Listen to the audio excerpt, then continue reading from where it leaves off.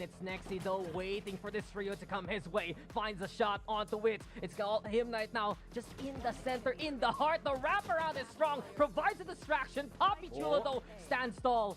Flanking right now here, Nico. He wants to go through the staircase. And Marky, so look behind He's so you. smart. He's coming in, and Poppy finds the 3K. Bit of that canteen control. Savvy 8K though burning because of Nana Swarm, and Mojer's there to get to already. Poppy Chulo fights with him. Wild Oreo, Stellar shooting at least. NDG. Bulldog in his hands. Going to be the guy to make contact with Wild Oreo, but the 4K for him.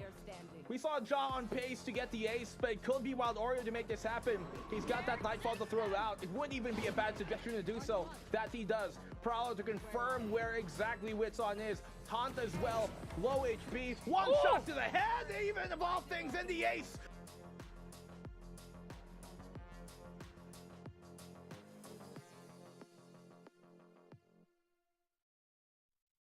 Hindi ba ikaw ang tatay ni Mark? Kaya ka iniwan ng boyfriend mo eh.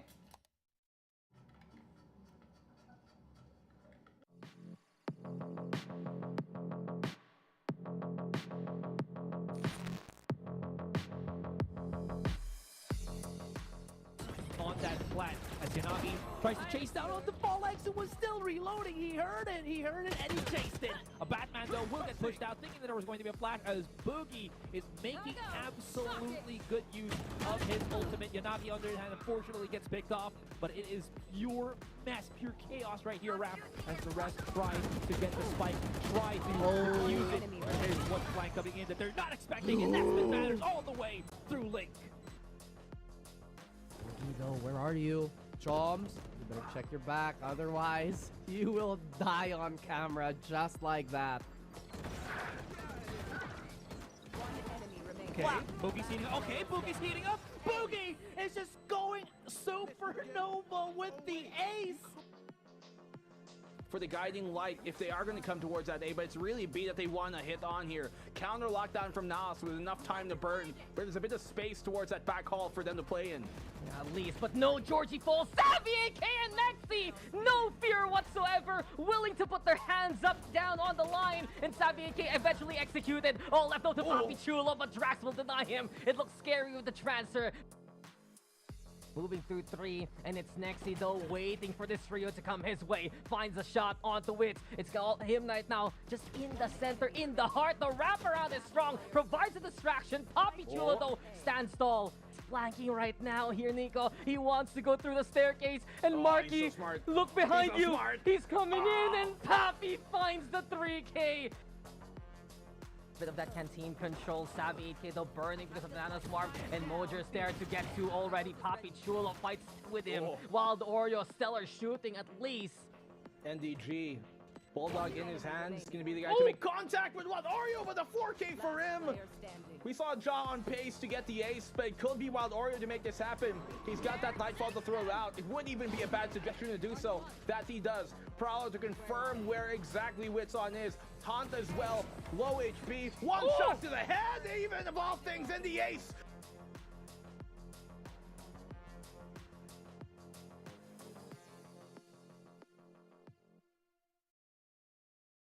Hindi ba ikaw ang tatay ni Mark? Kaya ka iniwan ng boyfriend mo eh.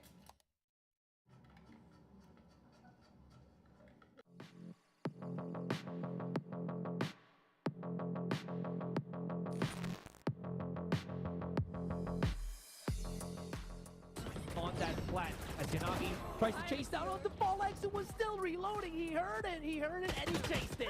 A Batman though will get pushed out, thinking that there was going to be a flash as Boogie is making absolutely good use of his ultimate. Yanagi on the other hand unfortunately gets picked off, but it is pure mess, pure chaos right here, Rap, as the rest try to get the spike, try to use it. There's one flank coming in that they're not expecting, and that's what matters all the way through Link. Where are you? Choms, you better check your back, otherwise you will die on camera just like that. Okay, Boogie's heating up. Okay, Boogie's heating up. Boogie is just going supernova with the ace. for the guiding light if they are going to come towards that A, but it's really B that they want to hit on here. Counter lockdown from NAOS with enough time to burn, but there's a bit of space towards that back hall for them to play in. At least, but no Georgie Fall, Savvy AK and Nexi, no fear whatsoever, willing to put their hands up, down on the line, and Savvy AK eventually executed, all left out to Papi Chulo, but Drax will deny him. It looks scary with the transfer.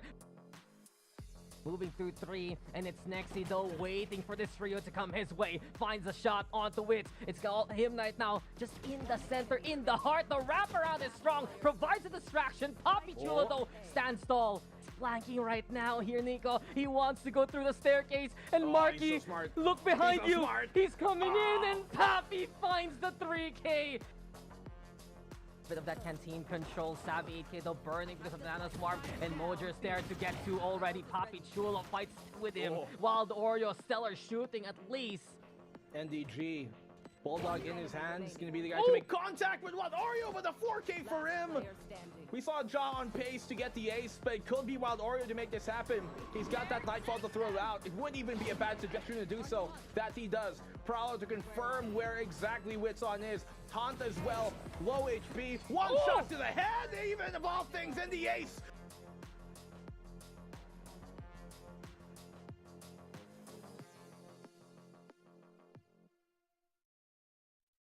Hindi ba ikaw ang tatay ni Mark? Kaya ka iniwan ng boyfriend mo eh.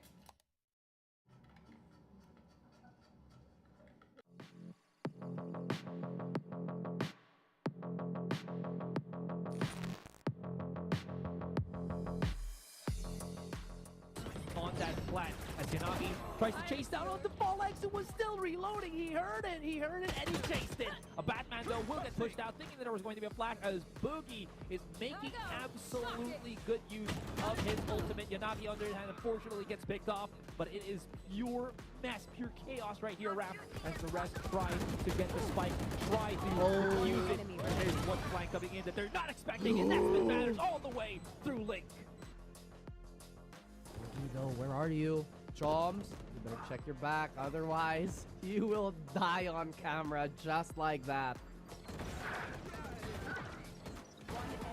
Okay, Boogie's heating up. Okay, Boogie's heating up. Boogie is just going supernova with the ace.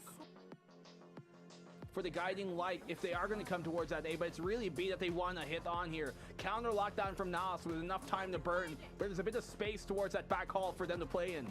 At least, but no Georgie Fall, Savvy AK and Nexi, no fear whatsoever, willing to put their hands up, down on the line, and Savvy AK eventually executed, all left out to Papi Chulo, but Drax will deny him. It looks scary with the transfer. Moving through 3, and it's Nexi though, waiting for this trio to come his way. Finds a shot onto Wits. It's got him right now, just in the center, in the heart. The wraparound is strong, provides a distraction. Papi Chulo though stands tall. Flanking right now here, Nico. He wants to go through the staircase, and Marky, He's so smart. look behind He's so you. smart. He's coming in, and Papi finds the 3K. Bit of that canteen control. Savvy 8K though burning because of Nana Swarm, and Mojer's there to get to already. Papi Chulo fights with him, while the Oreo Stellar shooting at least. NDG. Bulldog in his hands, going to be the guy to make contact with what? Oreo with a 4K for him! We saw Ja on pace to get the ace, but it could be Wild Oreo to make this happen. He's got that Nightfall to throw out. It wouldn't even be a bad suggestion to do so. That he does. Prowler to confirm where exactly Witson is. Taunt as well. Low HP. One shot to the head, even of all things, and the ace!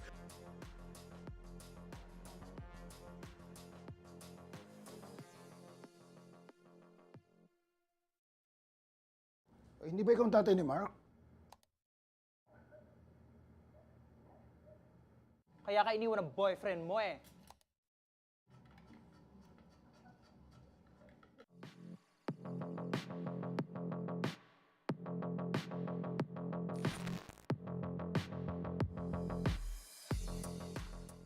On that flat, as Yanagi tries to chase down on the ball X, who was still reloading. He heard it, and he chased it. A Batman though will get pushed out, thinking that there was going to be a flash, as Boogie is making absolutely good use of his ultimate. Yanagi on the other hand unfortunately gets picked off, but it is pure mess, pure chaos right here, Rap, as the rest try to get the spike, try to use one flank coming in that they're not expecting, and that's what matters all the way through Link. Where are you? Choms, you better check your back, otherwise you will die on camera just like that. Okay, Boogie's heating up. Okay, Boogie's heating up. Boogie is just going supernova with the ace. For the guiding light, if they are going to come towards that A, but it's really B that they want to hit on here. Counter lockdown from NAOS with enough time to burn, but there's a bit of space towards that back hall for them to play in. At least, but no Georgie falls. Savvy AK and Nexi, no fear whatsoever, willing to put their hands up, down on the line, and Savvy AK eventually executed. All left out to Papi Chulo, but Drax will deny him. It looks scary with the transfer. Moving through 3, and it's Nexi though, waiting for this trio to come his way. Finds a shot onto Wits. It's got him right now, just in the center, in the heart. The wraparound is strong, provides a distraction. Papi Chulo though stands tall. Flanking right now here, Nico. He wants to go through the staircase, and Marky, so smart. look behind He's so you. smart. He's coming in, and Papi finds the 3K. Bit of that canteen control. Savvy 8K though burning because of Nana Swarm, and Mojer's there to get to already. Papi Chulo fights with him, while the Oreo Stellar shooting at least. NDG. Bulldog in his hands, going to be the guy to make contact with what? Oreo with a 4K for him! We saw Ja on pace to get the ace, but it could be Wild Oreo to make this happen. He's got that Nightfall to throw out. It wouldn't even be a bad suggestion to do so. That he does. Prowler to confirm where exactly Witson is. Taunt as well. Low HP. One shot to the head, even of all things, and the ace!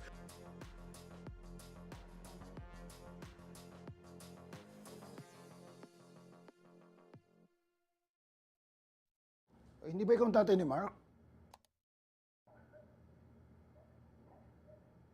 Kaya ka iniwan ng boyfriend mo eh.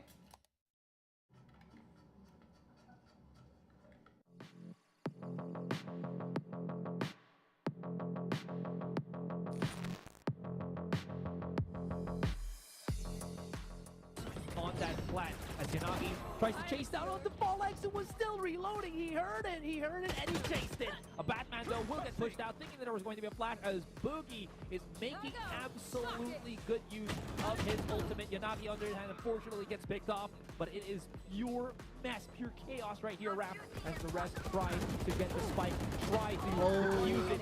There's one flank coming in that they're not expecting, and that's what matters all the way through Link. Where are you? Choms, you better check your back, otherwise you will die on camera just like that. Okay, Boogie's heating up. Okay, Boogie's heating up. Boogie is just going supernova with the ace. For the guiding light, if they are going to come towards that A, but it's really B that they want to hit on here. Counter lockdown from NAOS with enough time to burn, but there's a bit of space towards that back hall for them to play in. At least, but no Georgie falls. Savvy AK and Nexi, no fear whatsoever, willing to put their hands up, down on the line, and Savvy AK eventually executed. All left out to Papi Chulo, but Drax will deny him. It looks scary with the transfer. Moving through 3, and it's Nexi though, waiting for this trio to come his way. Finds a shot onto Wits. It's got him right now, just in the center, in the heart. The wraparound is strong, provides a distraction. Papi Chulo though stands tall. Flanking right now here, Nico. He wants to go through the staircase, and Marky, He's so smart. look behind He's so you. smart. He's coming in, and Papi finds the 3K. Bit of that canteen control. Savvy 8K though burning because of Nana Swarm, and Mojer's there to get to already. Papi Chulo fights with him, while the Oreo Stellar shooting at least. NDG. Bulldog in his hands, going to be the guy to make contact with what? Oreo with a 4K for him! We saw Ja on pace to get the ace, but it could be Wild Oreo to make this happen. He's got that Nightfall to throw out. It wouldn't even be a bad suggestion to do so. That he does. Prowler to confirm where exactly Witson is. Taunt as well. Low HP. One shot to the head, even of all things, and the ace!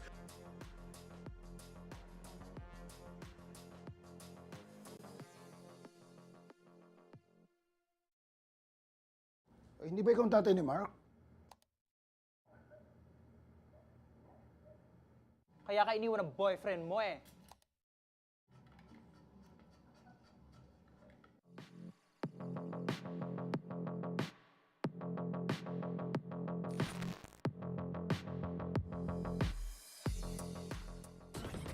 flat as Yanagi tries to chase down on the ball X who was still reloading. He heard it, and he chased it. A Batman though will get pushed out, thinking that there was going to be a flash as Boogie is making absolutely good use of his ultimate. Yanagi on the other hand unfortunately gets picked off, but it is pure mess, pure chaos right here, Rap, as the rest try to get the spike, try to use it. There's one flank coming in that they're not expecting, and that's what matters all the way through Link. Though, where are you? Choms, you better check your back, otherwise you will die on camera just like that. Okay, Boogie's heating up. Okay, Boogie's heating up. Boogie is just going supernova with the ace. For the guiding light, if they are going to come towards that A, but it's really B that they want to hit on here. Counter lockdown from NAOS with enough time to burn, but there's a bit of space towards that back hall for them to play in. At least, but no Georgie Fall, Savvy AK and Nexi, no fear whatsoever, willing to put their hands up, down on the line, and Savvy AK eventually executed, all left out to Papi Chulo, but Drax will deny him. It looks scary with the transfer. Moving through 3, and it's Nexi though, waiting for this trio to come his way. Finds a shot onto Wits. It's got him right now, just in the center, in the heart. The wraparound is strong, provides a distraction. Papi Chulo though stands tall. Flanking right now here, Nico. He wants to go through the staircase, and Marky, so look behind He's so you. smart. He's coming in, and Papi finds the 3K. Bit of that canteen control. Savvy 8K though burning because of Nana's Swarm, and Mojer's there to get to already. Papi Chulo fights with him, while the Oreo Stellar shooting at least. NDG, Bulldog in his hands, going to be the guy to make contact with what? Oreo with a 4K for him! We saw Ja on pace to get the ace, but it could be Wild Oreo to make this happen. He's got that Nightfall to throw out. It wouldn't even be a bad suggestion to do so. That he does. Prowler to confirm where exactly Witson is. Taunt as well. Low HP. One shot to the head, even of all things, in the ace.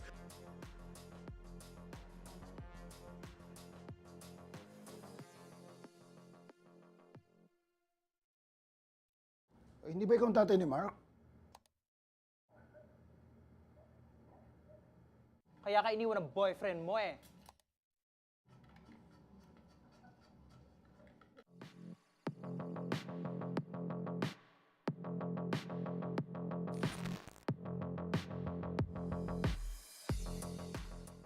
On that flat as Yanagi tries to chase down on the ball X who was still reloading. He heard it, and he chased it. A Batman though will get pushed out, thinking that there was going to be a flash as Boogie is making absolutely good use of his ultimate. Yanagi on the other hand unfortunately gets picked off, but it is pure mess, pure chaos right here, Rap, as the rest try to get the spike, try to use it. There's one flank coming in that they're not expecting, and that's what matters all the way through Link. Though, where are you? Choms, you better check your back, otherwise you will die on camera just like that. Okay, Boogie's heating up. Okay, Boogie's heating up. Boogie is just going supernova with the ace. For the guiding light, if they are going to come towards that A, but it's really B that they want to hit on here. Counter lockdown from NAOS with enough time to burn, but there's a bit of space towards that back hall for them to play in. At least, but no Georgie Fall, Savvy AK and Nexi, no fear whatsoever, willing to put their hands up, down on the line, and Savvy AK eventually executed, all left out to Papi Chulo, but Drax will deny him. It looks scary with the transfer. Moving through 3, and it's Nexi though, waiting for this trio to come his way. Finds a shot onto Wits. It's got him right now, just in the center, in the heart. The wraparound is strong, provides a distraction. Papi Chulo though stands tall. Flanking right now here, Nico. He wants to go through the staircase, and Marky, so smart. look behind He's so you. smart. He's coming in, and Papi finds the 3K. Bit of that canteen control. Savvy 8K though burning because of Nana's Swarm, and Mojer's there to get to already. Papi Chulo fights with him, while the Oreo Stellar shooting at least. NDG, Bulldog in his hands, going to be the guy to make contact with what? Oreo with a 4K for him! We saw Ja on pace to get the ace, but it could be Wild Oreo to make this happen. He's got that Nightfall to throw out. It wouldn't even be a bad suggestion to do so. That he does. Prowler to confirm where exactly Witson is. Taunt as well. Low HP. One shot to the head, even of all things, in the ace.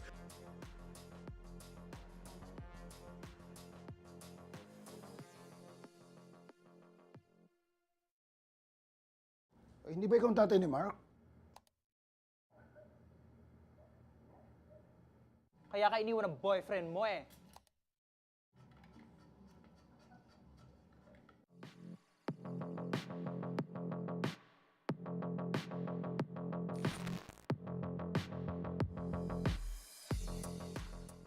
On that flat, as Yanagi tries to chase down on the ball legs and was still reloading. He heard it, and he chased it. A Batman, though, will get pushed out, thinking that there was going to be a flash, as Boogie is making absolutely good use of his ultimate. Yanagi, on the other hand, unfortunately gets picked off, but it is pure mess, pure chaos right here, Rap, as the rest try to get the spike, try to use it. There's one flank coming in that they're not expecting, and that's been matters all the way through Link. Though, where are you? Choms, you better check your back, otherwise you will die on camera just like that. Okay, Boogie's heating up. Okay, Boogie's heating up. Boogie is just going supernova with the ace. For the guiding light, if they are going to come towards that A, but it's really B that they want to hit on here. Counter lockdown from NAOS with enough time to burn, but there's a bit of space towards that back hall for them to play in. At least, but no Georgie falls. Savvy AK and Nexi, no fear whatsoever, willing to put their hands up, down on the line, and Savvy AK eventually executed. All left out to Papi Chulo, but Drax will deny him. It looks scary with the transfer. Moving through 3, and it's Nexi though, waiting for this trio to come his way. Finds a shot onto Wits. It's got him right now, just in the center, in the heart. The wraparound is strong, provides a distraction. Papi Chulo though stands tall. Flanking right now here, Nico. He wants to go through the staircase, and Marky, he's so smart. look behind He's so you. smart. He's coming in, and Papi finds the 3K. Bit of that canteen control. Savvy 8K though burning because of Nana Swarm, and Mojer's there to get to already. Papi Chulo fights with him, while the Oreo Stellar shooting at least. NDG. Bulldog in his hands, going to be the guy to make contact with what? Oreo with a 4K for him! We saw Ja on pace to get the ace, but it could be Wild Oreo to make this happen. He's got that Nightfall to throw out. It wouldn't even be a bad suggestion to do so. That he does. Prowler to confirm where exactly Witson is. Taunt as well. Low HP. One shot to the head, even of all things, and the ace.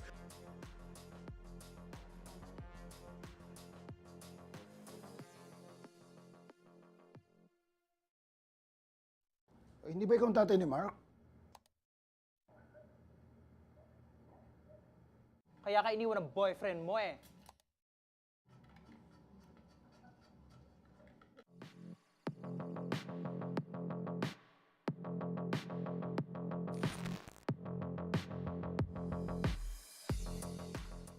On that flat, as Yanagi tries to chase down on the ball legs and was still reloading. He heard it, and he chased it. A Batman, though, will get pushed out, thinking that there was going to be a flash, as Boogie is making absolutely good use of his ultimate. Yanagi, on the other hand, unfortunately gets picked off, but it is pure mess, pure chaos right here, Rap, as the rest try to get the spike, try to use it.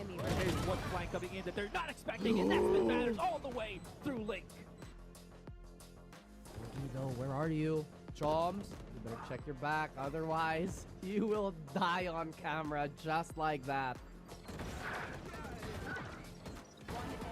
Okay, Boogie's heating up. Okay, Boogie's heating up. Boogie is just going supernova with the ace. For the guiding light, if they are going to come towards that A, but it's really B that they want to hit on here. Counter lockdown from NAOS with enough time to burn, but there's a bit of space towards that back hall for them to play in. At least, but no Georgie falls. Savvy AK and Nexi, no fear whatsoever, willing to put their hands up, down on the line, and Savvy AK eventually executed. All left out to Papi Chulo, but Drax will deny him. It looks scary with the transfer. Moving through 3, and it's Nexi though, waiting for this trio to come his way. Finds a shot onto Wits. It's got him right now, just in the center, in the heart. The wraparound is strong, provides a distraction. Papi Chulo though stands tall. Flanking right now here, Nico. He wants to go through the staircase, and Marky, he's so smart. look behind He's so you. smart. He's coming in, and Papi finds the 3K.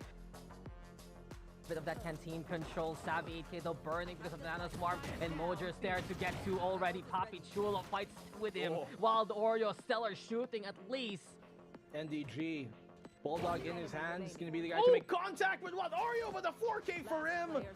We saw Ja on pace to get the ace, but it could be Wild Oreo to make this happen. He's got that Nightfall to throw out. It wouldn't even be a bad suggestion to do so. That he does. Prowler to confirm where exactly Witson is. Taunt as well. Low HP. One shot to the head, even of all things, and the ace.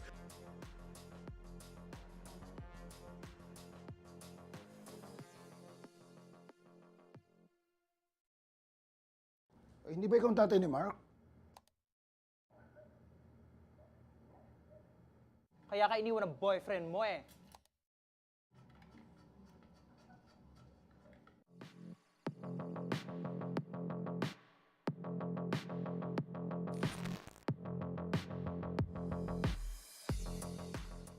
On that flat as Yanagi tries to chase down on the ball X and was still reloading. He heard it, and he chased it. A Batman though will get pushed out, thinking that there was going to be a flash as Boogie is making absolutely good use of his ultimate. Yanagi on the other hand unfortunately gets picked off, but it is pure mess, pure chaos right here, Ram, as the rest try to get the spike, try to use it.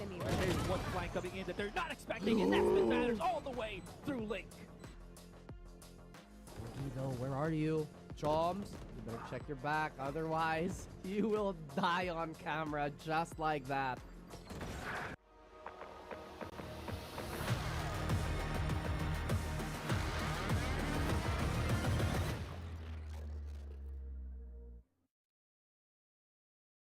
In the wise words of Phoenix, there can only be one hero. Na ang sagot ko naman dyan, there can only be one at the top. Dahil dito sa VCTPH, it's not a day to cut ties, but rather a day to break them. Alamin natin who will come out on top on day number 8 of VCTPH Split 2.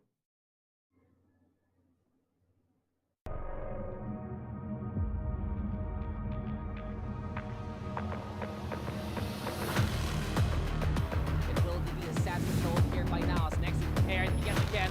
It's just Relentless. Ace comes for Ja.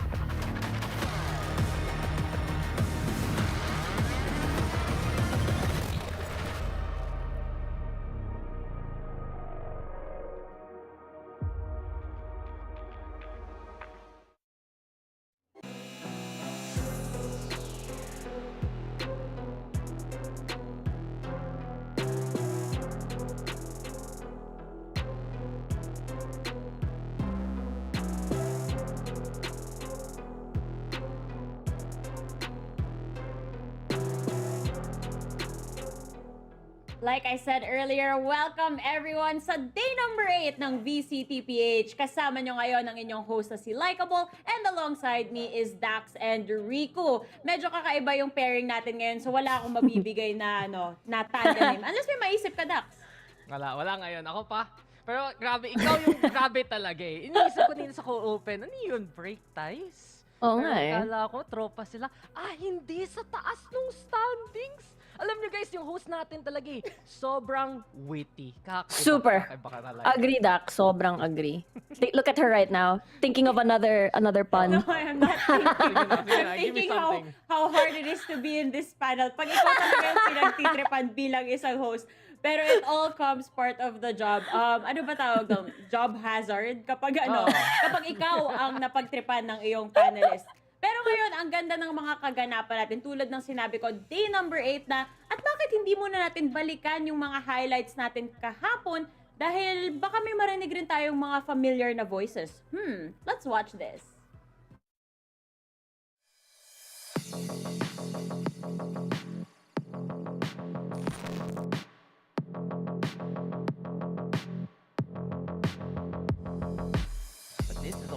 In position now to hold down that A site yet again. Timing though.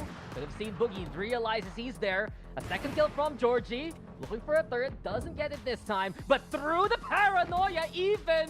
Okay, Georgie. We see what you do.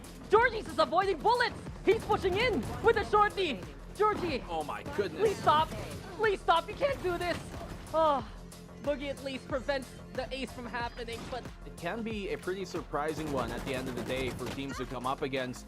Savvy's got a lot to work with here, rather to work against, and luckily for him, Marky's there to keep him in check.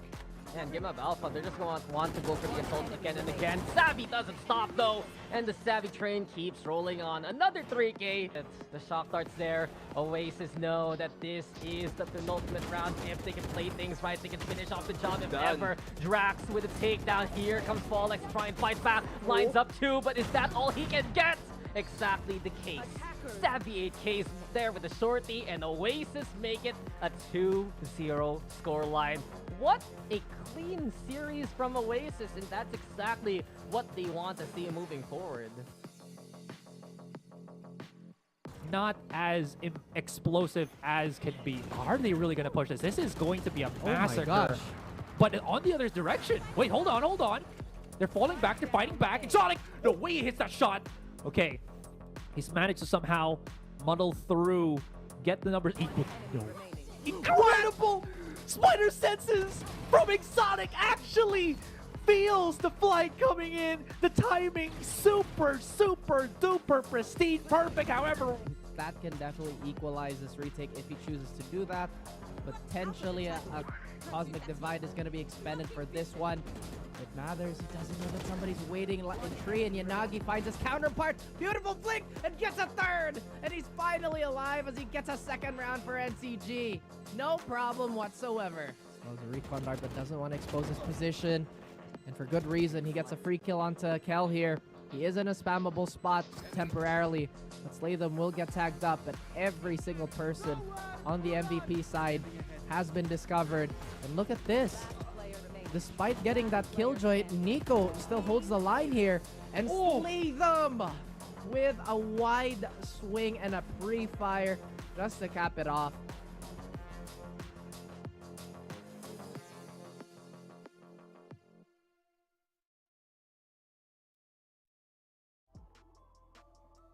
Familiar voices indeed.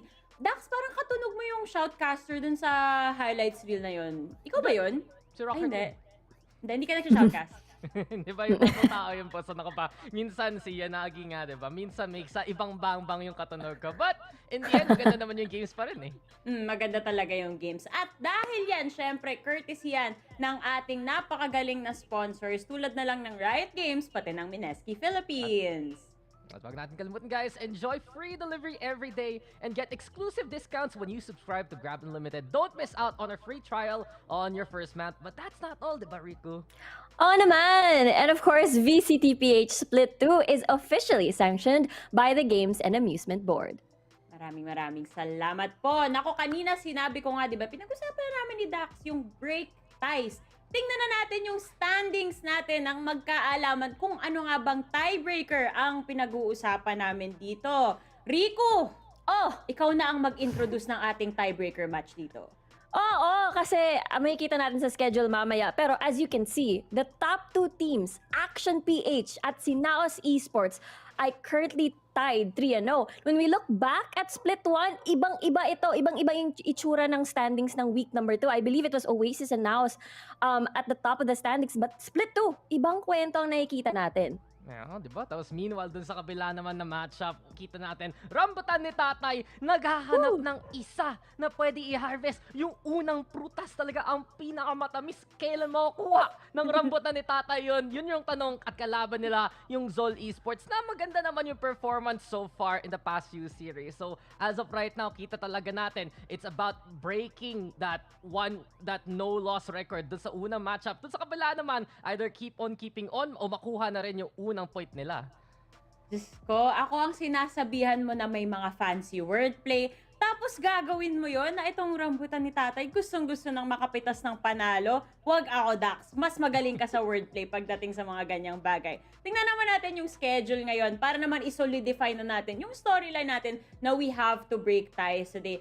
Dahil ang first matchup of the day, katulad ng sinabi ni Rico kanina, is gonna be NAOS Esports versus Action PH. At yung sinabi naman ni Dax, which is tong RNT, gusto na nila makapitas ng panalo and hopefully they achieve that versus Zol. Pero ito ring Zol gusto rin nilang patunayan na they have what it takes. Marami rin silang ginawang pagbabago dito. Hindi na sila yung kumpletong roster that they had when they were back in that NCG roster. So ngayon gusto nilang patunayan na oo, hiwalay na kami, pero we can do so much more. And yun lang talaga gusto nilang patunayan at this point. Pero sakto yan kasi pagdating talaga sa competition, madami ba dapat yung mananalo? Syempre hindi, dapat isa lang.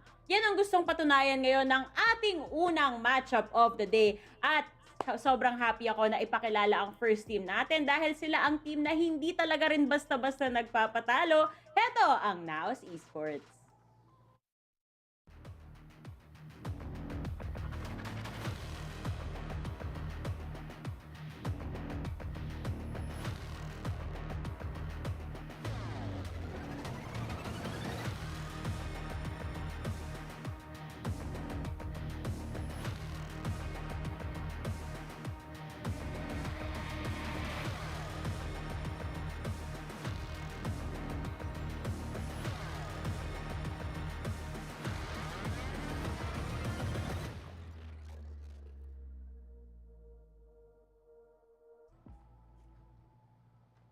Siyempre, continue tayo sa NAOS Esports World Tour. Kita natin si lineup, si Jao, si Mojo, si NDG, si Papi Chulo at si Wits. And sa totoo lang, nakita na natin ng NAOS na takedown na nila ang Oasis Gaming. One of the biggest rivals so far dito sa kanilang bracket. The only one na nakatalo sa kanila last split.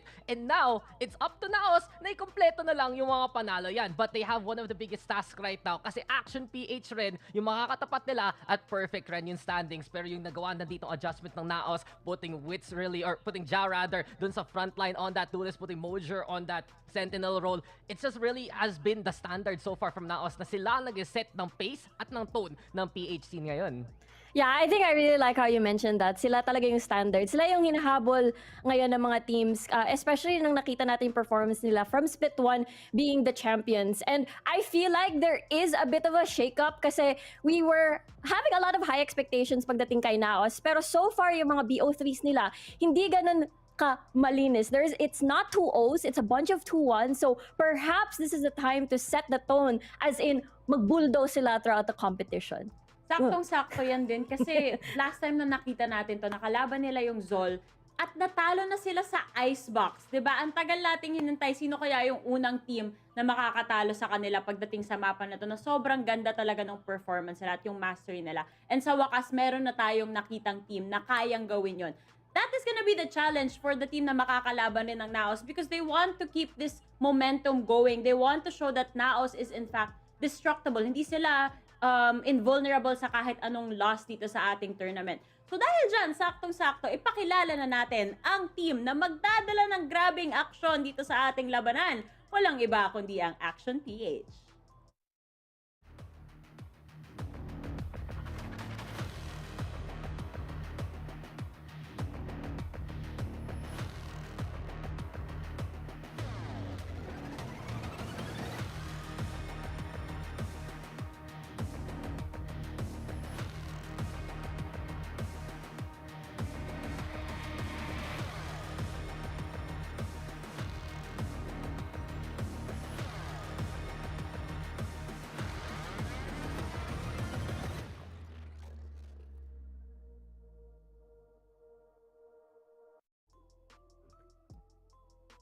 And gaya ng sinabi natin kanina, tied sila ngayon with NAOS Esports 3-0. Malinis ang mga 2-0, ang mga panalo nila na 2-0 sa mga nakaraang week. Pero feeling ko ito na talaga ang magiging tunay na test dahil makakalaban nila ang champions ng Split 1. Eto, never sila naglaban ng playoffs, kaya ang last nilang labanan ay week 3 pa ng Split 1. At ang resulta na yon ay isang NAOS 2-0. So I feel like from that gap earlier on from Split 1, coming into Split 2, napakalaki ng growth and may malaking big roster change. Kahit isa lang ang nangyari dito kay Action PH. Ang pinaka-biggest factor, syempre, is the addition of Kelly S. Ang ganda ng transition niya sa team niya ngayon. He is a very high-impact duelist player, especially when we look at his race performance, his jet performances, and he's always very reliable. And I feel like siya talaga yung magiging biggest factor up against NAOS Esports sa match na ito. Tama ka dyan, Rico. And yun naman sa totoo lang nakita natin yung isang change na ginawa dito ng Action PH. To paraphrase the bilingual likable, umaksyon ang action. And truth be told, ang naging competition ngayon ng Action PH more on the bottom side of the standings. Ito yung first time talaga nila na really one of the Titans. And as of right now, since Kelly S and honestly Gadowers, pareho na nag-step up yung 6-man rotation, pareho nag-step up yung bagong initiator, really fitting on in. And it just looks to see for us na Action PH has just amplified their talents. Na maganda nila yung foundations nila nung split 1. Pero ngayon, ito na yung extra bit of edge and extra bit of, I'd say, versatility plus more plays na nag-mature sila from to be even better this split eh. Oh, agree ako dyan sa'yo. Kahit saan mo idaan, it was Kelly S and Gadowers. A perfect fit to the APH puzzle talaga. Kaya ganito yung results and standings nila. Pero magandang point yan na bringing up mo na this is their first time in this split to encounter a giant or yung isa sa mga talagang tinitingala natin dito sa tournament na to. Kaya tingnan natin kung paano nga ba mangyayari dito sa clash na to. And I think unang discussion point natin dito ay yung head-to-head syempre. Kung saan paghaharapin natin yung ating mga duelists na si Ja at si Blurred. One thing na gusto ko ring i-point out dito, Dax, when it comes to Ja is in-embrace niya na fully etong pagiging duelist. Last split, nakikita pa natin siya on that Sentinel / yung flex role. Pero ngayon, nag-adjust na si Mojer, nagpaubaya na siya at si Ja na talaga yung humaharap dito sa mga nakakalaban nila, which in this case is gonna be Blurred. I think right now, yung pwede natin pag-usapan dito sa head-to-head na to is you have on one side a duelist na napa-adjust to go into the front line. On the other hand, sa Action PH, yung duelist na yun na si Blurred, nagstay sa role niya kahit dinagdag nila si Kelly S na nag-shift ng role nung nasa Sky Empire. It really proves right now paano tong dalawang teams nag-adjust in a way kung sino kaya yung mas gusto nila sa front line, kung paano mag-play around yung backline nila. And you can see that big difference. Ja has just been incredible, syempre. He's just so consistent with the Jet right now na palagi na lang tuloy-tuloy nakakapasok dyan and he can find those impact frags immediately from the get-go. On the other hand, si Blurred, in a way, kaya rin niya ginagawa ni Ja. But this is him first enabled by the initiators, especially yung nadadala dito ni Kelly S. At pangalawa, yung second wave na si Kelly S, na si Kevs, sila ang nakakatulong para mag-refrag para kay Blurred. So may contrast talaga in a way kung ano yung pinaka-role ng duelist nila, but at the same time, pinili nila yon for good reason. Yeah, feeling ko yung dynamic talaga when we look at the Ja and Blurred, what do you call this dynamic, is Blurred is definitely going to be heavily reliant on yung mga co-teammates niya dito when it comes to initiating. Kagaya ng sinabi ni Dax dito, it's about taking advantage of the setups, and I feel like that's where Blurred definitely should be able to do, especially if ang makakatapat niya ay si Ja sa NAOS. It's the coffee! I swear it's the coffee, I swear. May sound effects pa eh. Yung talaga pag jet main. So tatlo yung jet main na nakikita ko ngayon sa head-to-head. Isa si Ja, isa si Blurred, isa si Rico. Yan. Meron siya pag-updraft na nagawa doon eh. Na hindi natin nakitang umangat siya, pero narinig natin na nag-updraft siya. Yan yung mga sound effects natin yan. Pero, totoo, ang ganda rin ng head-to-head natin to because ang ganda ng points na binigay nyo na yung support system really comes into play on defining how effective these guys are gonna be as duelists. And so far, so good on the adjustments na ginawa ng both of these sides. Honestly, for the side of NAOS, medyo nag-alangan ako kasi syempre, coming from a fast-paced duelist role itong si Mojer, tapos nandito siya ngayon sa Sentinel, pero kaya niya pa rin gawin. From time to time, nag-o-omen pa rin siya, pero kayang-kaya niyang gampanan yung role na yun. Willing siyang mapunta dun sa pwesto na yun para lang isupport ng maayos yung team na yun. And that same goes for the likes of Kelly S as well dito naman sa APH. So, we love to see that. And we also love to see what type of maps we'll be seeing in our map selection. Sabi nga ni Rico dati, nagkita na sila, split 1 pa yon, week number 3. It was a 2-0 and that was on Haven and on Icebox. Pero tulad nga ng sinabi ko kanina, Rico, dati undefeated pa tong NAOS Esports sa Icebox. Ngayon, may nakita na tayong mga loopholes sa defense and attack nila. Sa tingin mo, susulitin nyo ng APH or will they go for another map pick? Yeah, I feel like it's the biggest question, kumbaga, is it because it's the beginning of this of split 2 kaya ganun na parang nagwo-warm up pa si NAOS kaya natalo sila dun sa Icebox na map o kaya talagang mas magaling talaga si Zol nung time na yon. Pero right now I can see Haven being the first map being banned here, which is very understandable considering Action PH sa performance nila sa split 2. Even though they've only had just the one Haven match it against dito sa split 2, I feel like sobrang lakas pa rin nila pagdating sa mapang ito. And you look at the first two bans, diba? Ito mga perma bans ngayon ng parehong teams. Action PH, lagi tinatanggal yung Fracture. NAOS, ayaw katapat sa Oasis, ayaw katapat ka. Naman is like, nah, no thank you. Di na tayo mag-haven because it is more or less a comfort pick dito sa PH scene. But iniisip ko talaga the first pick. Iisipin mo, either Icebox o Pearl yan. And truth be told, mas maganda kung piliin ng NAOS ang Pearl and yun nga. Kasi nasa Icebox ang map pool ng Action PH. So pwede rin nilang piliin. Pag tinatanggal usually ng Action PH ang Pearl, and in this case, nakita natin, natalo na nga ang NAOS dati sa Icebox, pero sa Pearl, yun naman yung next best performing map nila, and they're happy to start off the series with it Feeling ko kasi may adjustments na gustong gawin tong NAOS. Siyempre, medyo wake-up call sa kanila yun. Okay, medyo na-figure out na ng ibang teams kung ano yung ginagawa natin sa Icebox. Reserve muna natin yan. It's still possible na ilabas nila yan sa Decider, pero kung as much as possible, ayaw kasi nilang ma-fully read siguro yung mga strategies nila when it comes to Icebox. So I agree na Pearl will be a safer pick for here. Pero going into Ascent naman dito, Rico, I am not surprised. I have seen a really good showing from APH pagdating din sa Ascent previously. Pero so far this split, hindi pa nila nilalabas to. So I'm excited to see what they're gonna bring to the table against NAOS. Oo nga, I think that's the biggest question considering the fact that for NAOS, when it comes to recent performances, syempre, Ascent, praktisado nito ni NAOS Esports considering na wala silang roster changes.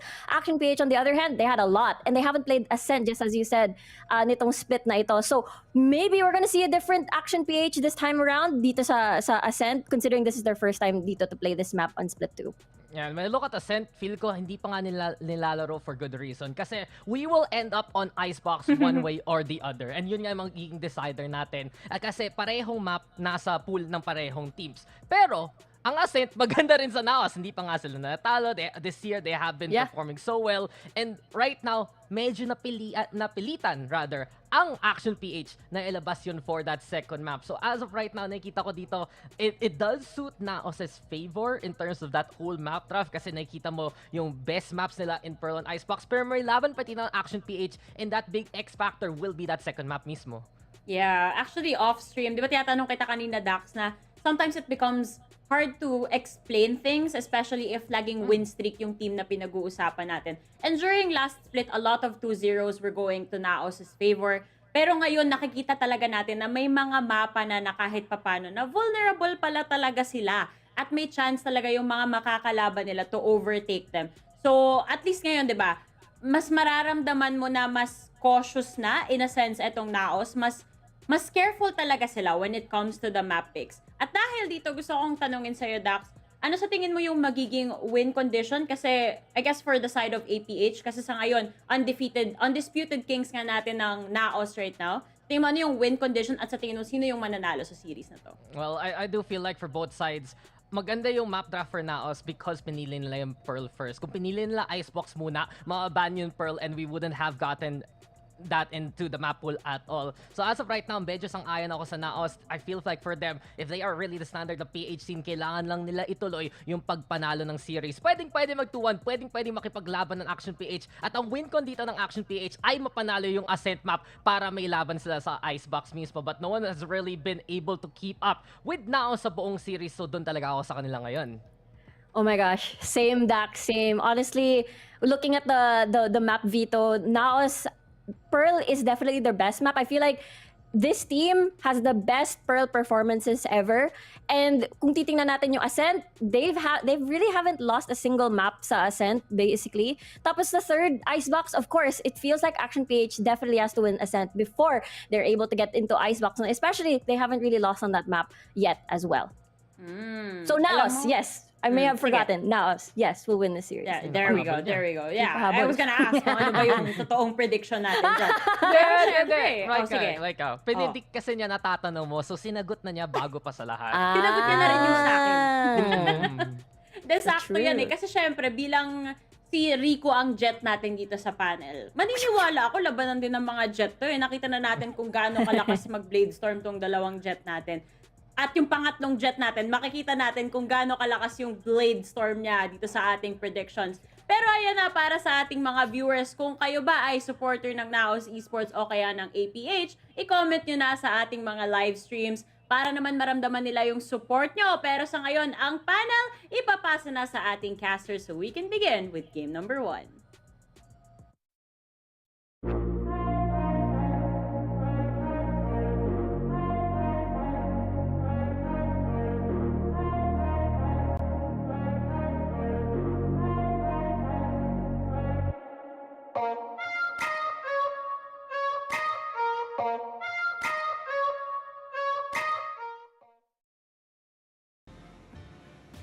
Trouble in the temple yet again, Aserai, as I can see everybody's wearing a shade of blue today and hoping, well, for at least NAOS that they could continue that type of streak.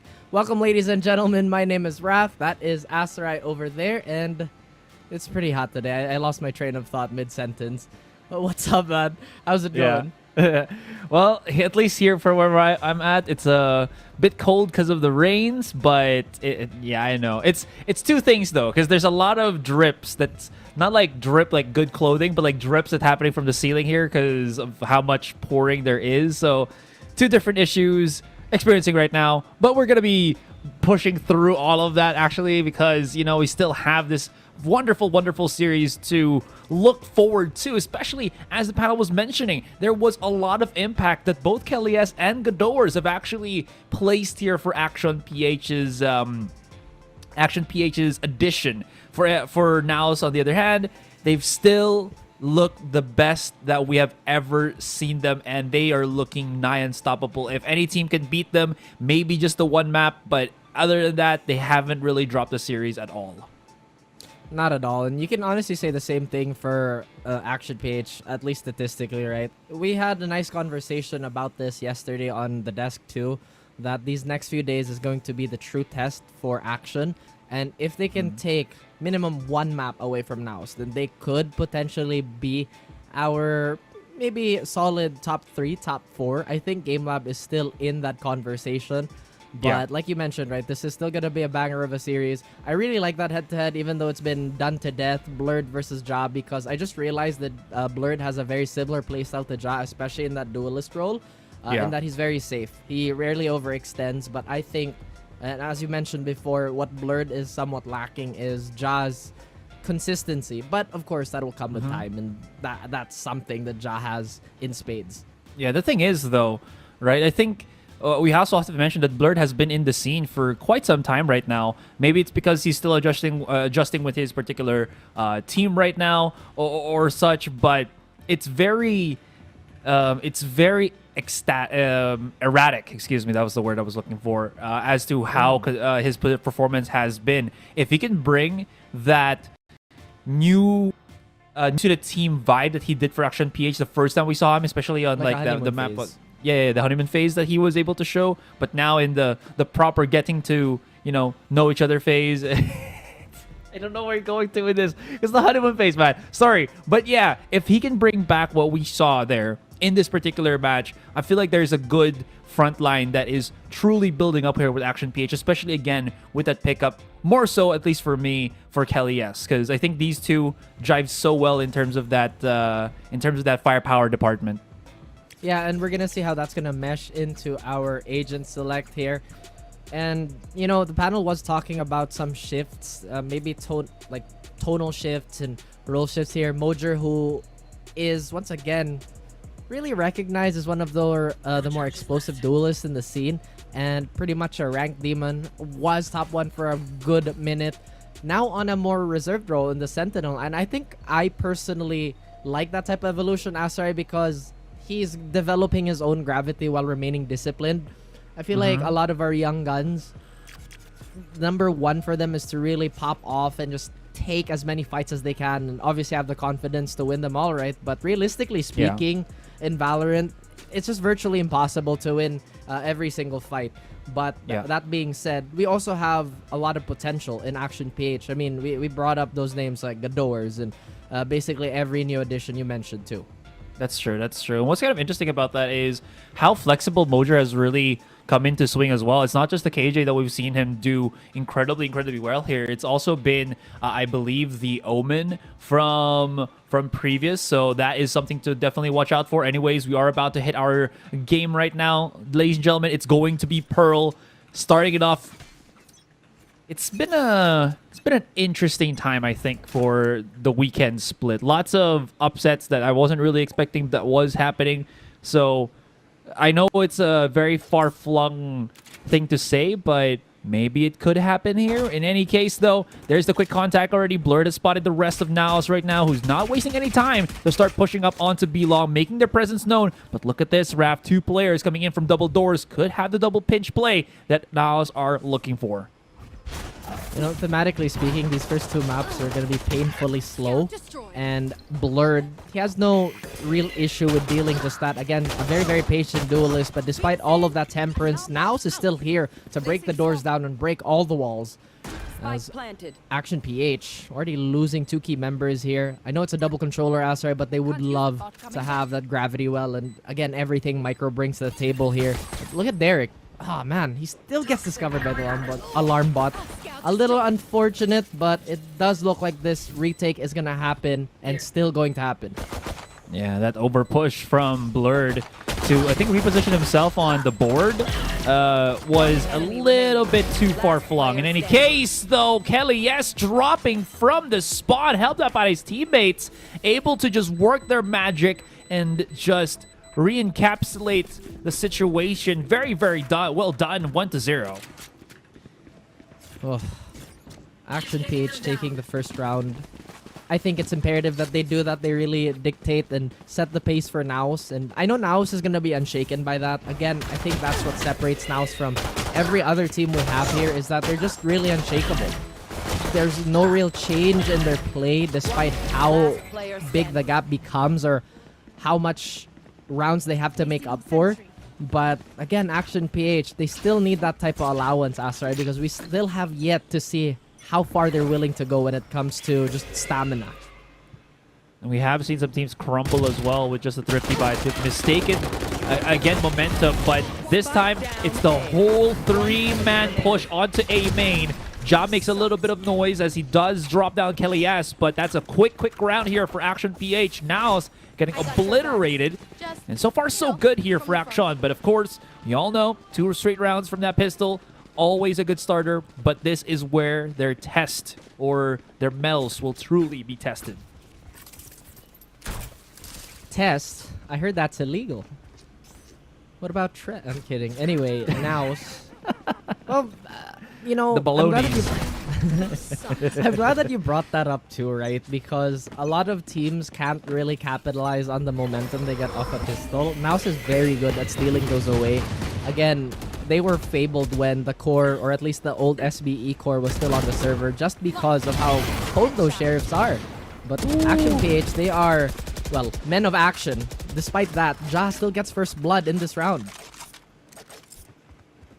Catching off the Jet there as he tries to get cheeky with the Cloudburst plays. Unfortunately, even though he did have his teammates right beside him, it was not meant to be. Quick swap with the weapons as you can already see the HP of Kevs down to single digits.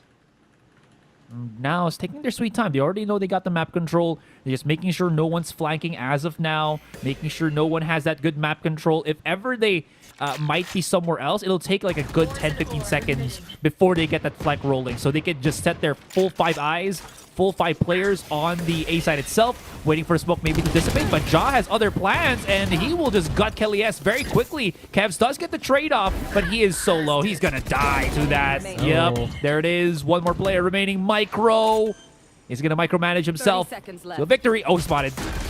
Okay, he is spotted. No chance. No chance to get in the front of the side. Always in the back. Always in the back. And Asar, I have to correct you. Those are 10 eyes, sir. They're not playing with one eye closed. Oh. It's a pair of eyes. Remember me. Right. Oh my goodness, man. I mean, if maybe, you count maybe glasses, they're all wearing, like, you know, like eye patches. Yeah. Why? Because they're looking to steal the plunder. Well, technically, it's Action PH is the one that should be going for that plunder that NAOS provides. Again, taking down NAOS is such a big prize, especially at the moment, right? Because as Dax mentioned and as Riku mentioned, this is pretty much the golden standard of PH Valorant at the moment. And as we look into the way they're playing, once again, it's just so cautious and it is so there's so much, I guess, man, I'm trying to piece this together, right? It's so slow, but it's not wasting time. It is so efficient. There you go. The word is efficient. And it's with this efficiency, yeah, it's the satisfaction of building Lego blocks. You know, it's there's structure, there's form to it, and it feels like there's always that 1, 2, 3 step that you can see, right? So that's true. With that being said, again, execution is there. They use their utilities, even using their snake bite to allow Ja, to push forward and not really allow his opponent to think that, oh, he's not going to push the molly because he's not suicidal. But no, not really, not this time. It's going to be full control right now on the B side as we've only got Derek. Oh, he's going to whip that shot. That's going to be bad. Micro by himself, though, exposes himself, taught that he had the tiny little gap, but everybody was spotting him. 5 versus 1, only gets NDG, and NAOS 2 quick straight gut punches to Action. Like I said, right, barring, of course, Team Secret, who is obviously playing in the Pacific League, NAOS is pretty much the gold standard, but a lot of teams are following. You placed it very well, actually. It's kind of like they have visible building blocks every single time. I know that I like to talk about intention and clarity with other teams, but it never seems like it's a problem with NAOS. Even when they're down or even when they have a deficit to make up for. But with that being said, Asra, it is a new round here. A very high prio round, I would say, for Action PH. They really have to find some sort of way to damage NAOS economy. But it looks like NAOS is not messing around. They really are going to go for that heavy B hit. They know that they have the armory advantage, and now they're getting a bit of information here. And like I said, Ja, despite his safety, can be a real menace for everybody in front of him. And this is looking like a repeat of the previous round. Whether it be an eco or a full rifle round, it doesn't seem like Action PH have retaliated in a meaningful way just yet. Last player standing. Last person standing once again, Blurred by himself. If he can give himself some cover, he does have some cloud burst in him. Maybe he can pick up a Sheriff or something to get him more damage. Just wanted to point out here as well. Those past 2 rounds with the push on B, if you notice how Ja plays, there is a difference of how quickly he actually clears up the back of B. And I think he noticed as well that there was something amiss when he saw the gravity well placed at the middle of the site. He's like, huh, I play it a little bit slow, not push up into B back just yet. Clears up that corner right across the default plant, and he spots one player standing there. Very cool, very calm, and just again makes it easier here for the rest of NAOS to just bulldoze their way onto the site and, well, again, secure it all together. I remember one of our biggest questions for Action PH in Split 1 was if they've developed a game plan for themselves, right? Because individually, Action PH is also super gifted. It's a star-studded team. We've had so many moments where every single name there is on that roster has been called upon, and they've all answered. But again, them going toe-to-toe to NAOS, or at least with NAOS, ooh, that's gross. And it's, again, despite how disgusting that was, they're still really maintaining this manageable, I guess, gap per se, but now they try to hold on towards Asra, and Kelly S already providing merit why he's here. That's a big double for him. Try to get a third. He will, and Kevzy will have to pay the price for that, but still. Action PH, they trade blow for blow. Yeah, save up the operator as well. Huge stuff right now for Action PH. Look at a quick little replay. And again, Blurred, he has the potential to be absolutely bonkers. So if we can just have more of that, Action PH really is such a scary team. You mentioned it already again, right? They're incredibly talented, stacked team as always, but with the bit of roster shuffle that they have gone through, I think we both agree it's for the better as of the moment, because Kelly S and Godowers just feels slot in nicely with the team. What still is the identity for Action PH as you were pointing out? Yeah, they're a bit of a Frankenstein team, really. Physically very gifted, but again, we need to measure their strategic depth and equity. But Blurred with that operator will give us a little bit of assurance. Ja does get Kevzy, but Micro finds a way to get a quick trade onto him. However, he's going to be backpedaling towards the site, but Blurred. Again, we talk about how this man's performances can really reach the stars, and he's been doing such a great job. Wits, though, 1v3. Again, a name that's been called upon and has answered many times. So many angles to take into account. So much utility to dodge. 11 HP. This is looking hopeless, and he even turns his back. And just like a movie, the villain pops up at the most inopportune time, Asarai. My goodness, this coffee is kicking in really hard. Get that caffeine jolt in you, brother, because this series looks like it's starting up pretty damn hot, pretty damn fast as well.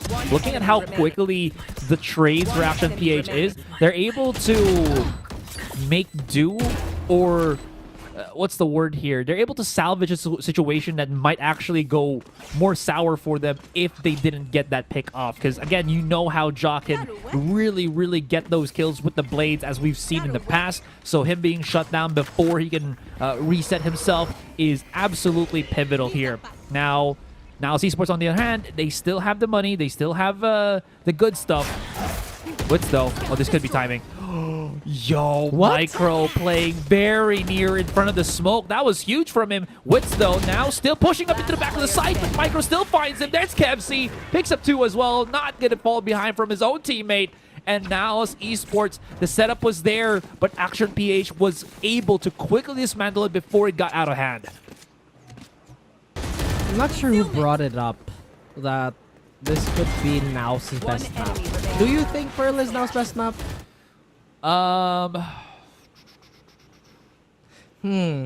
if I think it might be Haven or Icebox, to be honest. I think it might be Icebox, right? Because I feel like the way they introduced themselves within this split was with that Harbor pick. Again, something akin to our international brothers and sisters, but now it's really showing why they're so effective with it. Wits not having the loudest of games as of the moment. Again, we know him as a very steady performer, but usually he already makes his mark with a big play at this point in the game. Stability is still there, which is never a bad thing.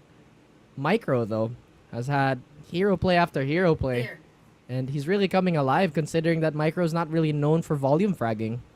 I think it's because NAOS are starting to show a little bit more of a consistent structure with how they push, and you might think it's a good thing, but APH are catching wind of it, right? It's a little bit obvious at this point for APH. Still, it takes an incredible amount of skill to follow up on things, but anyways, as always, coming back to things, Micro sees the flash, he sees the cloud burst, he already knows Wits is about to come in, so he's just there to wait for the swing, and he'll embrace it with a kill for himself. So that being said, it's such a risky endeavor right now, and Blurred, oh, he's pushed up so far in. He's activated the dash. This could actually be bad for him if he is not able to get a pick.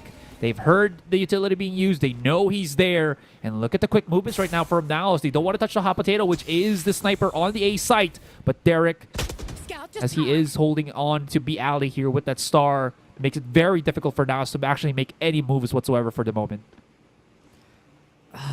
Patience on both sides here. Derek is taking quite a few hits, and he hasn't really warmed up just yet. But Ja is going to feel the wrath of the Sentinel as he gets taken down. And Action PH, they're still not pouncing on this opportunity, Aster. They're still kind of waiting for NAOS to run into them. And I love this look. You know, again, just for context's sake, there was a time Action PH as a team used to be double UP gaming. They used to be the epitome of that. But now Micro again with a divine timing. W himself. 30 seconds left. Ellie just about to get this free kill onto Papi Chulo, and Action PH, they handily defend against NAOS. We have to talk about too that how NAOS is probably one of the most, if not the most anti-stratted team we have, at least in our official circuit. Huh. I actually did not think about it that way too. But Action PH at least doing such a good job at optimizing where they want to set up their firepower here. So now they have a couple of things that they have to try to deal with here, right? Blurred is starting to heat up with the operators. That's an issue for them. They have to scout it out. They also have to be aware that Action PH, not really a team to full-heartedly use their stars on their setups. So as long as Kelly S doesn't drop the ball with his Viper, the follow-up, if NAOS commits to a fight, is going to be very difficult for them with that star. Speaking of stars, was spotted out there with the gravity well, forces back the rest of NAOS here. And let's see what happens as they still have the money. Interesting enough because of the lost bonus. So they have the firepower to make things happen. Maybe NAOS is having a tempo issue here because so far, every time they've really dipped, below the 1 minute mark or have touched the 1 minute mark. Things like that happen. Blurred gets a decent read and he gets a free pick with the operator. There's no response on the side of NAOS, and it seems like they're gonna try and force the issue here. They have the lockdown, and like I mentioned, they're gonna be undeterred despite all the deficits that they may experience. But we will have to see if that is a bit of a double-edged sword here, Asarai, because they're kind of burning a lot of time. And Mojer, wow, you see that? He just slinks through B-Bane. Super ballsy, super confident, and even gets Derek trying to crawl up towards him, but Blurred with a close fist towards the head of Papichulo. Wits, though, off camera. Gets a big pair for himself and a clean 2v3. Now they still don't necessarily have full control over B long here. The utility's just going to come back up as soon as Mojer is going to be within range. But now they know that there's nobody flanking. So there is going to be a lot of eyes trained towards the forward portions of the map here. Action PH, I don't think they're aware that 2 players of NAOS is still waiting. And the trap has been sprung, with Wits getting a huge 4K for himself. NAOS looking to get back into business, Asarai, but that operator has proven to be such an enigma for them to deal with. True enough. 2 things that actually happened here that I think we have to point out as of the moment, because NAOS did such a good job at things. So first one was Mojer pushing very far forward. You think that's pretty bad, but because of the timing of that wall, nobody would know he's going to be there. And the timing read of Action PH will basically be jarbled because they're thinking, oh, there's going to be all on the site. Mojer's already there. Should be a free kill or 2. He holds his position. Very good. And speaking of the wall, very good usage of not really using your utilities at the same time, rather sequencing them together to get the most bang out of the buck of usage of it. Yep, a lot of value. That's the word that we're looking for here. And Blurred this time around can't land a shot. Has to back out. And like I said, so disciplined. Doesn't want to risk anything, but instead it's his controller teammate Kelly S who gets picked off, trying to ward off any would-be players towards the mid-site. And despite their losses in Ja, you can still see the system of NAOS in full swing. They always account for that man disadvantage, and I feel like this is something that other teams have to emulate, Asarai. There is a top-to-bottom protocol that is just so apparent and drives them to success. Action PH, though, they've done such a great job of adjusting. Blurred, is he here to be the Reaper of long range? No, he's on the opposite side of the world. And the set play is going to come in. Wits is going to send that Trailblazer into its death. And look how NAOS march in. They will be delayed by this gravity well, however. And Kevzi is going to find a blind shot towards his Kai counterpart. There has blades available if he chooses to go for that type of duel. And oh no, indeed, as NDG gets sprayed down. They're scrambling now. Is this where we see NAOS panic? It is a 2v3. And Kevzi, despite all the damage he's done, he's looking pretty worse for wear too. No big utilities right now for NAOS to fall back. I mean, they do have the Viper Split, but they're going to be forced back because of the lockdown. So no mollies to use for post-plant. This ultimate's about to drop down. They might have the most value if they start pushing in as of the moment because of the decay, but now they've lost it. It's all about the fight for them. He spotted one already, and Blur is by himself, but misses the shot, unfortunately. And what a huge comeback in that particular round for now, especially with Papichulo getting that refrag very quickly on Micro before Micro could do more damage from the back of the side or from dugout. It's really crazy how at the start of Split 1, NAOS was looking so rocky. There was a clear disjoint between the veteran core and their new blood. But right now, they just look so cohesive, Asarai. They've already evolved to such a degree where everything has fallen into place here. Action PH looks like they've done the same thing too, despite having a new addition themselves.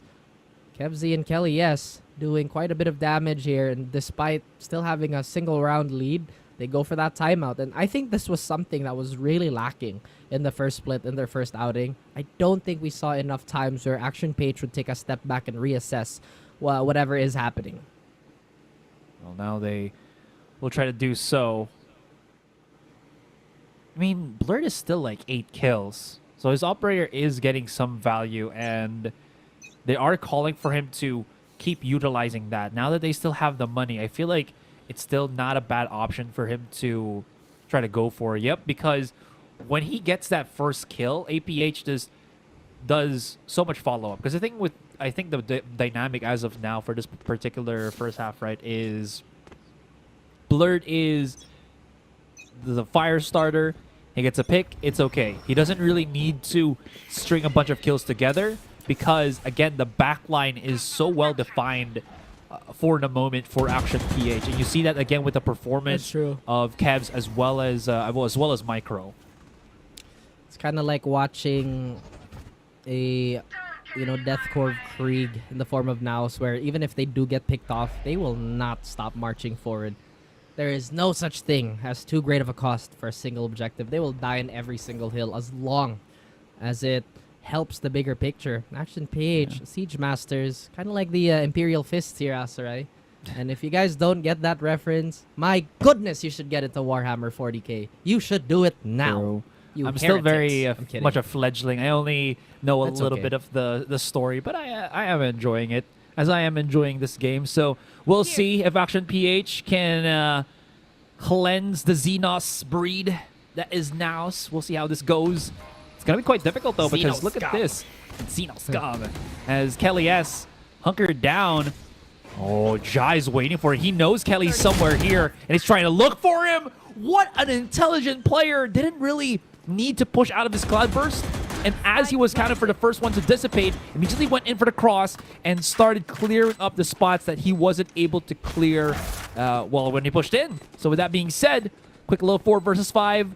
And, well, at least this is good because they still have Blurred with the operator here. So if someone is foolish enough to peek him, he has an opportunity to get that one-shot, 1 kill. But look at this. There is one already at the side, poisoning the players. 2 kills already for NAOS here, leaving only Cavs and Blurred. Down the Blurred, picks up the weapon. There's the rifle play, but right in front of him is NDG already swinging as he just throws out his hands.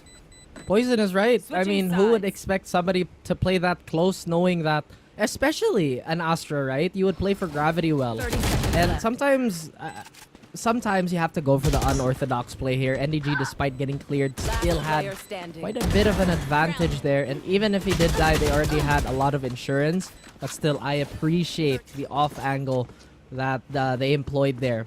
A little bit of a Nurgle poison. We're really getting to the 40k here. But now this is where we have to see if Action PH can go back to winning that pistol round. Because NAOS has gathered the data.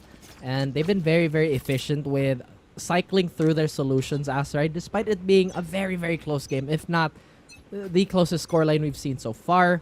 Action PH, how are they going to take this, again, offensive side? They go for a heavy, heavy mid-take here that's leaning towards A. But now seem like they're still in good position to rotate into or out of the site if they have to. Thankfully, no damage on Derek. As Trailblazer does do some on direct contact. Kelly S spotted as well because of the flash from the guiding light, excuse me. And can already see the read from NAOS right now. You can see how very much cautious NDG is. I think it was yesterday we saw, what game was that?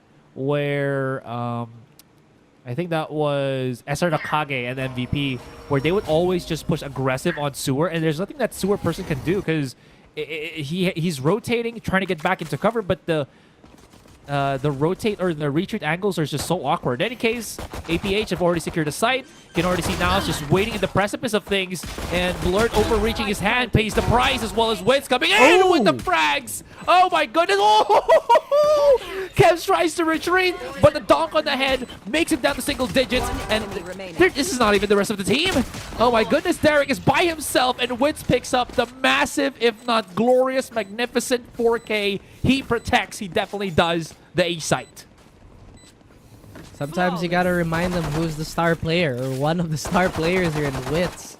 A slap on the face of Action PH, trying to walk into his domain. And like I said, despite Wits having such a flexible role and completely capable of being supportive when he can be, once he lets loose, it's just so hard to stop him. Lest we not forget, he had so many stints as Arena, and low-key kind of missing, you know, that type of Wits. But he's been super effective still. Action PH now in a bit of a rut here. But again, we can't forget, Kevs is so dangerous with a Sheriff too. One of the most efficient Sheriff players of the land. He looks like he is going to be positioned in somewhere in middle of Art. Still leaning towards A here, Asarai. But, you know, something that we've noticed in the first 2 attacking rounds of Action PH is that they have a clear emphasis on mid. And, oh man, that is unfortunate. That turret is sad. That turret is sad. Was not happy with the outcome of that jump peak, man. Oh no. I don't think Poor turrets Derek. can feel emotion, but at least we know for sure that it deactivated because its master is no more. So Turret is free.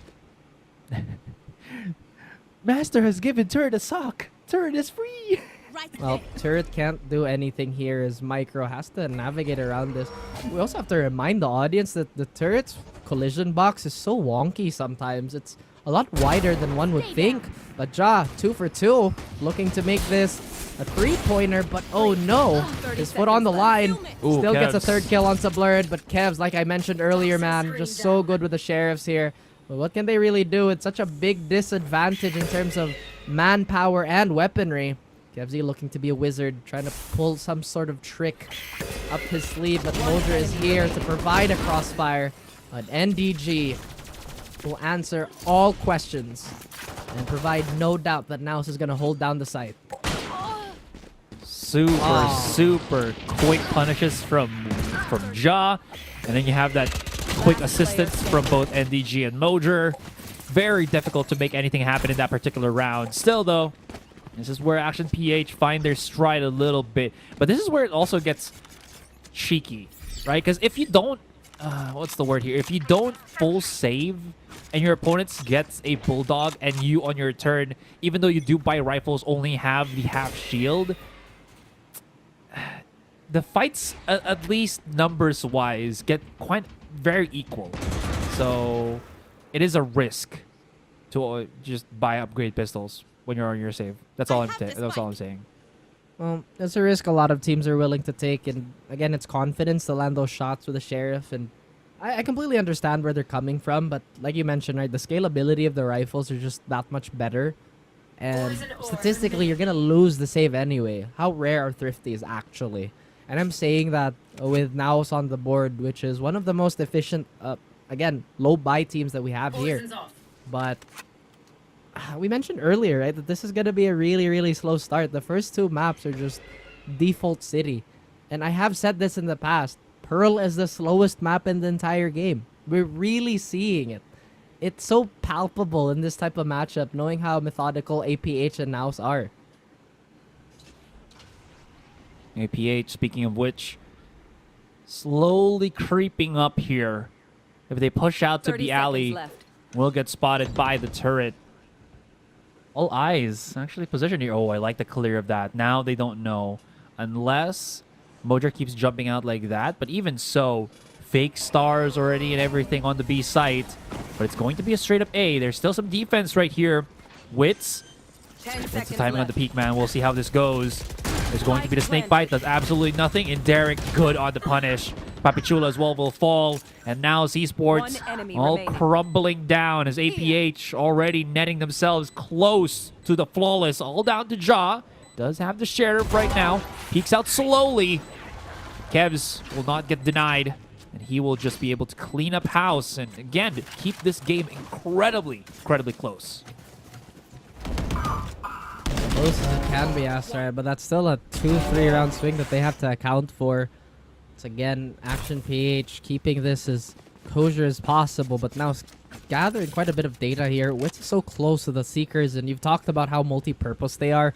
Whether you want to use it as a band-aid solution or just extra insurance to win a round, or again, just for the hell of it, the info basically. But look at this. Ja with a pointy gun, he gets an operator himself. And we will see if this is as effective, if not more effective, than Blurred's. But like I said, there's 2 very similar players here, Astra, and who might that be? And it is our young duelist getting a big haymaker right on the jaw, right on the forehead. And Action PH, they are missing a crucial piece in their offense now. Do they adjust? Do they reassess? They're still quite spread out. They know that NAOS will really, really respect this defensive line. And they're using that to great effect, Aster. This default is still gathering so much control despite a risky layout. They are spread very thin here. And without that entry from Blurred, the takes on the site will be incredibly slow. And the utility is really reflecting that from NAOS because there's nobody that can dash through. It's going to be quite difficult to deal with a wall as well as the nanoswarms on the B site and the multi-stars on A. Any case, NAOS here starting to tingle a little bit. Oh, Wits threw out the flash. Nobody was actually blinded. So with that being said, lots of eyes, lots of ears now going forward at back of the B site. There's 2 players here right now. Mojo's right there, right in front. Seekers will be seeking. But Spike has still yet to get planted. Kev's great punish. Papichulo quickly gets the trade, but it's still a 4 versus 3. But still, they get themselves the post-plant. Really good stuff from Akshan here, but how does Wits find one? And another Seekers to just start finding everybody else here. Kelly S running for dear life. They know where exactly the players are, and they have to hit their shots. The obvious fact of the matter, but unfortunately, it's not going to be. That is such a ballsy take by Ja to actually not play long and press for heaven. Super unexpected, but like I said, man, that's such a renowned duelist that there's really nothing that can shake him. And I feel like he's really the most balanced duelist in the region. He's not too aggressive, he's not too defensive either, but he will find value no matter where he is placed. And I don't even remember the last time Ja underperformed. Like, statistically, do you like off the top of your head, name one bad Ja game? I think if they don't put him on the Jet, that's from time to time he does underperform there. But I think it's more because, again, he has to deal with like. Yeah, no. Like, I meant like if he's not on a duelist. My bad. What are you talking about? Well, he had times where he wasn't on the... was good. No, but that's what I mean. But, you know... Yeah, true, like true. I do get what you mean. I do get what you mean, though. I'm going to say this outright. This is my hot take. I absolutely missed the chamber meta. I did not feel more alive when I was playing the chamber meta, when I was one-trick chambering everything. But right now, Ja is proving that despite the changes, no matter what meta, he is going to be the same exact player. And look how deep Action PH are. They could cut this rotation off if, I believe this is NDG and Papichulo, if they choose to double back. Of course, it's Wits to take the fight, and he even wins it out. Who in the right mind would think somebody would even be there at this stage of the game? Honestly. Papichulo still jiggling for his life. He does have a snake bite. 35 seconds left on the clock. And again, this is the problem with having such a high execute setup, or rather high execution barrier for your setup. The time is that limited, but NDG! Remember his name. Don't ever step to him. Man. Swatting every single APH player like a fly. Yeah, they were very much pressed for time, but they still had to deal with NDG there. I'll probably look at the replay in just a matter of a second here. That's where it gets a little bit awkward, because I think he didn't expect him to be there. Maybe he was expecting the lurk. Okay, this one was a little bit awkward. So Derek was at the back of the box, so he couldn't really respond with his teammate that was swinging. They swung at the same exact time, but it was separated with such a big obstacle that, again, can't really shoot through that. Yeah.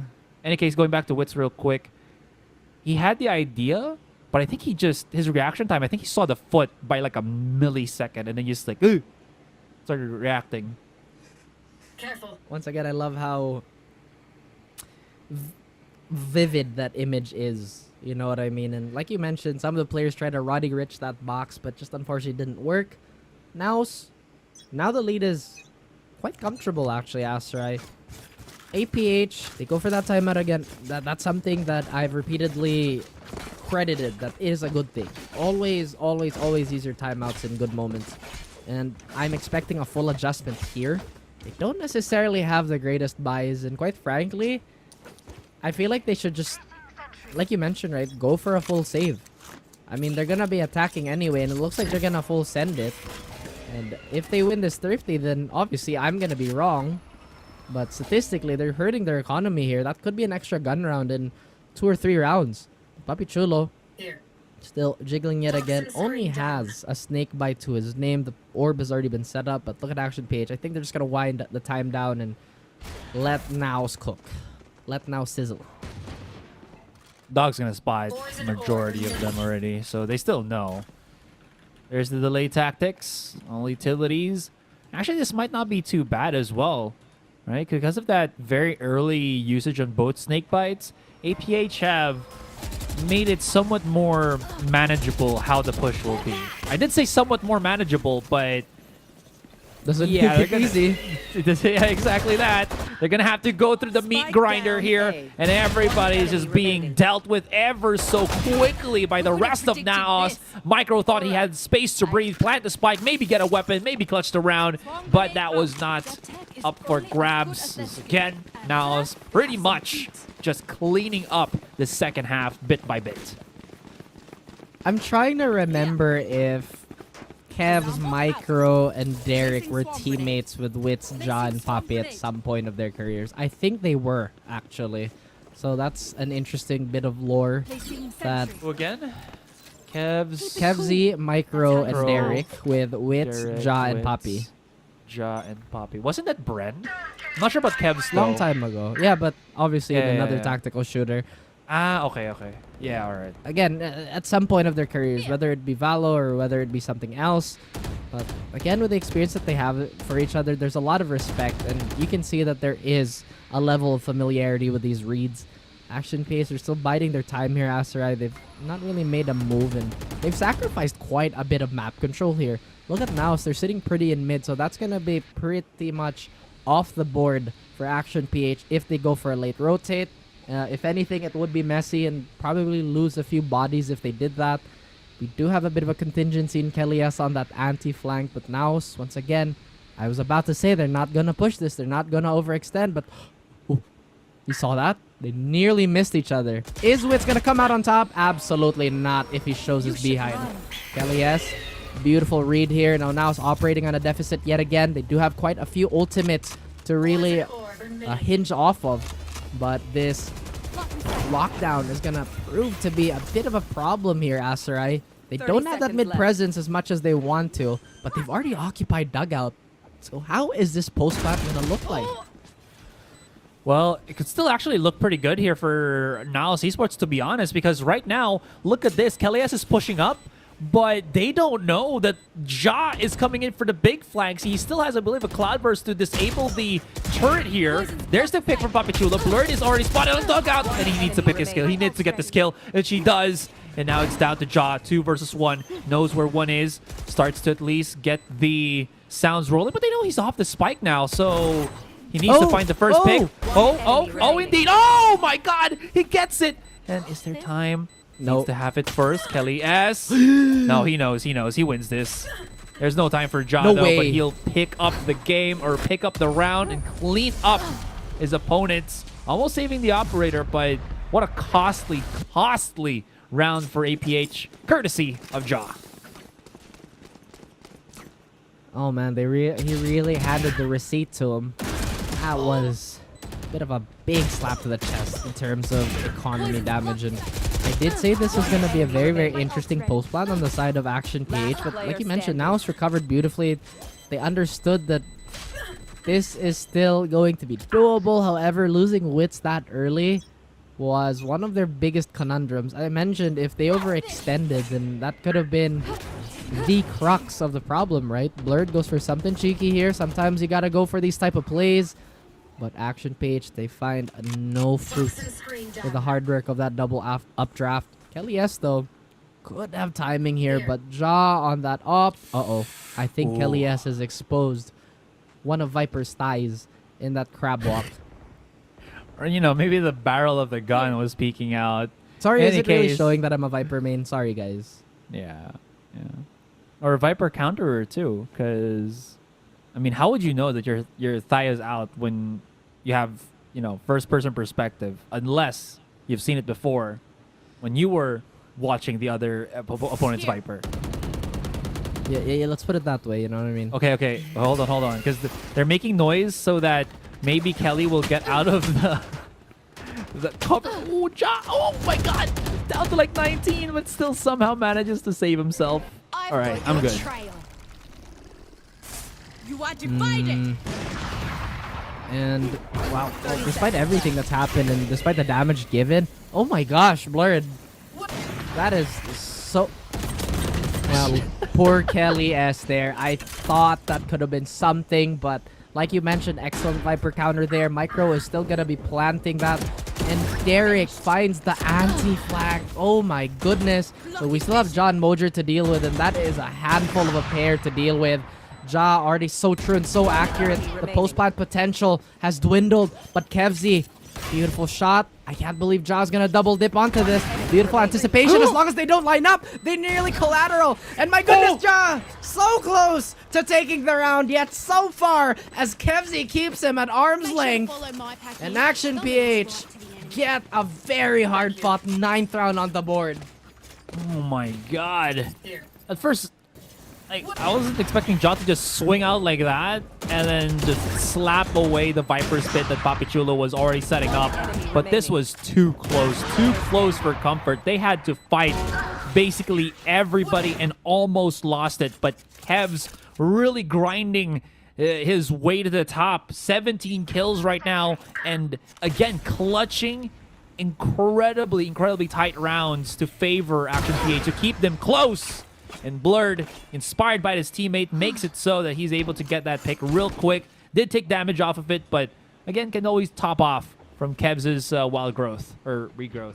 I actually can't remember the ability. Regrowth. It is called there regrowth, you go. yes. Thank you. Who knew that the magic spinny thing is gonna heal? I don't know, it just feels like it's so out of place. She can summon animals, but also heal you. Well, I don't know. It doesn't has make sense control to me. over organic matter, I guess. I guess so. Which probably explains why she can't heal armor, right? Actually. Very smart. We don't actually have somebody No. that can heal for shield. Oh, is that Only right? Reyna Next can. agent? Only Reyna can. But that's like With temporary shield, overheal. though. Yeah. Yeah, but dude, it's still enough. It's gonna last forever. That's now, true. though, they're still looking for a way to adjust Aster. I think they had the right formula with just occupying mid and just kind of giving the strong side away. I mean, as long as they cut off the avenue of rotation, then I feel like they're in a good spot. But they are going for pretty much a 2-2 retake here. Look at Action PH, though. Blurred is not trained, or rather not paying attention to the flank. But of course, that jet dash is gonna prompt his eyes towards that. Micro will pay the price. Blurred! What up? Oh! Oh, poor Wits. And that's done and dusted. Action PH, so quick to dismantle that defense. And once again, they're looking for that slightest crack, that slightest pick to just make everything else fall in domino effect. And they've done it so well. I have to applaud Action PH's coaching and support staff, Aster. They've really made so many strides in terms of adjustment and, again, layered play. Actually, do we remember who the coach right now for Action is? I mean, we could look it up. Trying to look it up right now. All right. No, it just indicates the players. I'll probably double check with the rest of them, maybe ask around. But you're absolutely right. The support staff and the players themselves, huge improvement from what we saw during Split 1. So with that being said, NAOS on the other hand here, strapped for cash. No weapons except for just the upgraded pistols. They can still deal some damage here, but Action knows about the limits as to what they can really do. So they're waiting for a bit more utility before they do anything. They have the numbers. They have the time. They don't really need to go incredibly gung-ho just yet. Maybe they need to go gung-ho. Maybe that's exactly what NAOS need to do because so far their leads are dwindling. And wow, Ja, no way he chases that. And that's exactly why that's pretty unbelievable here. NDG gets 2 for himself and Mojer gets a Vandal, but he's really not allowed to maximize it up until 2 of his teammates are gonna fall. And Kevzi, despite all the pandemonium, will get that equalizing blow towards NAOS. That was expensive, Asarai, but look at that. That's a big 4-round swing. Now have been frozen in place, basically. We haven't necessarily seen an adjustment from them just yet. They're still trying to figure out how they can change this. But Action PH, they've been shuffling that offensive deck so well. Could be a call for... Oh, no. No timeouts, at least for now. So according to our handler here, Raf, through... Oh, yeah. That there is no coach. Monster on the loose. Oh, yeah. Monster on the loose. But, yeah. No coach for Action PH. So it's really just the entire team, again, really building up a lot of steam here. That's crazy, then, honestly. Considering what we've seen from them in, what, 2 months' time? 3 months' time? Truth. That's a lot. That is so much development. And considering how difficult that is at a pro level, it's really an achievement in itself. But of course, this league is incredibly cutthroat. Either you win and produce results, or you don't. And Action PH, they've decided to really occupy mid here. No defaulting whatsoever. You can see NAOS is respecting that attack so much.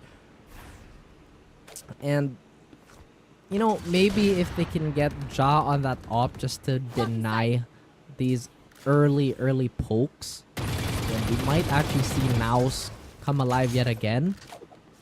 But look at this, man. They're really just getting bled into despite not losing anybody just yet. No time. 30 seconds left. So they need to start pushing into the site here. Okay, lockdown gonna be used for Obscuring vision. as a sure shot method of getting the site itself, but it's still kind of risky because if Poppy positions himself, or not Poppy, but if Kelly's positions himself well, could deal some damage here. Poppy's at the back of the site, but they double swing into the players of NAOS, just willing to go for that fight right there.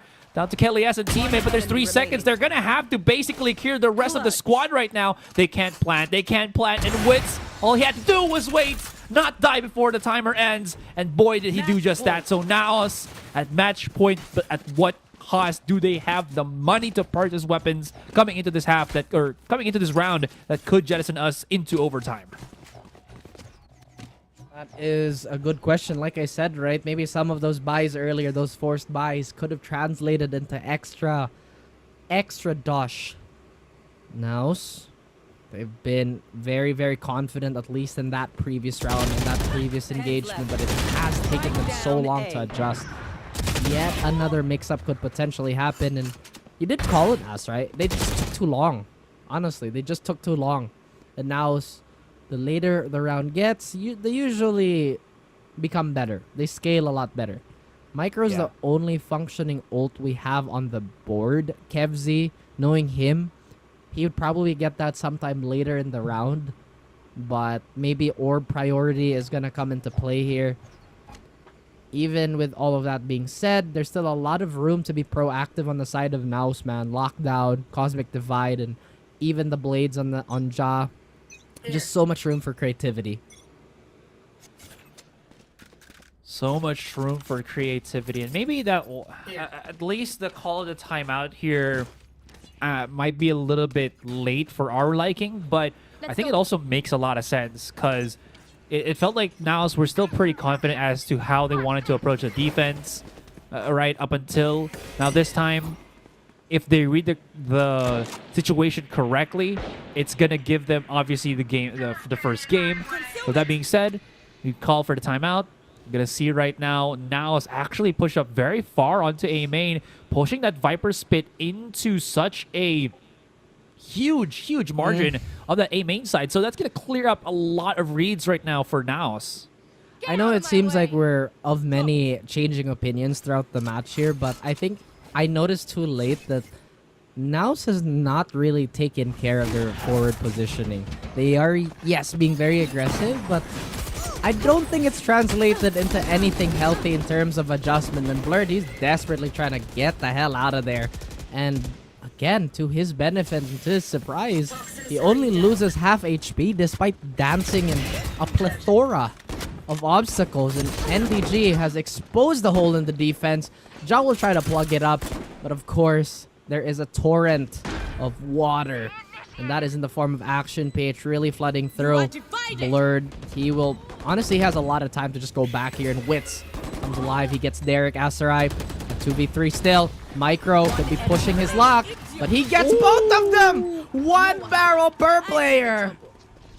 And now crumbled. I was about to say that with a buy like that, this is looking like it's gonna be overtime. It is. And they lost a lot of control on the alley there. And there's still, incredibly enough, 2 players from Action PH pushing.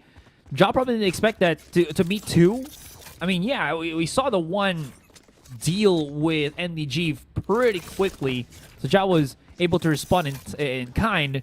Fortunately, not enough. And Micro, man. I mean, we've been talking about how Kevs has been doing a lot of things. He's been doing so well. He's doing so well, exactly. But Micro, alongside his teammate, also with the same amount of impact, if not even more so, especially in that first half. Like I said, man, Micro not necessarily known to be a volume fragger. It's so dangerous when he's getting his. NAOS swap to the strong side of the map. Supposedly having a different approach here. They're anticipating a flank, pretty deep one towards B. They don't necessarily have any reliable information towards that A main, and you can see that with Mojer being a little hesitant to let go of his back. And full contact it is Asarai. Kelly, yes, as long as he gets this jump right, then he could ward off and maybe, just maybe, signal Blurred that there could be a bunch of troublemakers here. Blurred finds Ja. He will return the favor to what's been done to him a few rounds ago. Kelly, yes, still has 2 snake bites here, and again, tempting fate by going through that wall. Trying to make sure that nobody's playing close. The double swarms, they do get popped. A lot more delay. The time is running out, Asarai. We are always treated to such nail-biting moments. Blurred is just waiting for this Astra star to go away so he can start his reign of terror yet again. But he'll be discovered. He still has a cloud burst. Too late though, as Wits, already with a full head of steam, goes into the site. NDG gets his too, but like I said, when Wits gets loose, it just becomes such a terrible thing for Action PH. Micro and Kevzi, they want this initial momentum going into overtime. They don't want to make NAOS know or feel that they've adjusted to them. A Guiding Light could be an exchange here. Anti-flash as well. NDG sees an overextension of Kevzi. Micro, again, talked about him. Potential MVP. Gets 1. All right, this could be the beginning of the clutch. He still has a star. A cooldown perhaps. But Wits, big 3K for him. Piecing up Action PH for an overtime, well, round. A first blood perhaps. And they played that perfectly. 4 rounds in. A big issue to there was, if you were just listening for the audio cues, there was 2 missed op shots from Blurred there, even though the Astra smoke on B Heaven dissipated. A couple of shots, very necessary shots for them to just secure that round, even though it was a 4 versus 5, even though Action PH got that early advantage, they still, as you mentioned, needed to deal with the rest because they're still pushing. They still have good numbers on the side itself. And everybody, and Action PH weren't the 5-man on that site. Other people were still actually holding on A and on mid, just hoping that they could catch the lurk, which I believe at that point was Mojer. In any case, really good opportunity, not wasted, not squandered by NAOS. Wasn't handed on a silver plate, but still, they're eating good. NAOS, this is where I guess they really have to prove that they're not super flimsy on defense, because they did lose quite a bit of rounds here, Asarai. Granted, they had that initial momentum swing, but the layers upon layers of Action PH's default has been something that they've had to respect. What? Look at that. Look at B-Link. What is that? Oh no! Again, Kelly S has been walking towards the spawn many times, and every single time without fail, they've lost the round because of it. Blurred swings, but NDG close to an ace. Micro, the other Astra on the other end, also responds with a multi-kill. And he has no idea that they're double stacked here. He only gets 1, but the double swing is too much. And now they give the privilege of an overtime, but generally still incredibly unforgiving. Map 1 goes to them. Man, Action PH played that map so incredibly well. Had amazing opportunities, great backline again with Kevs and Micro. Unfortunately, that wasn't us. It's now us here. You can see on your cameras. That was Ray and the Cyrus on the other side, guys. It's not us. But yes, this was NAOS' great start to the series. Action PH definitely made them work for the win, and honestly could have even won the round or won the map themselves. I love that Action PH is also a pretty respectable balance of raw firepower and, again, just proper strategy. You look at the stats here, and it's really Micro stepping up to the plate and answering the call, as I've said. You know, Thrifty's that, as again, it's been quite a rarity in Split 2, but the postbans are pretty even, Aserai. It's been a decent, or not decent, a great back and forth between these two teams, and the adjustment speeds have been pretty much furious on both ends. We did say that NAOS, or you did say that NAOS had a pretty good run here on this map per se. They did win, but I feel like there were really rounds where they slipped up, especially on that one big momentum swing Action PH created for themselves. I think it was also akin to just how well Action would just be able to, well, get the punishes, I guess, in that regard. Any case, it was such a solid first half performance from them. And even though it was a risk to put Blurred so many times on the operator, I do want to also mention again, as I mentioned before, as I was talking before, that they didn't really need to have him get those multi-kills. As long as he gets the first impact frag, the rest of the team can always follow up. And that's been the dynamic, at least for that first game here for Action PH. But man, some of these highlights really going ham for now, especially this one from Ja. Just absolutely crazy. Man, again, there's so many great moments in this matchup alone, but the fabled collateral just did not happen. As often as that does seem to happen with NAOS, just didn't show its head. NDG too, really going crazy. One thing that I've noticed with NAOS too is that they'll have excellent rounds for everybody, but Ja delivering the win with Grab Unlimited obviously delivered the final blow and had a little extra compared to most. But like I said, right, everybody had their big moments here, including Micro and NDG in the most recent highlight. But I have to say, when Wits just really turns on the Jets, it really will just get to the rack and, again, slam it down for all you basketball fans out there.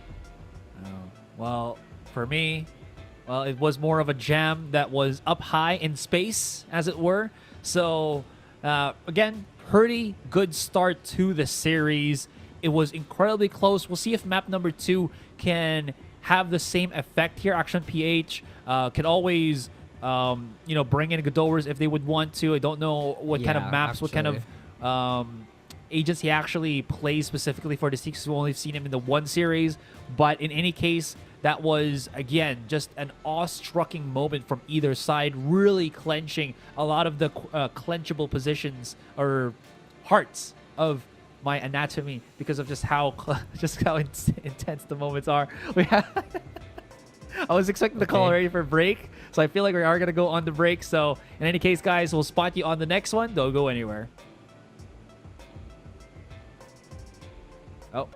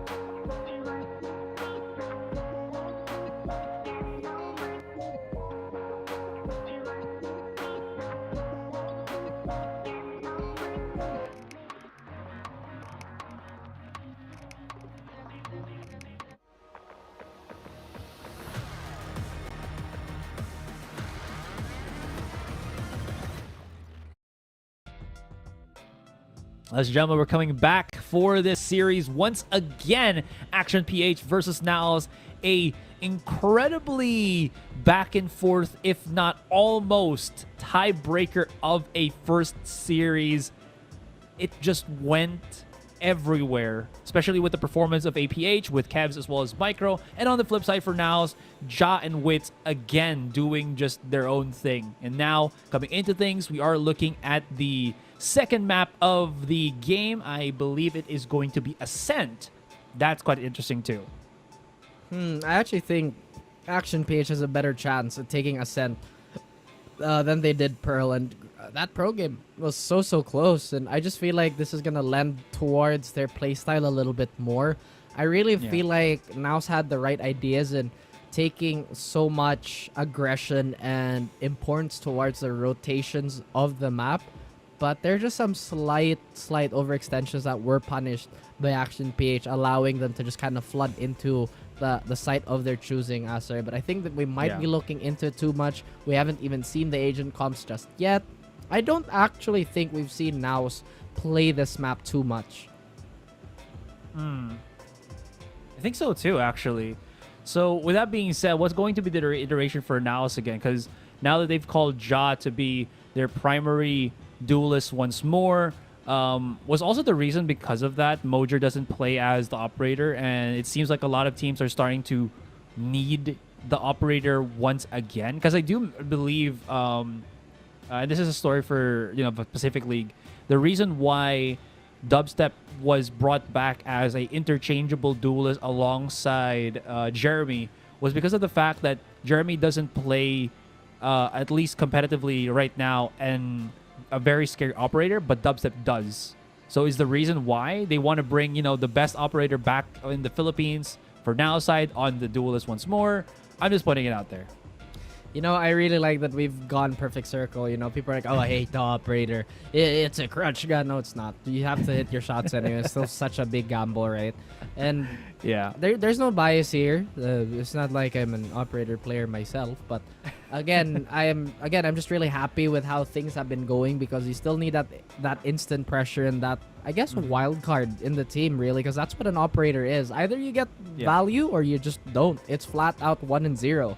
And with all that being said, Asarai, you did mention that a lot of the teams are getting that star operator back towards the limelight, but I still think there has to be a mix of rifling. They just cannot keep prioritizing that, and we've seen that a lot from, I guess, everybody, really. Ja is still an excellent rifler. Dubstep also an excellent rifler if we're really going that route too. But again, it really has to be the completeness. They need that op and they need that rifle to be hand in hand. Yeah, to be fair though, as you mentioned, right, Ja is an incredible rifle in his own regard too. So he's basically the complete package. Wow, amazing.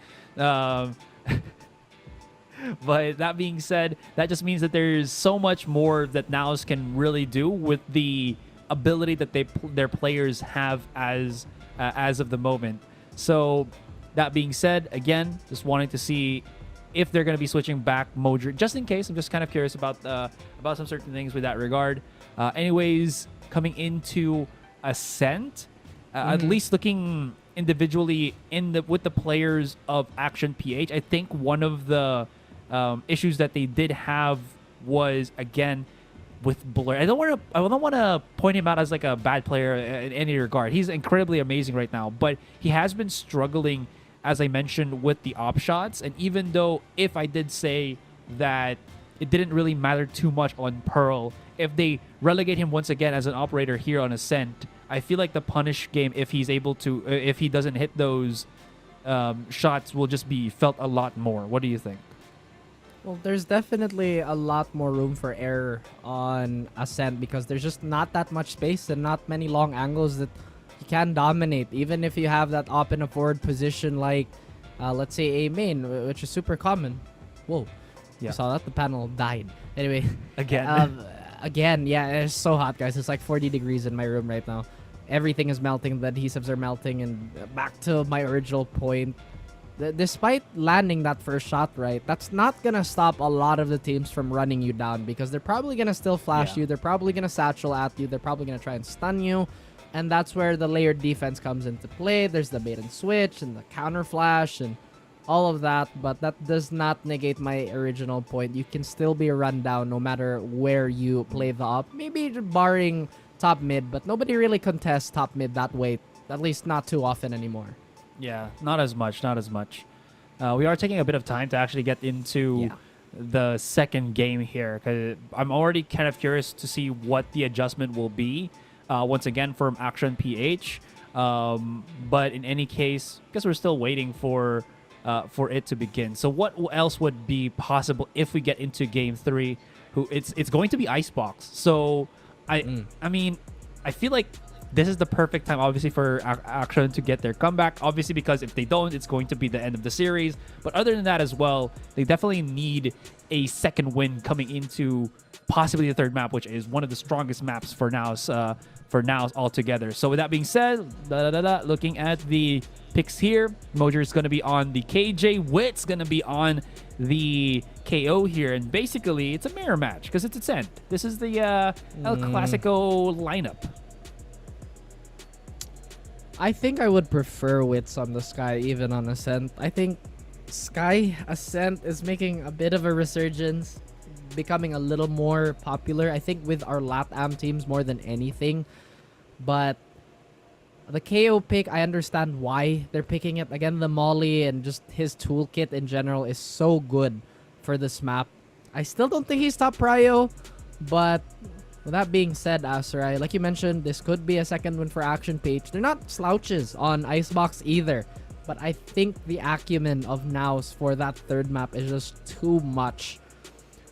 But, man, if you really put it that way, though, then maybe they've missed their window. Pearl could have been it. You know, if they won that map, the potential to win would have been that much higher, right? We're getting into the numbers here. Yeah, boring numbers. It's not always good to look at the digits so much. Sometimes it's all about what you do on the day. Anyways, I don't know. That's very honest of you, but of course, both these teams are gonna make honest men out of each other. Already a very aggressive one-way here, Asra, and you see NAOS already putting so much importance towards top mid that they're already willing to burn one smoke away. Granted, Action PH have a mirror comp, so they're gonna have a slight edge here, giving NAOS a 30-second window. Even more now that they burnt the last bit of utility from that Omen to just take a bit of a backseat, but I can't believe Blurred still found Ja there. And that is going to put them in a frenzy, put them in a rabid state. They will walk in. Wits is there to punish, but the trade still very, very strong. There kind of walks into that one, man. Not too sure about what happened there.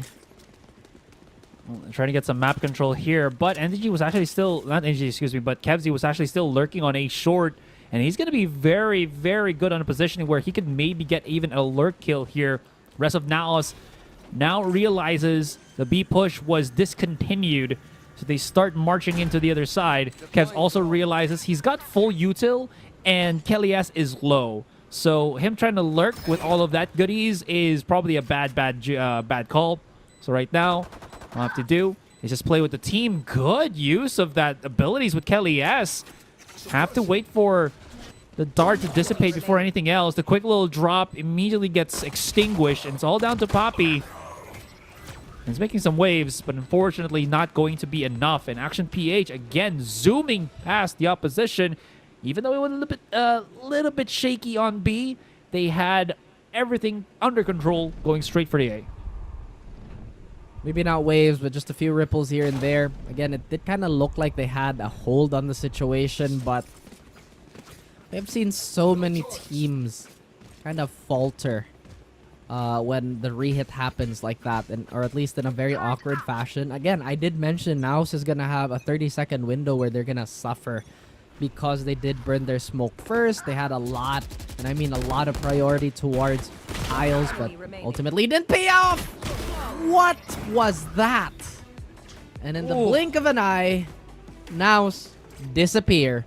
Action PH with a huge play there towards mid. Again, expected for them to win, but maybe not in that fashion. Ever seen the magnificent Kevzy? Bonk. Now you see them, now you don't. It's all smoke and mirrors, apparently. But smoke is coming from the gun barrels of everybody in Action PH. And so again, they look like they're going to have a better chance of taking this map. And they've already made Pearl such a competitive one, too. I can't help but already decide where Action PH is going to be in our power scale. But they have yet to really get into any real issues with the other team here. And Blurred being a bit of a menace, and Jaws had enough of it. Too bad for him. Micro actually trades him, but Kelly S has also had enough of his own teammate. 2v3. Hopefully that's not enough of a deficit to really push them into a losing corner here. We have 2 rifles on the side of NAOS still up and running, but Action PH's bonus is still looking as excellent as ever. Bit of an awkward crossfire really here, Asterai, and one flash could turn this into a disaster. And layer upon layer, but despite being completely blind, Kelly S is as sharp as attack. And is he gonna find an extra bit of orb farm? No, absolutely not. Wit still trying to get this clutch going, and this is not good, to say the least, man. This is going to be yet another 2-round swing minimum in favor of Action PH. Ooh, even saved 2 rifles, so huge bonus round 2 from Action there. Take a quick gander at things. Okay, so a couple of seconds before that, Blurred had the Korean jet dash outside of B main. You know, just doing for the updrafts as well as the quick dash into the site. And not only that as well, it was a beautiful timing on both the flash as well as the recon dart, which allowed, I think, Blur to just access the site even more faster, just way faster. Double entendre. Anyways, here we go. Push up and take. It's not a double entendre if you make it that obvious, but Blurred, once again, will take it straight on the chin. The Sheriffs are going to come into play here, Asar, but I don't think they have enough space to actually get those Vandals, not safely at least. But Action PH not sticking around to find out. They're just going to give these weapons away. And again, this is off the back of a very, very strong bonus, so they are going to be filled to the brim with reassurance. Trying to take into account where the rest of the Action PH members are. They have a double up towards a main, and they just have all the resources in the world to burn here. And Wits will get Derek, but Micro, oh my goodness, an absolute machine and an absolute monster. Gets potentially the round-winning double kill here, Asarai. Ja is an incredible clutcher. But does he have what it takes here? Because so far, this is such an awkward position from him to retake. And he doesn't even have a dash prime. So all these fights are going to be as raw as it gets. The thing is, the way that you look at the 2 players of APH, they're expecting Ja to actually be at spawn. Fortunately for Ja here, he also doesn't know the rhythm of how his opponents are playing at, and they're not going to know he's going to be able to access that. Now the head's been popped. Oh! Gets it once. No way. And almost gets the follow-up. That was a huge, if not almost, great thrifty from NAOS, but APH still persevere. Able to get the punishes, able to get that rotation. But that was super, if not thinly lined close. Threading on thin ice, pretty much, as Action PH. But like I said, man, those first 4 rounds has been a bit of a magic. Well, not just the first 4 rounds, but 4 rounds has been a bit of a magic number for them, as NAOS is quite honestly a bit slow on the adjustments here. They have the operator on John. He's already anticipating the double updraft, but it hasn't really presented itself. Still though, mid presence, despite the priority of NAOS being that position, and Ja, little dangerous here, but once again, call an ambulance, but not for him, as he takes the initiator away, and Micro is just gonna peace out. Okay, Kev's already down for the count here. Papichulo still holds on onto A main, making sure that the rest of NAOS don't really have to deal with the positioning. And it's halted Action PH up to a crawl for the moment. They do have a couple of set ultimates that they can use. And 40 seconds in, they're about to actually go hard on the B hit maybe, or oh, is it going to be a split? The thing is, even if Blur doesn't get any picks, as long as Micro survives and he gets access to the site, he can always TP in or just TP to help out on B. No way. Oh, no way indeed. Just going in for the push very quickly. Kelly S just dissipates them. Sure, yes, could be. But Micro's down, so they have to push for B now, straight up. Do they have the time to do it, though? Oh, man, I think they do now. An opening has presented itself, Asterai. No, it hasn't. Everything we've said is completely wrong. Well, we knew that these sets of maps would be very slow, but they have just really been waiting for the last 30 seconds. And again, that's a lot of respect and very, very classical tactical shooter, you know, for all the purists out there. I thoroughly enjoy it, to be completely honest with you.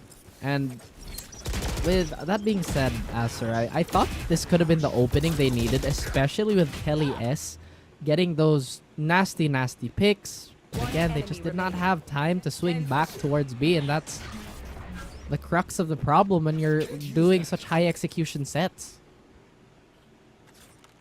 Such an interesting thing to happen, too. I honestly thought that they would utilize Micro's ultimate a little bit better there. But again, I do get the premise of just going for the split play. In any case, still solid advantage right now for APH. But that last round might have been an indicator as well of them just, again, starting to slow down the pace, especially now aware that Ja has the operator in his back pocket. APH taking such a slower maneuver around the map, waiting, hoping to get a pick, not anymore rushing into certain fights, as you can see NAOS expertly setting themselves up for defense. Expertly and professionally. Well, duh, it's a pro game, Raf, of course. Man, like sometimes you gotta be careful with the adjectives you throw around. True. It's just, of course, you know, of course. But like you mentioned, right, the extreme proficiency in this defense has just not been all that present on NAOS. They've really been losing so many rounds on defense, even on Pearl.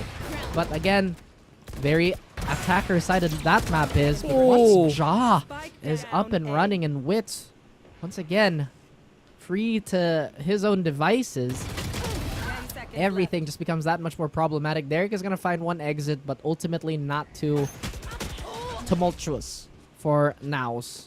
They do get that bonus, and man, that's unfortunate. I think Derek died before rather after the timer too, so he's not gonna get any money off of that.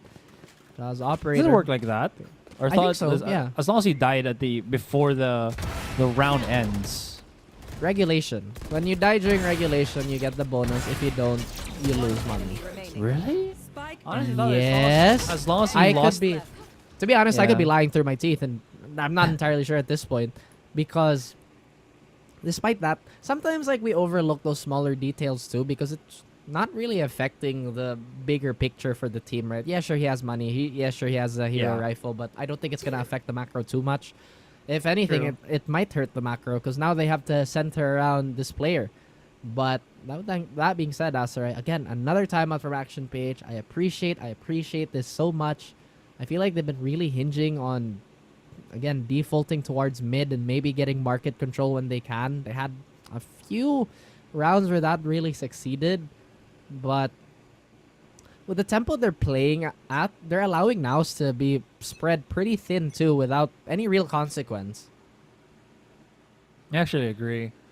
It's a bit difficult as well, I think, for Action PH to not try to do a set play, because dry peeking or going for straight up contact might be harmful for them. But that's the reason why you have, the KO. So you can actually try to do this with the blades, with the flashes. You don't have to always have the null command up. But that being said, that means that they need to utilize Kelly a whole lot more here, because them contacts, if they don't go for executes, look a little bit worse for wear. Anyways, there you go. Quick pull up the trigger, and the site's free. Well, pretty much it is free, right? But again, this is something that we were talking about. When are they going to change the tempo? And it looks like Action PH is going to draw first blood. They're going to have a pretty much uncontested plant here. At the end of the day, it's not really going to matter if NAOS win this round. Yes, obviously, right? Because again, this is an eco, and we're fully expecting NAOS to win this. But Kelly, you did mention that he needs to be utilized a little bit more. They have to give him a little bit of space. And it's actually looking so good for Action PH right now. You were right on the money with Kelly, but Mojo's going to break into the back and steal all of the gold, steal all of the loot. Micro is here, and that Frenzy, maximum value, down to 1v1. I know I said NAOS should have won this round, but it looks like Action PH are going to steal it away. Oh my goodness, like a thief in the night. Micro, goodness. Oh, it wasn't stabbed. Oh my gosh. Okay, I'll defend myself. Statistically, NAOS were supposed to win that map. And yeah, because I was about to say, maybe they should have saved the tempo play when they had guns, just to have maximum impact. But again, a curveball is what they needed in Action PH. They've regained momentum, perhaps. Thankfully enough for them, as NAOS was already hoisting themselves to go for that retake, Kev's activated his ultimate. That first charge, sure, it doesn't hit anything on the staircase going up to A heaven, but it also gives them information that nobody's there. So that means that they're coming in closer and whatnot. He still does get a couple of the tags and provides great support fire for his team, as is, of course, how Kev's just, again, has the mastery of the Hunter's Fury here. It really brings things into perspective and pushing NAOS even further into debt. They do have a couple of weapons, but look at Mojer. Already have to go straight for full util and then just be on the stinger.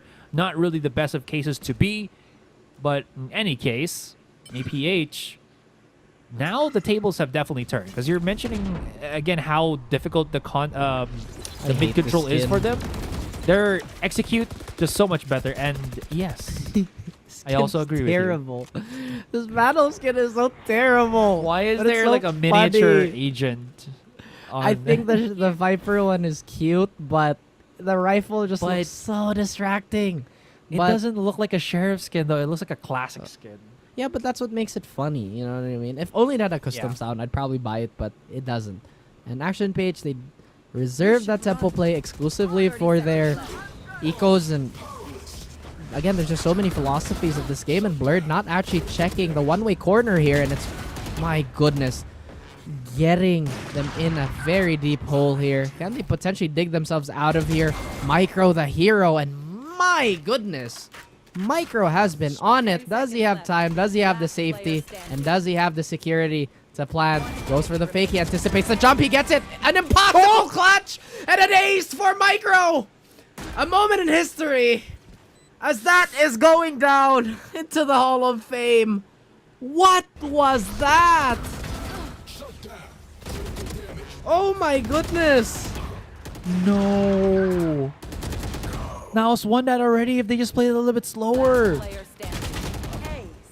Oh my goodness. Okay, NDG definitely didn't expect that to happen, but Mojer dropping out like that was... I mean, it was 6 seconds. They knew that They had to deny the 90%. plant.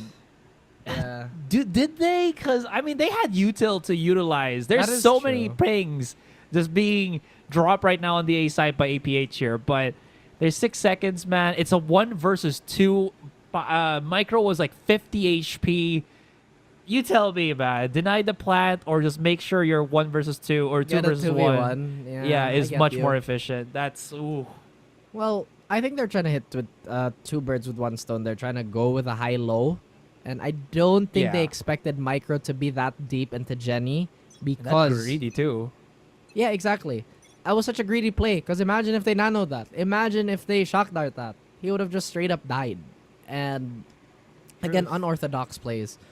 But that's what's been winning Action PH rounds, man. Just all these super unexpected setups.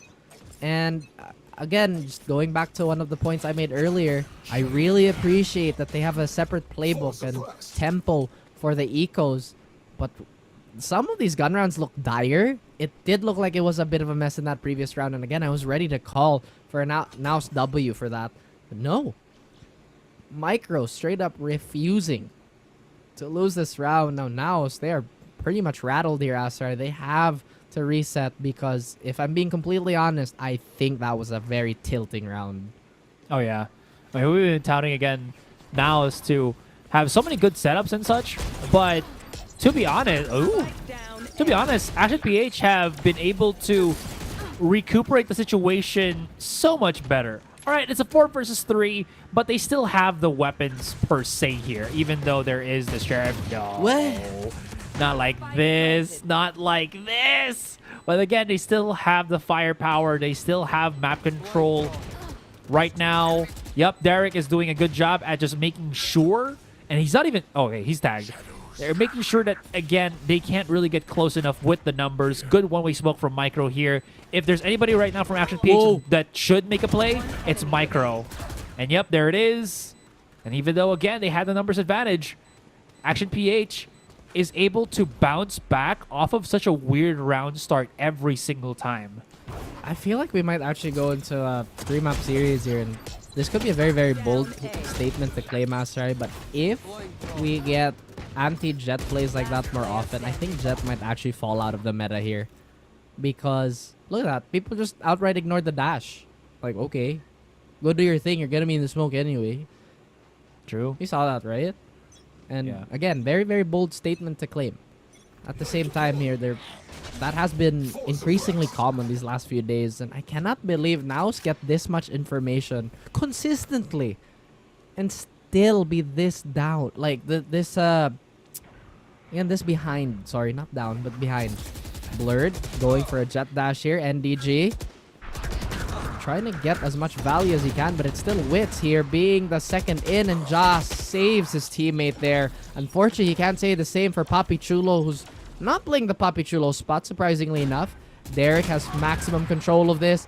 Despite the vice grip, Ja manages to slink his team out of this one. A huge shock dart, perhaps, to tag one of these players, but a pretty precarious crossfire that they have to deal with here. And Ja going for the wide swing, and Kevzy's punishing them. Wits in a 1v1. Is he gonna blind Kevzy? Ooh. No, instead he's gonna put some dirt in his own eyes. And Action PH looking like they're about to dominate this map. Could be looking at a good game 3 here, as you were already giving prelude to. What? Chaos. Yes. Just kidding. What is happening? Like, as you mentioned, it's a shaky start for Action, but they always somehow manage to come out on top. Right? I mean, yeah, we could point out individual efforts from majority Micro, to be honest, but True. NAOS are dropping the ball so hard on just being able to follow up on things. They're able to stop the quick everybody's still alive take by APH on a site, but they're somehow botching the retakes, whether it's the calls, the timing, or just the individualistic performance from APH. Nothing is going the way of NAOS here. You know, I will say NAOS is experiencing a DRX problem here because Micro has stepped up to be an all-star caliber player, and DRX are notorious for being very bad at dealing at that playstyle. Case in point, Aspas. And with that being said, Micro, again, looking to play bully Valorant, one of my favorite brands of Valorant, by the way. And Mojer narrowly dodges that shock dart. If that had one more bounce in it, that could have been preposterous. But Ja, I cannot believe Mojer still landed that shot on Micro too. One thing that I've also appreciated about NAOS is that they've been very good at covering each other's backs, and it's been a great system. But Action PH, man, they have been the system breakers as they still try to hold strong here. They have yet another post plant, and diligence has been somewhat lacking with NAOS. Maybe it's a byproduct of all the off angles Action PH have been playing, but Kelly S will add to the problems here. Maybe even pushing this further into the doldrum. Not a lot of win in the sails of Action PH as Kelly S is going to fall to that. But Derek and his... What? The turret solos Mojer, the Phantom 6-man who was a trademark of NAOS, and suddenly it's reduced to yet another 1v1 Aserai. No way NDG loses this again, right? Not another sour round for NAOS as they have become absolutely sick to their stomachs. Oh no! Oh, I thought there was a hair, my guy.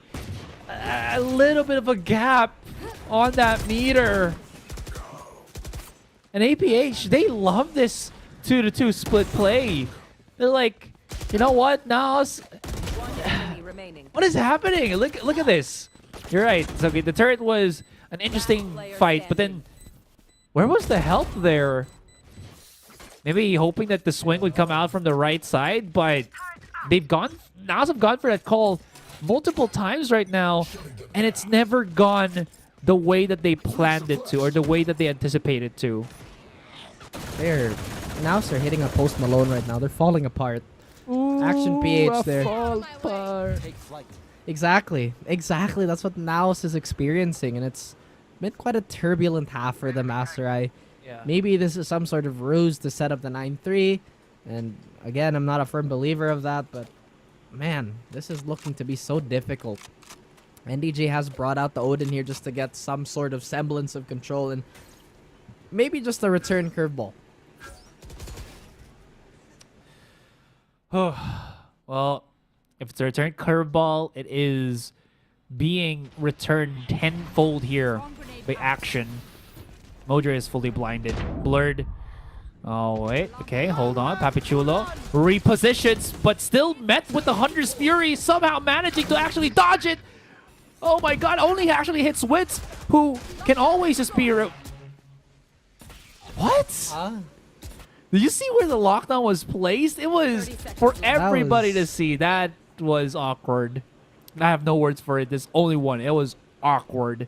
Any case, it still pushes away APH here. 3 versus 4. The first time I think we're seeing NAOS with the numbers advantage with actual proper weapons in their hands.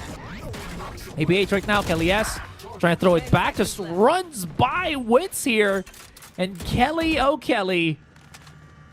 The plant is going to be secure. How does he still do it? He was the one with the spike. He was the one that got the kill. He's the one at entry. It's basically Kelly that got everything. You know, we've had such a peculiar set of rounds, and it's not just isolated to the series too, but it looks like Derek, again, he wants a sense of that peculiarity to make sense for him. Just some sort of understanding. And Kelly, yes, who's been in so many spots, will finally get dealt with by Mojer here. And a 3rd round on the board for NAOS Aserai. Insurmountable, maybe not, but difficult indeed for this side swap. And Action PH has been doing a lot of work. NAOS, they just look rattled. A very, very rare showing from them too. Any case, they're able to hit the 9-3 mark. Everybody's going to be chanting the words, the phrase, the 9-3 curse. But what? You sound, you're like so far away. I did. You know, to make it sound like a crowd chant. No, don't do it. Yeah, from the You know what I mean? from the back of the room. Hey, do you believe from in the the Nightingale curse, bleachers. bro? Like this. Yeah, like from the bleachers. I'm telling you, that was the whole gag. Yeah. That's why I was But of laughing. course, before Asarai loses his mind here, this is Yeah. the exact same play NAOS did. And Action PH is going to return the favor. Again, a lot of priority towards that tiled position. They want Wits to have a little bit of freedom. Or rather, they want to deny that freedom away from Wits and the crew. But Action PH, they have a fairly receded line here, Asarai. They are much further back. In turn, that makes them quite safer. Losing a little bit of control, yes. But ultimately, I don't think it's going to hurt them too much. This has been so popular with our teams too. Round 1, go for tree take. Told you, this is why they need to remove Ascent, not Icebox. Any case, that's I going to agree. sizzle on their feet. Ooh, great hold by Blurred once again here. Leaves now it's a little bit battered, but they do still secure the site.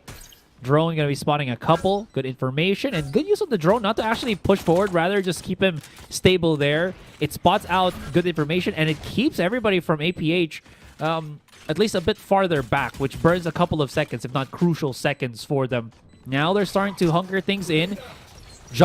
Oh, no way. Kevs actually spots him there. And NDG, he's going for the electric monkey, just jumping up and down, hoping to get a shot in. It's all down to Papichulo inside the smoke on A main. He's by himself. The defuse begins. Smoke is maybe about to dissipate. If he can get the pick right now on Blurred, that could be the win, the round that he gets. Absolutely not this time. And oh my, APH just doing everything perfectly. I want to ask, what is an electric what? I was supposed to say a jumping kangaroo, but for some reason, it was an electric monkey that came into my How head. does that even connect? They're both animals, aren't they? They're both mammals. Okay. What? And they both can jump. Yeah. I have no words, honestly. I'm just going to look at the game and not even give that a second thought. You asked. Well, I did, but here we go. Now they go for a force buy. Again, very uncharacteristic of the Master. They usually have the confidence to just go for an even lighter buy, but they understand that there's a sense of urgency here. They've somewhat lost their direction. I love the entry here, going for the sides of the site first, clearing the angles, and Kelly S has the potential to do so much damage from Switch, but no. They cross safely. They even completely ignore the door. I don't think it's closed. Ja wants it to be dealt with, though, but the flash, I don't think there's enough information, really. Mojer crawls up tree, gets the freebie kill, and these SMGs are doing work. Action PH, once again, not expecting this type of resistance. There gets Mojer, but the door will be shut in his face. Tries to break it. And maybe just a little bit of a disjoint here, but Kevzi gets a pick onto NDG. He swings, reloading, and it's kind of imperative for them to still get this round. Is that it? Oh no. This is just gonna be bad buy after bad buy, Asarai. I am flabbergasted as to what is happening here. At least for NAOS, right? But APH... Look at this. Every single fight that they take, every move that they make, they have been followed by good intentions, good luck, and good rounds.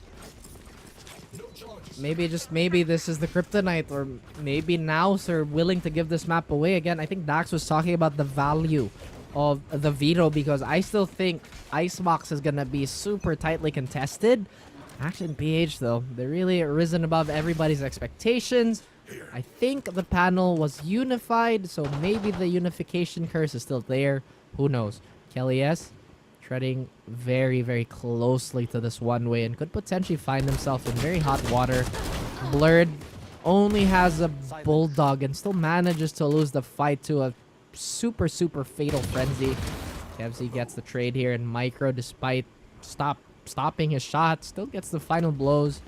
And like I said, man, this is bad buy after bad buy for NAOS. They do get the plant down, but these rounds have been so difficult to call. They've just been going everywhere. And despite how lopsided the score has been, NAOS have also eked out some really weird wins.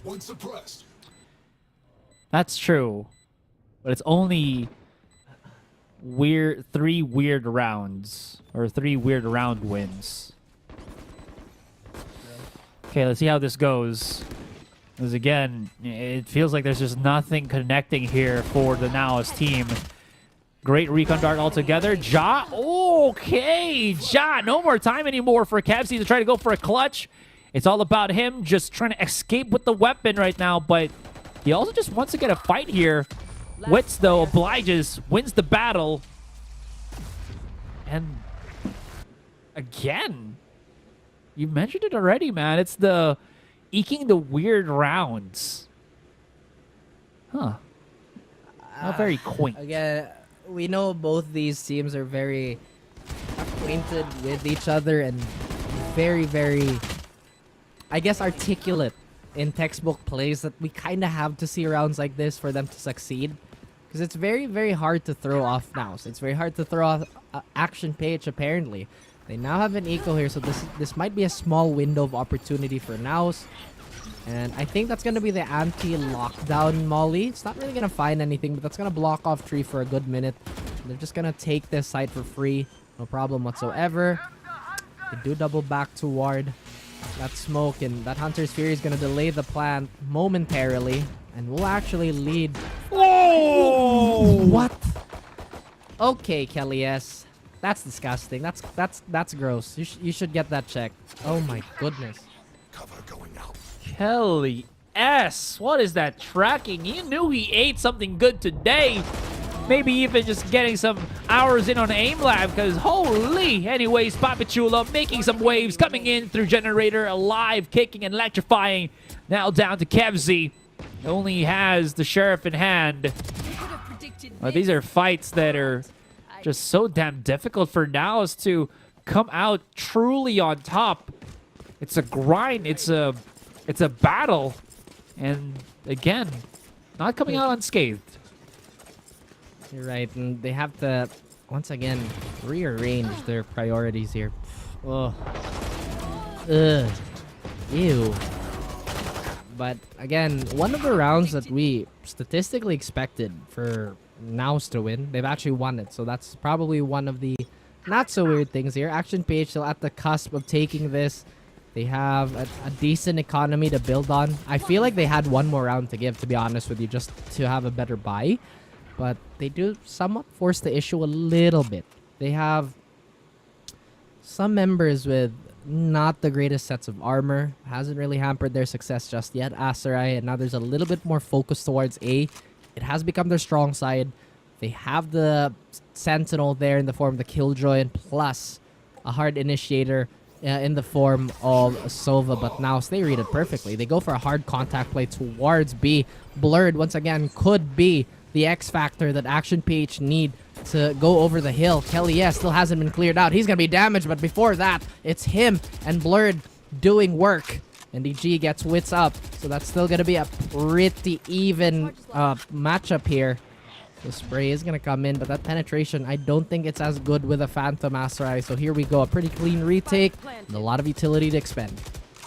You talk about how not as good penetration, but Blur somehow actually finally gets the wall bang through. Oh, and with Ja. Oh my god, he's just being spotted out. They didn't even close the door, by the way, as NAOS pushed in. The separation on the smoke, and it's all down to one more Poppy. What was that call from NAOS? I get it. They wanted to push to the B site very quickly, but nobody closed the door, if I'm not mistaken. I don't think so either. Yeah, they just... Yeah, I know I sound far away, okay? Yeah. I'm trying to fix something here. But I'm not the only one trying to solve a few problems here, Aserai, because so far, despite NAOS getting that miniature swing, I think they've actually really found the crux of the problem. Well, can't say that Action PH isn't doing good. They're doing amazingly in this second game. Maybe this is what they were kind of hoping for. Maybe this is the... Not really hoping for, but rather the the graph or the curve of the game, right? They start off slow on Pearl, heat up, get it close to 11 to 13, even though they lose, and now they've completely flipped the table on its own head. There's actually a purchase for NAOS here, but still. Oh. Ja does get that opening kill, and Wits coming alive too. Micro, we've talked about him as a bit of a hero and a bit of a star for Action PH. Fakes a teleport. I don't think that's actually going to confuse NAOS here, as they've already backed out, so maybe just outside of the range for the sound cue. Derek has so much utility towards tree, so I think this is not going to be a viable option unless he gets caught by that 0 point. You can see Wits already has it. You might just have to throw this deep. I don't think the read is there, so it's going to be full contact. The alarm bot and the turret is going to give him a bit of a problem here. Did he actually dodge it? Yes, he did, but didn't pop the double nano. Wits gets the plant out, Sarai, and this is pretty much a do or die for them. No more room for error, and definitely not a lot of good merits in losing this map. Now they're in a very desperate situation. Micro flank. Yep, NDG not expecting it. The thing is, I wonder why NDG actually still played super hard on short. Yes, there is the Killjoy lockdown for Derek, but there's also the Killjoy lockdown for Mojo there, so they could just, again, answer ultimate for ultimate. Any case, because they used it a whole lot more, they actually got 2. All right, just a game of peekaboo. If I can see you, Tom and Jerry. Did he spot him? He did. Quick cleanup kill here for NAOS. They're starting to build steam. They're looking a lot more decisive with their round wins, but it's so hard to tell how far this can go evenly for them, especially when, again, Action PH are already at match point. Wouldn't it be funny if we got another overtime? Ain't it fun? Living in that real world. Yeah.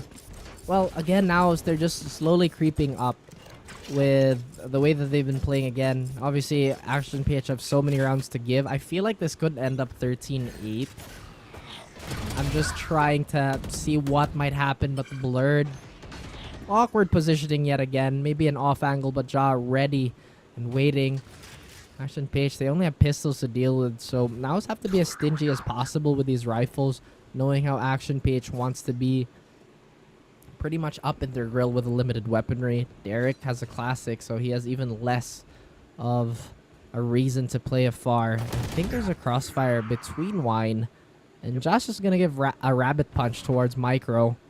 Kelly, yes, and the rest of the gang still has not seen a sign of where the NAOS players are.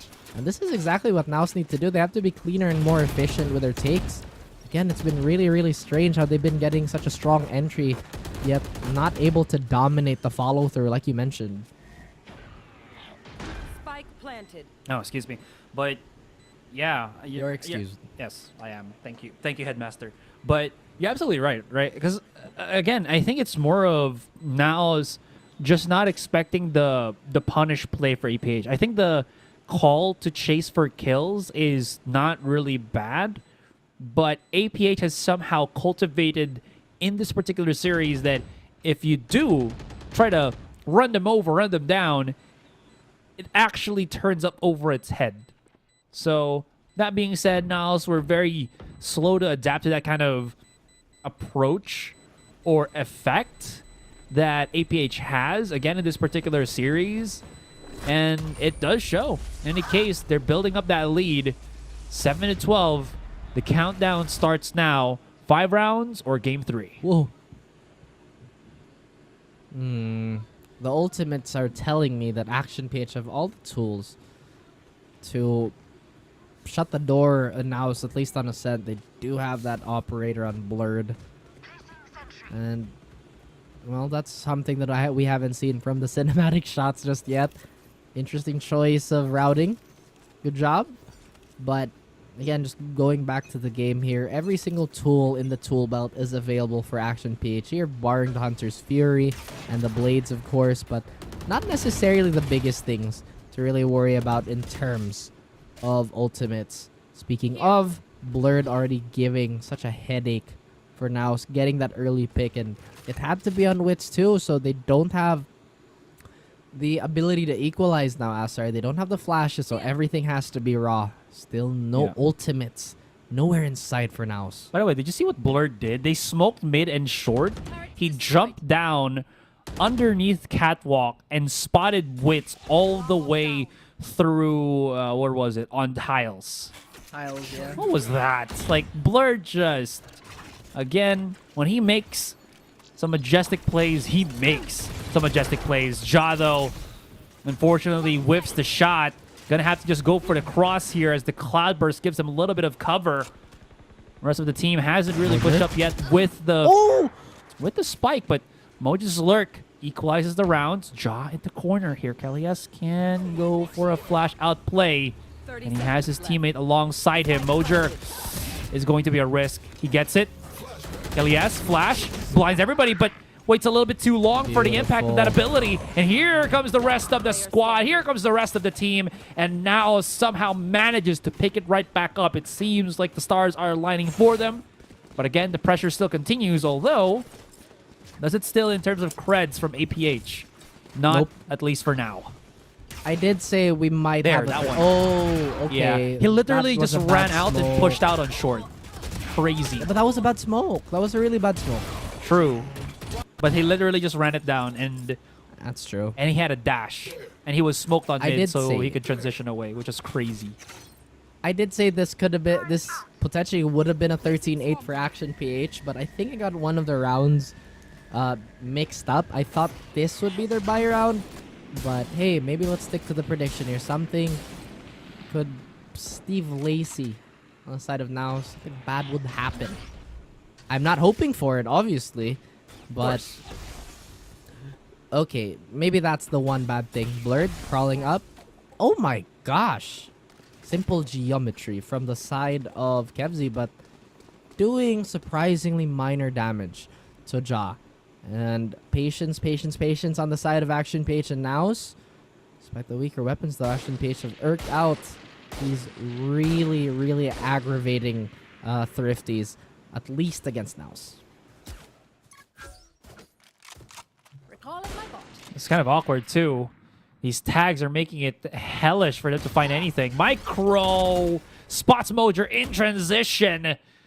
Oh, this is bad. They need to find some picks before anything else. Wits realizes that he can't really leave short just because of the map control plus the weapon that is lying right there on Catwalk. But here comes the rest of APH. Wits, was he spotted? Okay, he's holding on. There's the paranoia. There's the nade. Actually forces him back, but he still gets away with bloody murder as he equalizes the fight right now. And you give the weapon to the best player for APH in this game. It's Kelly S. Oh, gets himself the Phantom, gets closer and closer. But the trades are equalizing. This is so risky, though. NDG. Oh, he needs to wait for Papichulo on the swing. If he loses this fight, this could be fatal. And he's going to be able to clutch it. 9-2. 9-12, excuse me. And that's the first time you said bloody murder the split, too. I've been keeping track. Really? Yep, the first time. And like you mentioned, this was just way too close for comfort for NAOS. Hopefully on the side of our boys in blue, they're going to be a little more cautious now. Blurred, again, that operator completely reinvigorated Aserai. Definitely not top fragging, but everybody in Action PH, look at the frag distribution. It's just super even. Nobody's really underperforming. Meanwhile, on the side of NAOS, very similar actually still. Slowly equalized, and a null command actually coming out on the side of Action PH. No, on NAOS, but Blurred still has not been dealt with. Kelly S on a rampage gets Papichulo, but that was a sacrifice NAOS was willing to make. Micro nearly gets one here, and he has been ballistic. He's been trying to break through the NAOS guard so much. And Ja, he's kind of playing with fire here, Asar. If he missteps this peak, he could be dead. But Blurred has been discovered. The Hunter's Fury is going to come out from the bottom here. It's going to direct the attention away, but Kevzi's too sharp. And oh no, indeed. This is where NAOS hit that emergency button. It's a 3v4, but time is winding down. It's all up to Mojer really to keep this together, to keep the crossfire alive. And Wits is completely blind. Derek has no problems about it. And Mojer, like I said, an important piece. As long as he's still alive, this is still very much doable. And now Action PH, they have to push him out of the corner. Mojer, does he expect the defiance? He does! And does he see? Yes, with absolute clarity. And a 4K to save the round and keep the game afloat for NAOS. They are coming back with a vengeance. Yo! I mean, I knew that the lockdown wouldn't really be painful enough. It's because of how close the spike was about to explode, and again, half the time to defuse the spike to the lockdown in itself.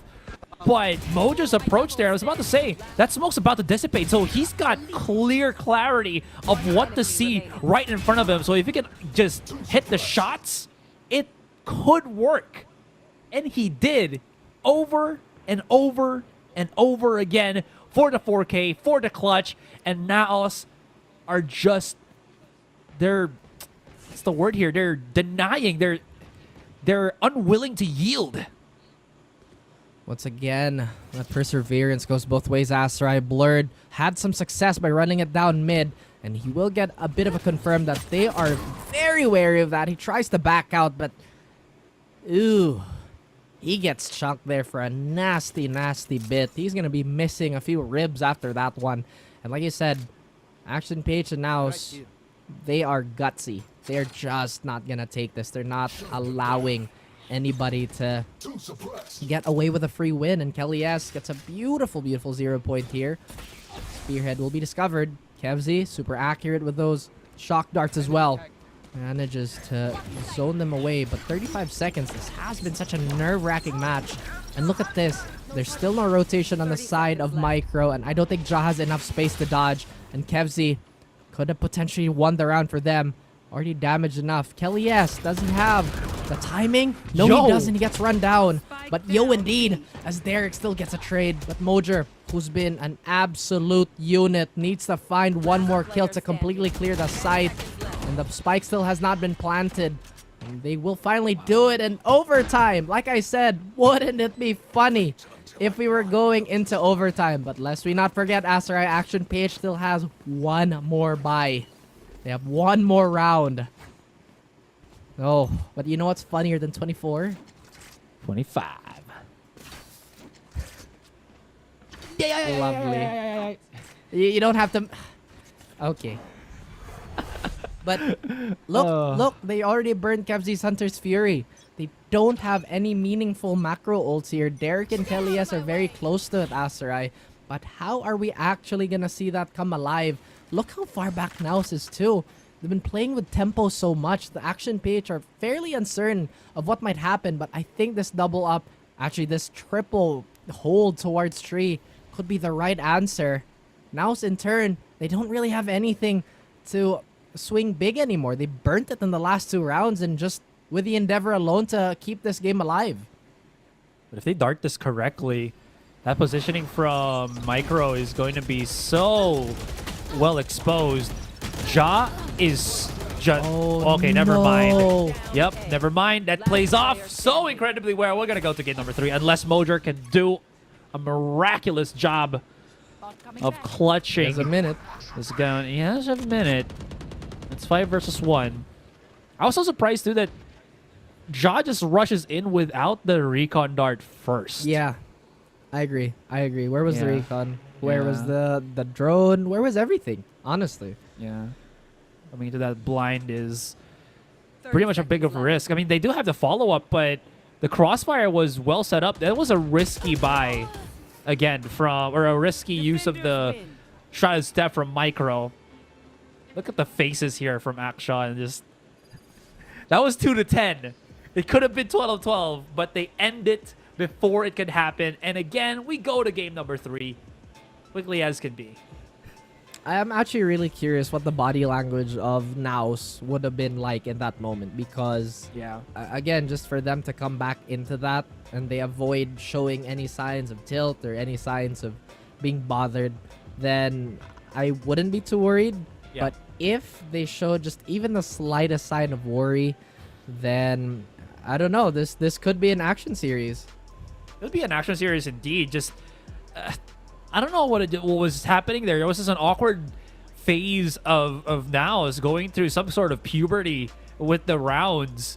Just, it felt super, what's the word here? It felt gritty They had some great intros to the site. Unfortunately, can't really convert, whether it's because it's just of transition or whatnot. But undeniable fact, APH not missing a beat to play this game absolutely perfectly. Kevsey was hitting shots, Kelly was making gorgeous plays, and Blurred, he would just go ballistic to chase that one operator kill that could change the outcome of each and every round, and it shows. I'm really not sure what transpired in that last round, Asarai, but again, I understand that they wanted to go off tempo, but man, that is an ace for the ages. What a call by Micro there to just hold down the fort, go for the fake. Again, experience super telling, and Derek's turret making this such an awkward sequence for NAOS, really. This has been, honestly, a map that's been just against NAOS. We've seen so many sprays, so many shots just like that, and weird utility interaction, to be honest with you, that it has been just perfect for Action PH. Yeah, what a nightmare of a comeback too, supposedly for NAOS there. They had one more step, and the last round, the round that could have given them the OT, was plucked away from them before they could even make anything happen. Look at how many rounds they had to grind through that. 2 to 10, man. That was exactly 9 rounds. Oh. 9 rounds. In any case, it's going to be, of course, delivering the win with Grab Unlimited, APH's Kelly S. Absolutely phenomenal plays with his KO. So that being said, going on to Icebox, even though that is a scary map of NAOS, Action PH, they look well prepared. You're right. They've looked absolutely ready, and you know, fortune favors the word escapes me at the very last, man. The prepared, like we mentioned. But again, Aster, I feel like we've been running out of, I guess, ideas of what might each team bring to the table now, because it seems like they've really brought all the extremes, from whether it be a super tempo play or it be a super slow play. Yeah. In any case, that was just a peculiar way to end things. It's gonna be a good minute, I think, before we see a match like that. Yeah, anyways, you know what? We've gone through such extreme lengths on both of the games. Now we're going to go to extreme lengths to get to game number 3, guys. We're going to come back after the break, and when we do, it's going to be Icebox.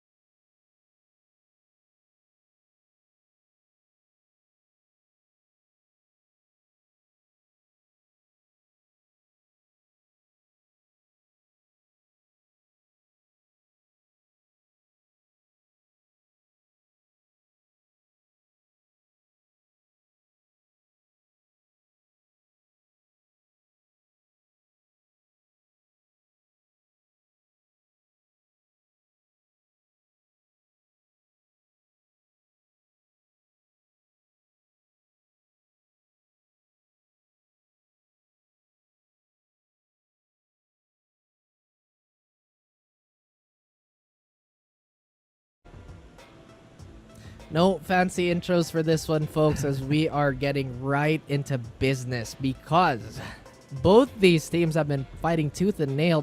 Both these maps incredibly competitive, and might I say this is actually pretty much like playoff quality games already. They're throwing so many strats, and some might be a little unorthodox, but still, it's been working out for some of these teams. Once again, my name is Raf, that is Asarai, and here we are for game number 3 between Action PH and NAOS. True. However you want to, describe what was happening to NAOS in that second game, you can't alleviate the fact that Action PH was, again, just so incredibly well done with how they execute, how they were able to go for their clutches, and it can't be just, again, sheer luck that we got ourselves a 2-10 in the first half, Rap. I'm just saying that. So with that being said, we're going to get ourselves a well-deserved game number 3, guys, coming in to Icebox.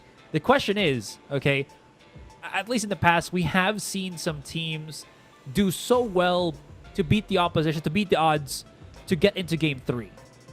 The problem sometimes, I'm just pointing it out, is the matter of stamina, right? So is that gonna happen? That's fine. Yeah, is it gonna happen to Action PH, or maybe they keep the pressure rolling and now it's NAOS that has run out of steam because they were definitely gasping for air, during that second half or second game, excuse me. That's a very, very bold statement to claim again because NAOS is pretty much an Iron Man of a team. We've rarely seen them gas out, and we've actually seen them be the type of team to really marathon it out. And I feel like with this type of play style that's pretty much mirroring the pace of NAOS, maybe NAOS, like you mentioned, is having just that much trouble with a grit and grind.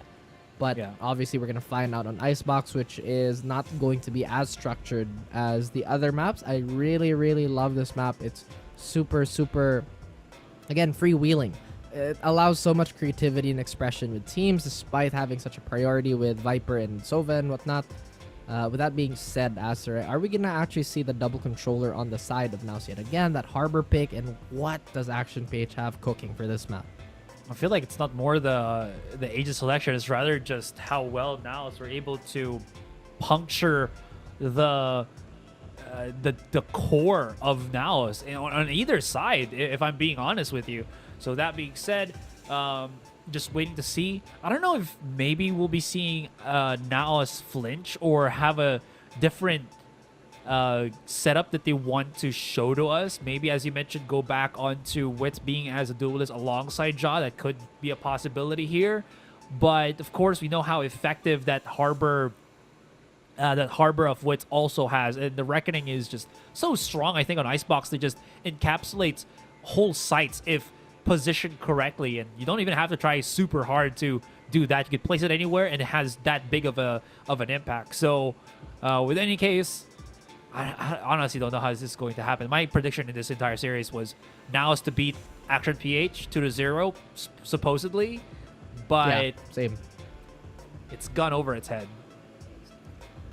Well, I feel like this is also revealing one of the things that is a bit of a win condition for Action PH 2 is that Micro has to be online, because so far, every time Micro has performed, it's been a pretty convincing case that they are well within reach of VCTPH's pantheon, so to speak.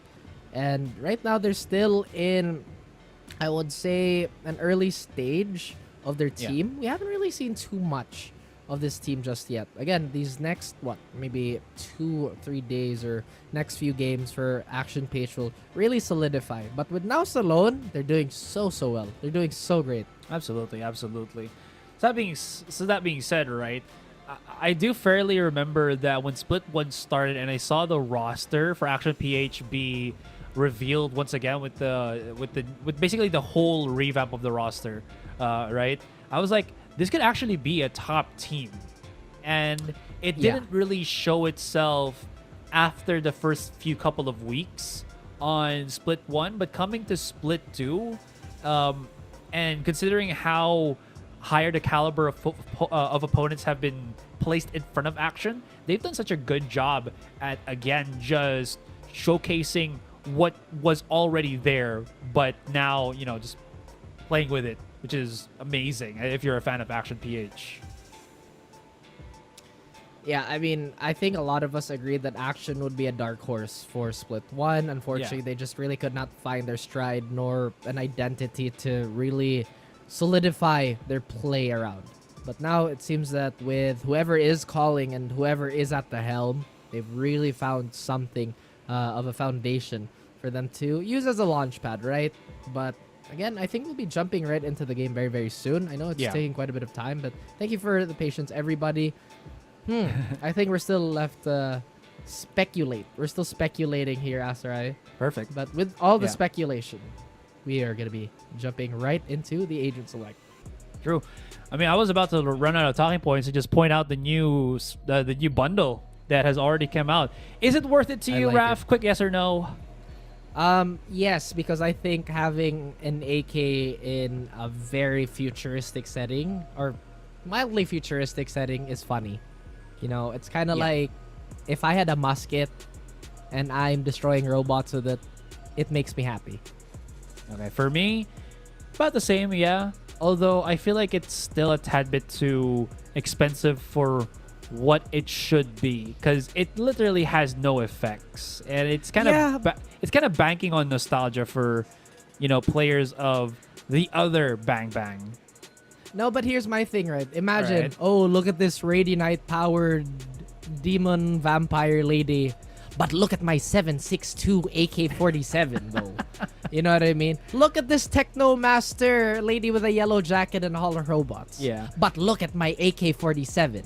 You know what I mean? Yeah. Look at this killer robot designed to be a Terminator. Okay. But look at my AK-47. Okay, it's you see how funny that is? It's literally a Vandal skin with a Vandal with an AK skin on top of it, and it changes color depending on the sides. I'm not gonna upgrade it. Yeah, same. Of course. Who wants to have that pale green colorway on it? You want the nice little brown, the wooden finish. Anyways, just going hollering back onto the agent selection. Really is no difference to the comps that we've seen with the teams in the past. So we're still going to have Wits on the Harbor. Blurred will be on the Jet.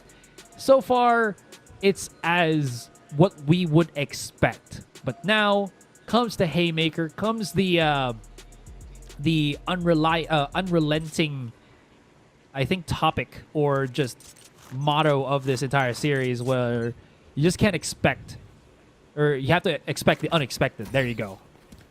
I think NAOS have to dominate this matchup, to be honest with you. This map, they really have to have a convincing win. Otherwise, Action PH is going to be yet another usurper to the throne here. And look, they're already very wary of potentially a jail push, but none of that is happening here. Kelly S is going to be tagged up, but he's going to back out. And again, after this game, I'm pretty sure all eyes are going to be in Action PH, if not more so than it already was. True enough. Because again, we do have somewhat our split 2 starter or split 2 power rankings for the start of, well, the season, but it could always change. And now it seems to be much better than what I was expecting. Lots of bullets expended by Jaw just for that, and he hasn't even dealt with Blurred here. Kevzy and teammate already make quick work of that, and the numbers dwindling very quickly here for NAOS. Now, quick little plant here for Wits. That's going to allow them a quick little run through back onto A main. But it's just a pistol round, so they can't really play far back. You know what I mean? So, that being said, well, here comes the battle. It is a battle, Asarai, but Kevzy is making this a bit of a slaughter. And you know what they say, it's only a rivalry if you're trading blows. And NAOS, wow, still losing another pistol, man. Usually on Icebox, they don't necessarily drop their pistol rounds and their, I guess, dominance. Action PH, this is truly a phenomenal performance from them overall. Even on Pearl, even on a map that's supposedly so super leading towards NAOS. And now Icebox could be a similar story. Man, just from out of nowhere, right? But at least it answers my quick question that APH doesn't seem to lose or hasn't seemed to have lost that steam. And again, it's very early, obviously, in this third game. But with that kind of movement, at least it's a good indicator that they're still very much prepared as to what NAOS can offer in this particular fight. Anyways, that's a little bit too hairy for them, but Micro's got a little bit of support for his teammate. Not too bad. 1-for-1 trade, though, does have his utility to stop the opponents from rushing into the B side, allowing his teammates to go for that rotation. Can already see it. They're spread a little bit thin here, but NAOS have overstacked themselves on B. Couple of tags there, left and right. A little bit of a lurk from Mojer on mid, but NAOS are still trapped here only with the Spectre in the hands of, I believe that was NDG. We're only really left to wonder what might happen to NAOS here if they do drop this round, but it's still looking fairly even now, sir. I like that there's a little more priority over this hole in the wall, and a lot of teams have been centering their defense or just putting a lot of importance towards it, and I like it. I think it's been super underrated, but this time around, a bit of a trade going in the favor of Action PH has been equalized by NAOS. And NDG, who was such a great performer in that first map, will be left to his own devices here to defend the spike from a very healthy Derek Blurred combination. Derek will try and strike, and he will make NDG bleed.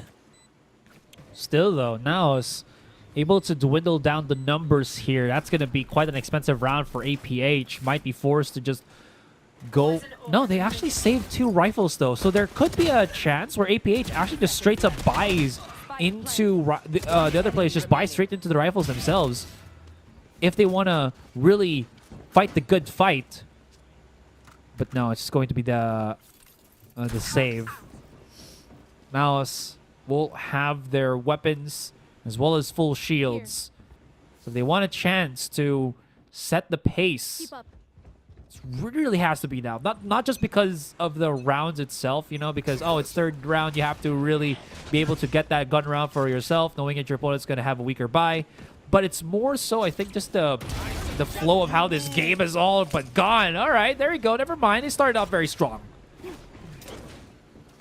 Pretty strong start still, Aserai. And they just have to try and get Action PH out of the way here. I feel like before they overcomplicate things, they have to focus on their strengths and just kind of reestablish that they're still NAOS. You know what I mean? Like, I know every player and really a lot of our pro teams can be prone to overthinking, considering all the options that present themselves. But I like this. Ja's playing in a corner where might not be expected here. And again, like I said, Kelly S is the perfect example of that. Ja pushing forward. Ja has had many aces in this map alone, but Wits will provide ample support and get Kevzi out of the way, and NAOS will finally strike back. NAOS getting that dub.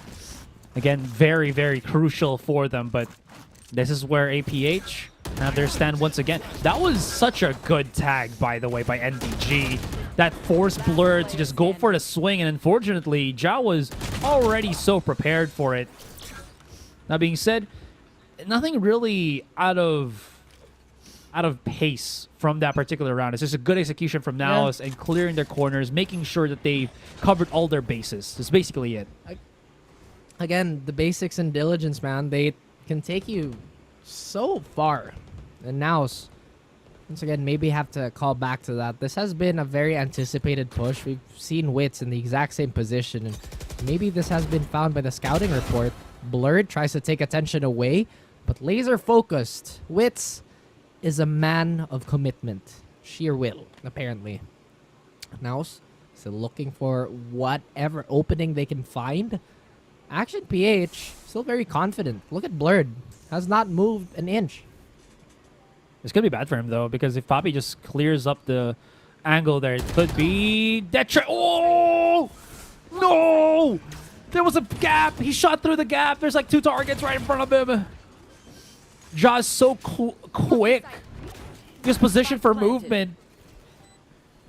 Oh, that is heartbreaking. 3 versus 5, and Yep, they are. You already know when it's that kind of body language, it's going to be just a full save, go into the next round, have your weapons and eat it. Or use it, excuse me. I guess we're nearing dinner time, that's right. Seems like the hunger is getting a little more apparent for you. True. But now they're finally hitting a stride. I like the call by Action PH to go for a save. They understand that their economy is so close to just being in shambles, but they're gonna have a salvageable run in this next round here. Josh's gonna have blades though. I'm not entirely sure what that's gonna allude to. Maybe he's gonna try and save it for an operator. Next round he's definitely gonna have one, if ever he dies in this one. Well, we'll see. Wow. Thank you for expounding. We'll see. Yeah, sure, man. Yeah, you want to just watch the game with? Sure. Sometimes actions speak louder than words.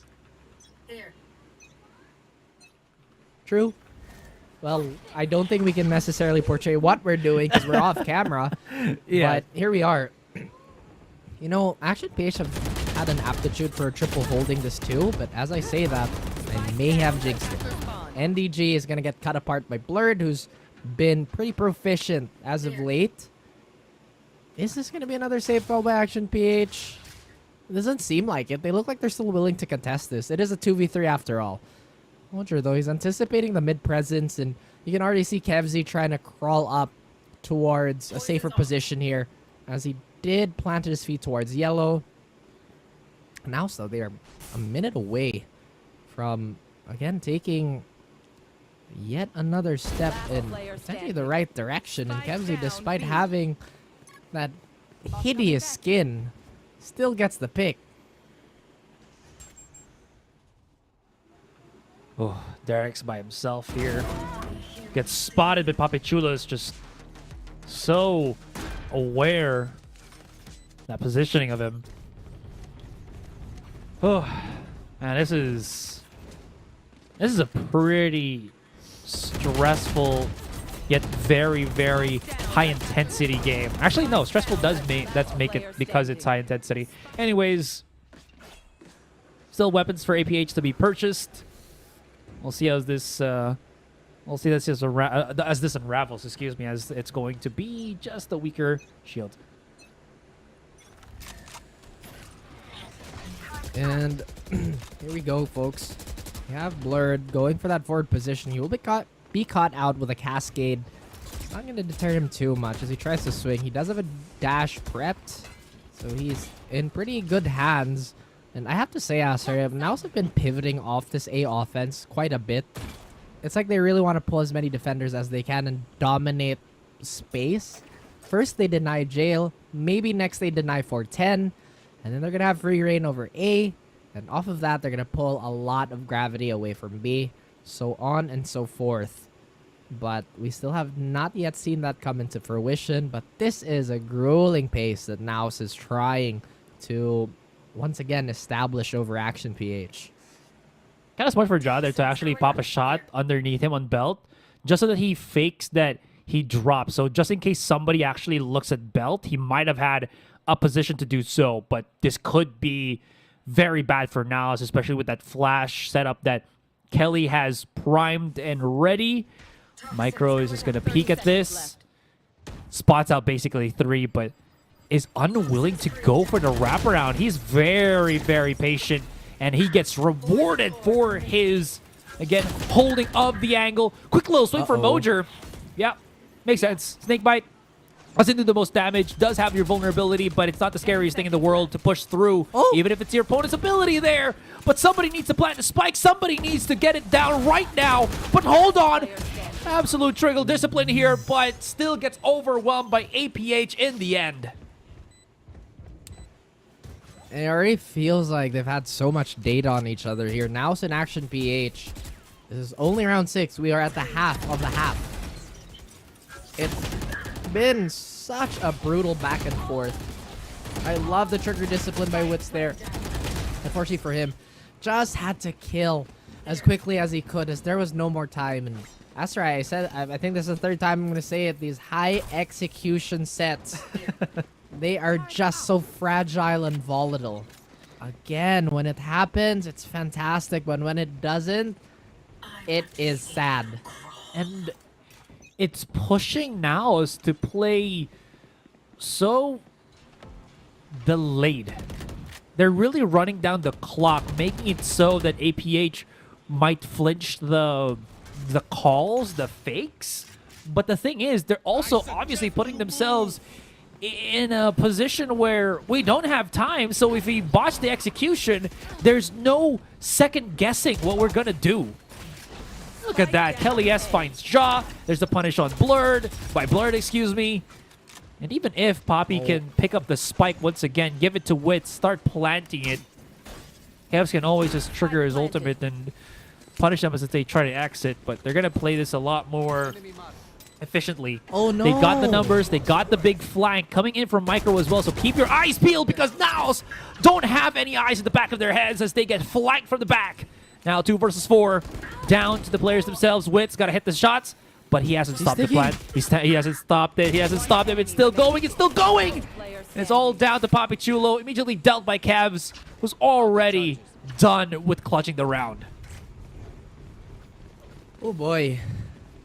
It seems that the tricks that NAOS have been employing against all their other opponents have been well discovered and well read by Action PH, Asura. And you can already see that they really were not expecting Micro to hard aggress on that. And I feel like had that drone not found Wits, he would have for sure lost that round.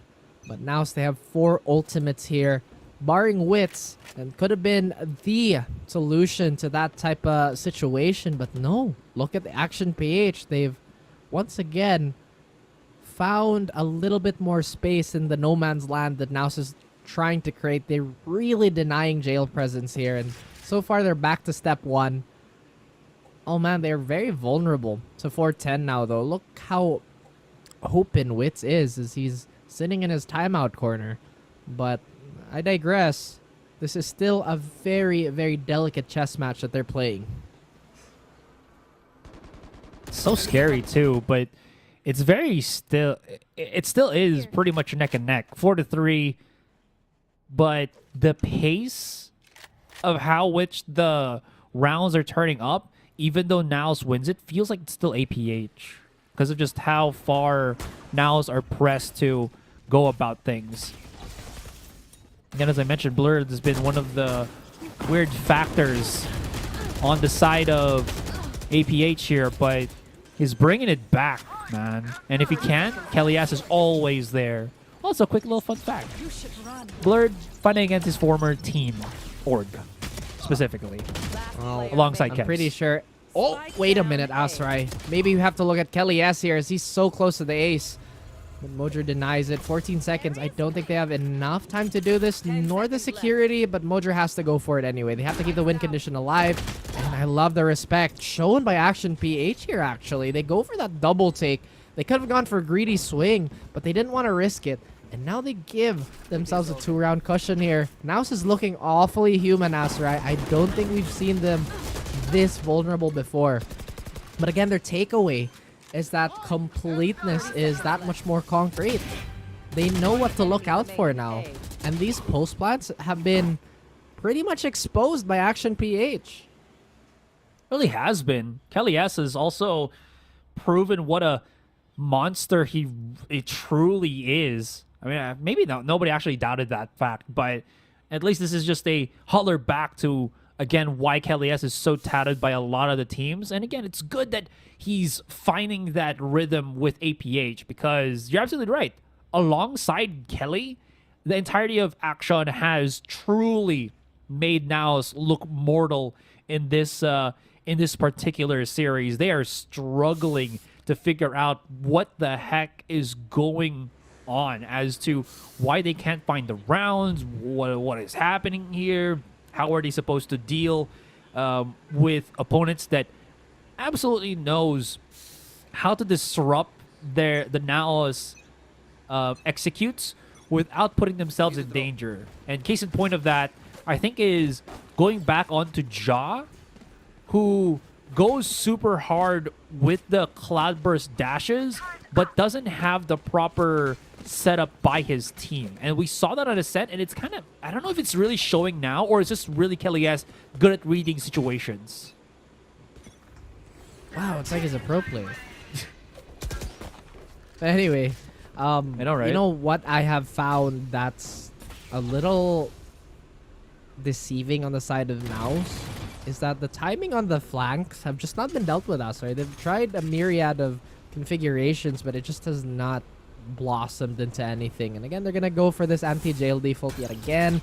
Try to crawl up A. They go for that high tide, and they're going to have a lot of space in the world to allow for this post plan to happen. But Action PH has been winning it, to be honest.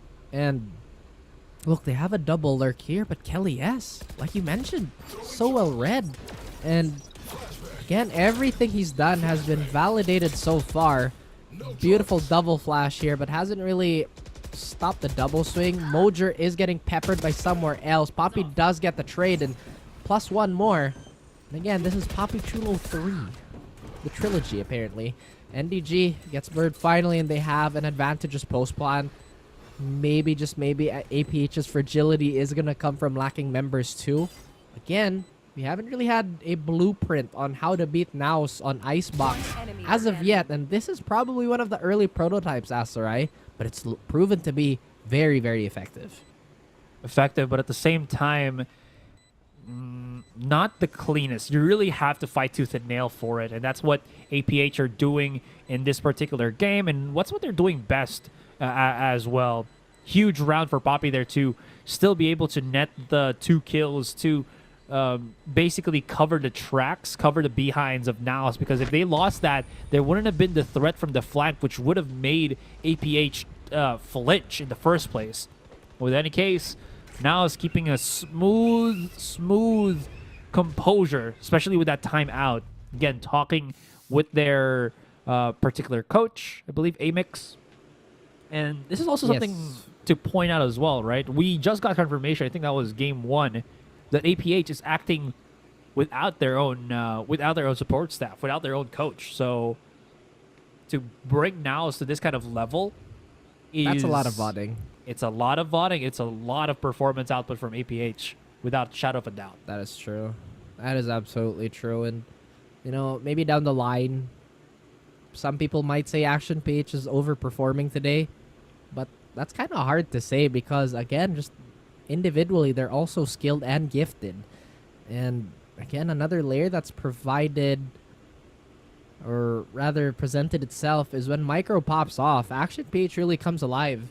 It's really pretty much a bane of any team. And I like that they go for the timeout again. They understand that NAOS have adjusted. What can Action PH do now? I don't think they've actually snuffed out this jail default. After they're going to go for it again. Wits is going to hold for jail, but there's no presence towards 410. But then again, every attempt that they've had to clear out lobby has been pretty much been very uninspired. There's not a lot of utility they're throwing out. There's not a lot of investment whatsoever, and they've really just kind of left their A side to be vulnerable. Granted, it is an eco round, so they go for something pretty cheeky towards that B side of the map. Yeah. Could actually work if ever anybody was holding the lurk or just trying to expand the map control of NAOS, at least at the early stages of this particular round. But I think once they start to figure out it's going to be a straight up push on the A site, that's when the 3 players of APH will start running right in. But I do like the smoke on mid, though. This actually stops that from happening because they have to respect that there could be somebody still there. And look at that. Blurred is going on the other direction. Now they push out. Now they're going to say, okay, even if it is the case, we still have like 3 bodies to go trade at one person just in the nick of things. But, well, that being said, look at how just cautious APH are approaching this. You know, look at Mojer again. This is such a far cry from what he was doing earlier with this anti-flank. Somehow Kevzi actually still has a Vandal here. Oh my goodness, man. Please change your skin. That's hideous. Kevzy, I love you, bro, but that's ugly. That's an ugly skin. Mojer will agree with me. And Derek's still getting maximum value out of that Frenzy Asteroid. Unfortunately, I don't think they have enough time to really do much else except, you know, jump into the event horizon. But this is still a very, very tightly contested half. You would think NAOS would have a bigger advantage on the attacking side. You'd really think though so too. But with APH doing so well again, not really the farthest of things to actually think about. Blurred has purchased himself the operator, which could provide some impact. We have seen again. He doesn't need to get the multi-kills. He just needs to stop the point of pressure of NAOS. And that's usually Wit, or excuse me, not usually Wit, but usually Jaw. You see how this pans out? They set up quickly. Oh my god, Micro's right in front of them. They go quickly for the trade. I mean, he was just going to go for the one and done. But what is happening? Trade for trade here. Blow for blow. 3 versus 3. And a spike being planted. Whoa. And Ja goes for a very wide swing here. They finally remove Kevs from the playing field. And Blurred, if there's no immediate reaction from this operator, and again, no immediate value, then this is as good as a save. But now it's a clear 2v2. NDG's playing for that post plant. Very awkward spot though, as he has to take care of Derek, and he does exactly that. And he's gonna dance, he's gonna jiggle. Wits, and a 1v1 again.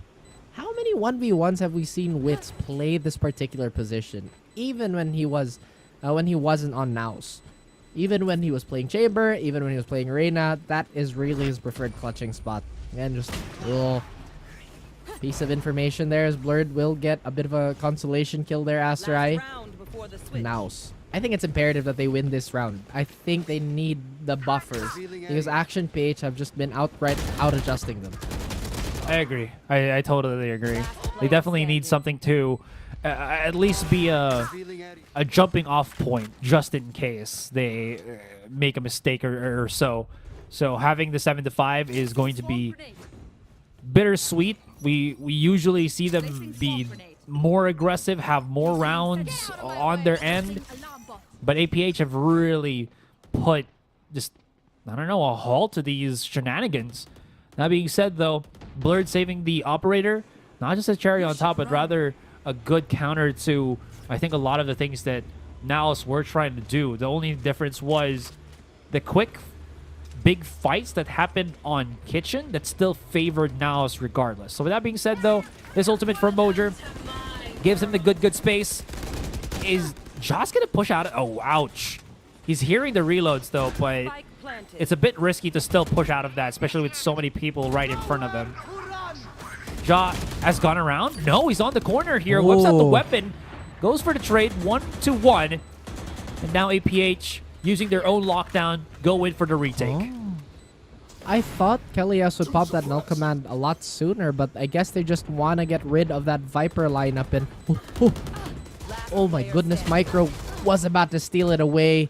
But NAOS, they get that coveted round buffer that we were talking about, Asterai. This is going to be a swap. Double controller. Obviously, now they're going to be forced to be a little more active, especially with having the Harbor on board, just to maximize his value. But then they could also just have a hyper-aggressive retake style. I'm very curious, though, how this might pan out for Action PH, because obviously they have the KO, and I think KO provides, well, super obvious, right, that the suppress is going to be super annoying, but it can really disjoint Wits in particular. That high tide is going to be really awkward. Sometimes it's going to be cut if the null command or the 0 point is going to be on time. But again, speculation. We're all about that application now, as Action PH are geared for a very heavy B hit. Papi Chulo anticipating a dart towards his direction, but no dice. And I'm actually really surprised that NAOS is still putting a lot of attention towards mid. The thing is, even if the KO Blade is there as a threat, if you're far enough as the Harbor, you could still curve or throw out or stop your Cascader high tide at a certain distance. So as long as Wits doesn't play like right beside, you know, the the KO blade, I feel like he's still going to be fine. Kelly, yes, what a position for him. Yep, that's going to catch off John. Not really expecting. But it's a trade for trade. It's pretty equal up until this point. Still, they do have the post plant along for Action PH, as I'm describing. Big flanks all together. Another high tide to come out. And this could start things off if they can clear out the mollies here. This is going to be a big threat level defuse from NAOS. And definitely a big threat here, Asar. They already have the half, so wow, Kevzy still lands that. 2v1, Wits, who's in a bit of a precarious position, will finally get absolutely demolished by Derek. And like I mentioned, man, they really needed that round buffer because so far, ever since Ascent, they haven't dropped a pistol round. And that's really worrying on the side of NAOS. I can't help but think, though, could they have stuck that plant? I mean, not the plant, sorry, the diffuse. Could have been. We weren't exposed by the turret as well. It was the weird jump out. Who was that? I think it was Kevs or Derek that jumped in that made someone flinch. I think it was NDG that was defusing the spike. It was. Yeah. That being said, through the cover of the Cove 2, I mean, Wits already gave away the high tide for the Cove itself, so that was pretty interesting. Derek doing a good job. Actually gets away very cleanly too here, and Kelly S lines everybody up for a quick, well, particular round. Is now on their purchase, but man, you talk about buffer rounds and such, it is so well needed by NAOS because APH, they're pushing hard. I know they're not playing today. Are they actually playing today? But I think straight up head-to-head between NAOS and Oasis. I think Oasis actually have the better low buy rounds now.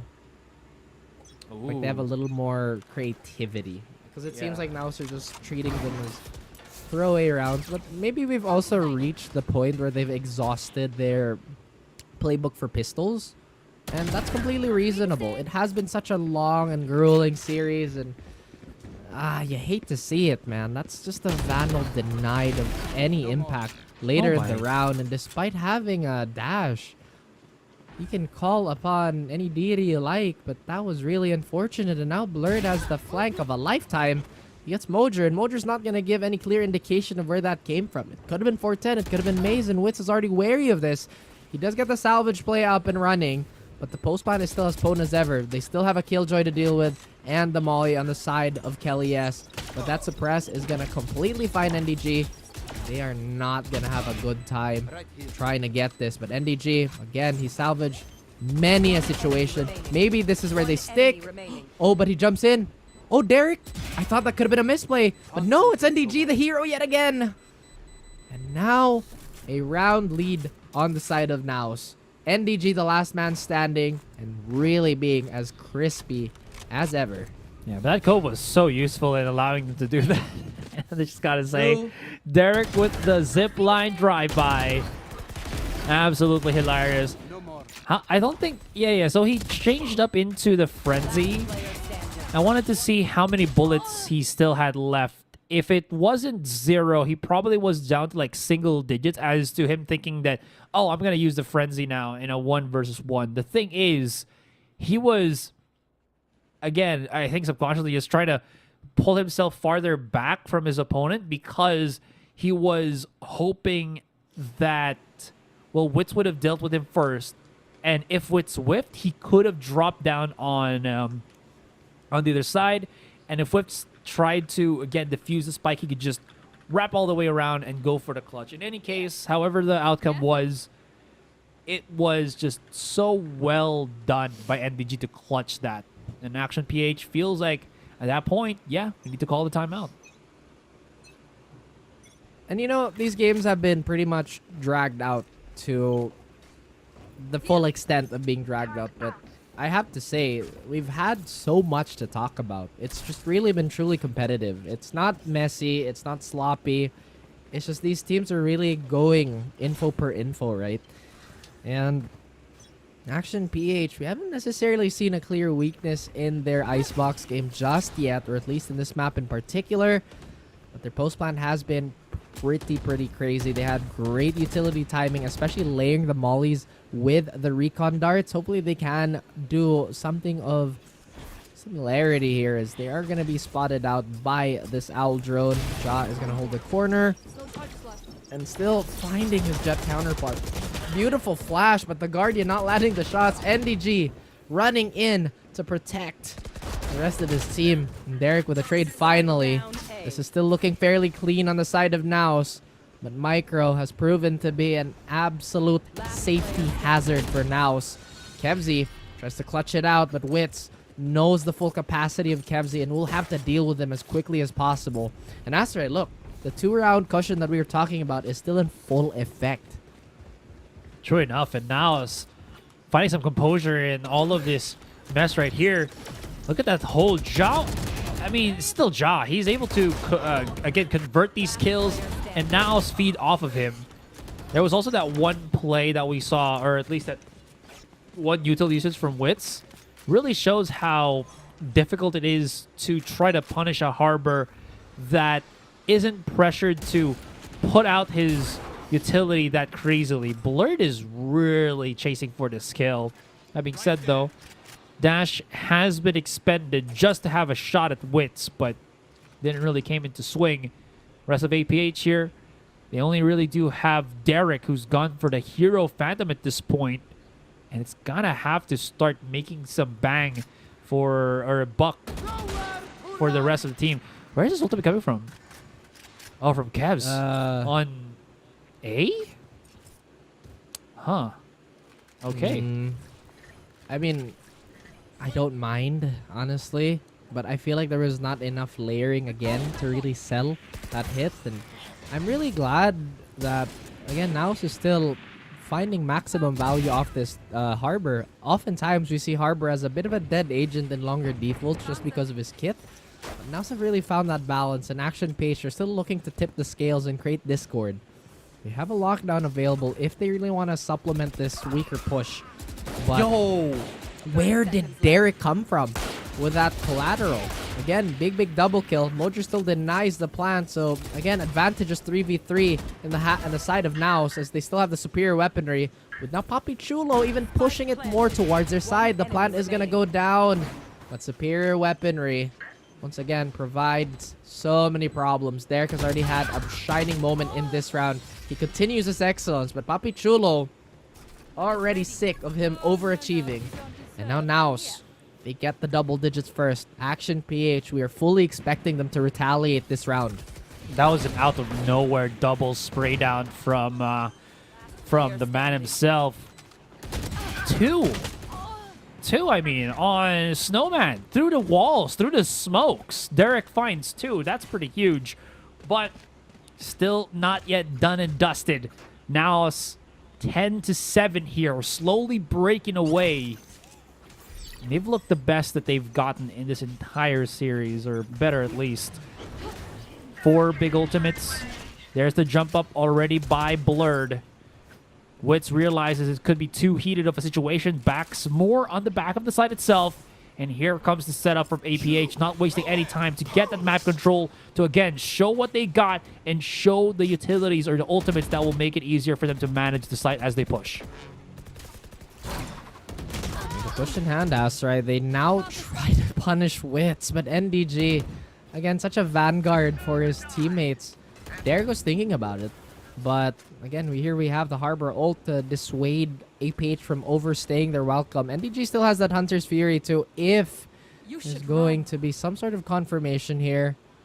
Are they actually going to counter this? I don't think it would be necessary at this point, as it doesn't necessarily encompass the more important bits of the site, but they're going to use it as just aggressive zoning here. Action PH, so expensive though.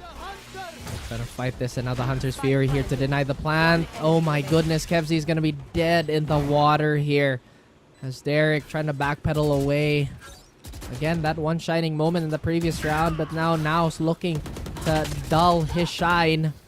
Looking to happen, and NAOS NDG is going to be the one to finally put him 6 feet under. And, you know, Asarai, that was... I feel like the right call still for Action PH. They saw that NAOS was leaning in towards that super retake style. Yeah. But, again, NDG just so good at being that, hey, don't come any closer. The thing is, right? NDG or NAOS at least had the call to, oh, they're going to use their lockdown. No need to use your Hunter's Fury to break that because, again, it was such a shallow lockdown. It's a shallow lockdown. It could clear the site, but it couldn't clear all the way through Snowman. And as you mentioned, what was good about that is NDG knew exactly where the spike was getting planted, so there was no chance for Kevzi to survive, even if they planted the spike. And Kelly S had to readdress the issue of losing map control and push up onto, I think that was jungle. But unfortunately, there was already someone that caught him off guard. I feel like the shallow lockdown was such an interesting dichotomy because it seems like with the forward push, they fully accepted that NAOS was going to lean into a retake. So going into that lockdown is just an extra layer of security, perhaps. But again, if it worked out, sure, doesn't make it any less expensive as the wall of NAOS is in full effect. Action PH suddenly firing duds at the boys in blue. And man, like I said, they have to kind of win this in a dominant fashion, Asarai. Otherwise, Action PH is subjecting the entire standings into a shakeup. Good reaction for Kelly S here, but unfortunately, too many players, too many guns to try to outmaneuver. Huh. I mean, in that particular round, not that one, because it looked just absolutely now-sighted. Could they have actually pushed up into the site itself, then the Killjoy ultimate? I feel like they could have. Like I said, they already got the confirmation that NAOS was so far behind. But again, that round in particular is what confuses a lot of us. NAOS looks like they're in full control again. It seems like they've undone all the mistakes in Ascent and all the small, I guess, nuances that made them a little more tender. Yeah, fumbled. Seems, yeah. Oof. This is rough. Because Blurred has already used this dash. They already know he's just going to be on the Guardian for the moment. And at least for the times that we've seen Blurred, excuse me, it hasn't really paid off in spades for himself. So that being said, APH taking their sweet time, but hasn't really actually given them much dividends. Every single nook and cranny of Icebox is basically covered right now by NAOS. Look at that. There's A main, belt. There's even screens. If they push through kitchen, there's going to be the turret. There's so many angles. There's so many possibilities. Look at all the space. You can call him Dragon. You can call me Raven. And again, we might see another ruined drum kit here, Astra, as no beats to March 2 as Action PH. Dead silence. Is momentum being cut down? And is that it? Is that going to be the dagger? Kevzi still has a few shots left in him. But unfortunately, NAOS has no issue of just letting one map go and dominating the other, Asarai. And again, they are looking so confident. Again, it's really in the body language. Like I said, if we saw the body language in Ascent, if they were worried, if they were rattled, then that could have been a bit of a problem. But right now, they just seem to be relaxed, and it seems like it's just another, what day is it? Let me check my calendar. It is. It's just another Friday. Just another Friday. TGIF. Thank goodness it's a Friday. But, wow. It's been a very topsy-turvy series. That was a grueling series, man. It really was. And I was taken for a spin, honestly, because we usually don't have these kind of games. In any case, let's look at the post-games real quick. Or post-game stats, actually, to be more specific. NDG. Honestly, NAOS really find their stride, especially in that second half. But APH they were rocking. And I honestly thought that they could have gone above and beyond, especially with how well Kelly S was playing. But the dips, man, the dips of APH in that second half was very much felt. I don't think it was necessarily a dip. I think really the problem here was that they found half of the solution to deal with NAOS. And honestly, despite all of that, NAOS still adjusted to give them enough of a cushion to comfortably adjust, like we were talking about, right?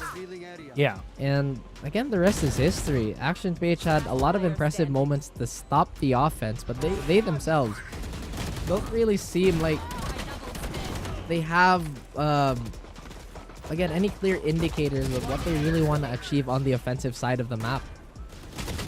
Especially this round. That was such a strange round. That was a suspicious round. But either way, guys, we're all very certain that this is such a great sign for Action PH. However, we have to focus our lenses on NAOS as Wits delivered that win with Grab Unlimited. Great showing by everybody. But Wits has been a beast of a different caliber. Still an onward and upward for Action PH. To think that they were able to put NAOS in that situation where they could have actually lost the series is still a great indicator as to how far this current iteration of Action PH has really gone, right? So with that being said, again, so many more things to watch out for here. Actually, I do want to double check things, but you know what? We'll talk about that later because the panel will actually finish things off. Again, my name is Asaray. With me now is Raph. We'll see you guys in the next one. Ng dalawang teams na to kung bakit sila yung teams at the top right now. Rico! Just ko!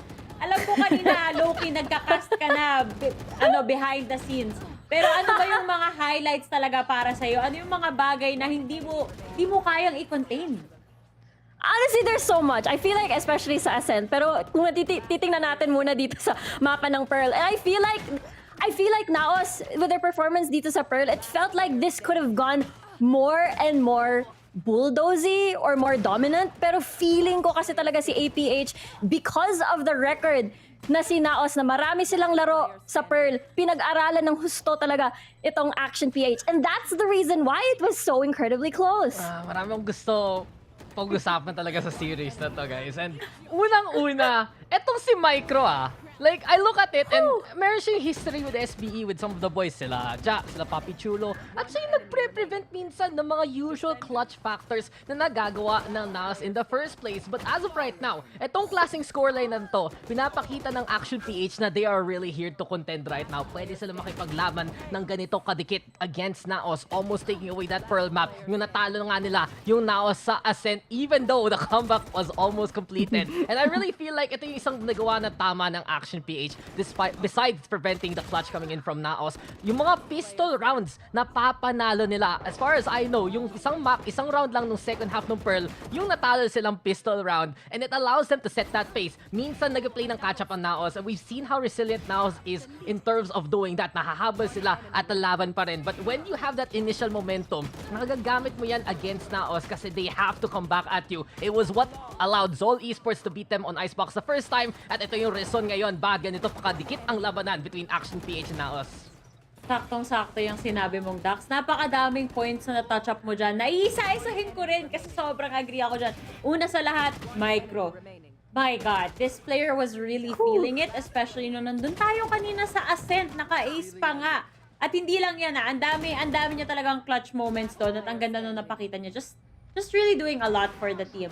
Pero dito naman, when it comes to the momentum shift, oo, ganyan talaga lagi yung nakikita natin sa NAOS, especially in this series, kung saan laging lumalamang etong APH. But somehow, somewhere, Rico, in the end, NAOS pa rin talaga yung humahabol at NAOS ang nagko-close ng series natin.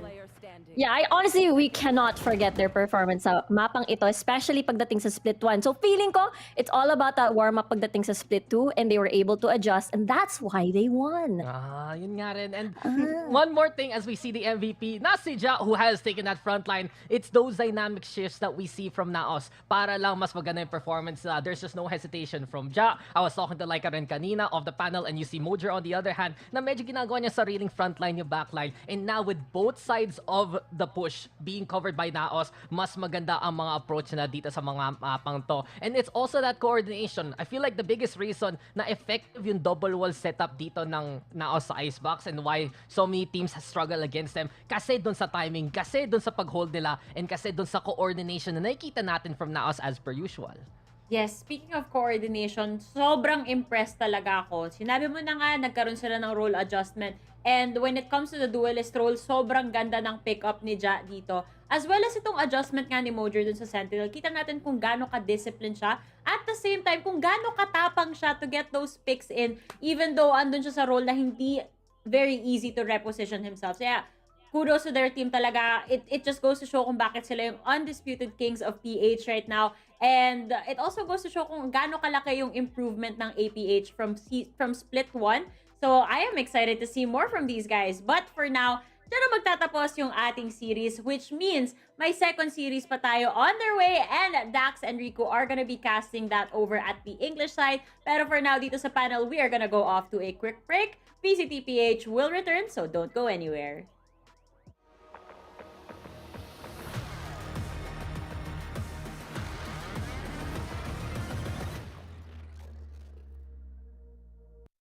Kaya ka iniwan ng boyfriend mo eh.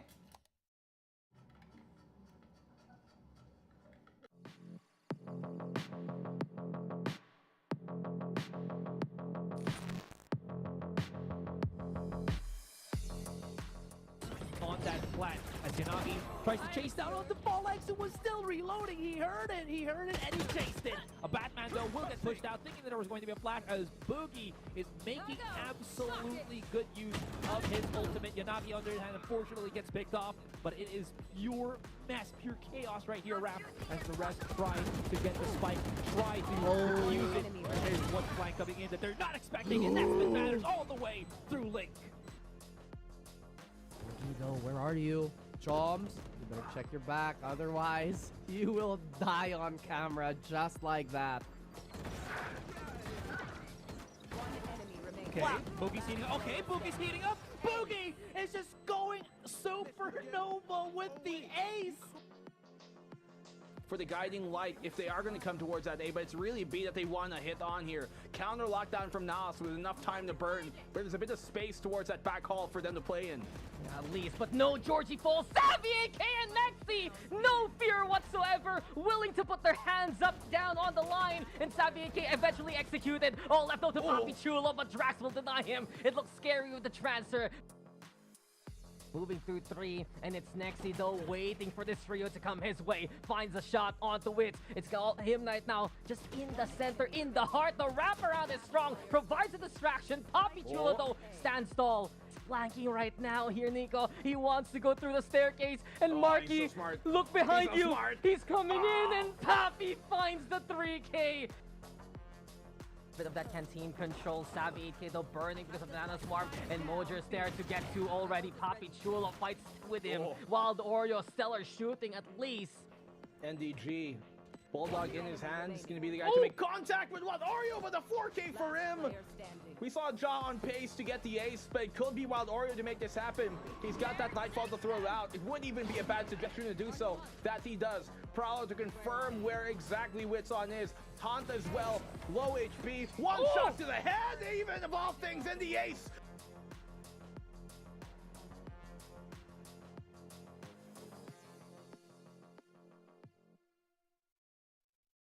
Hindi ba ikaw ang tatay ni Mark? Kaya ka iniwan ng boyfriend mo eh.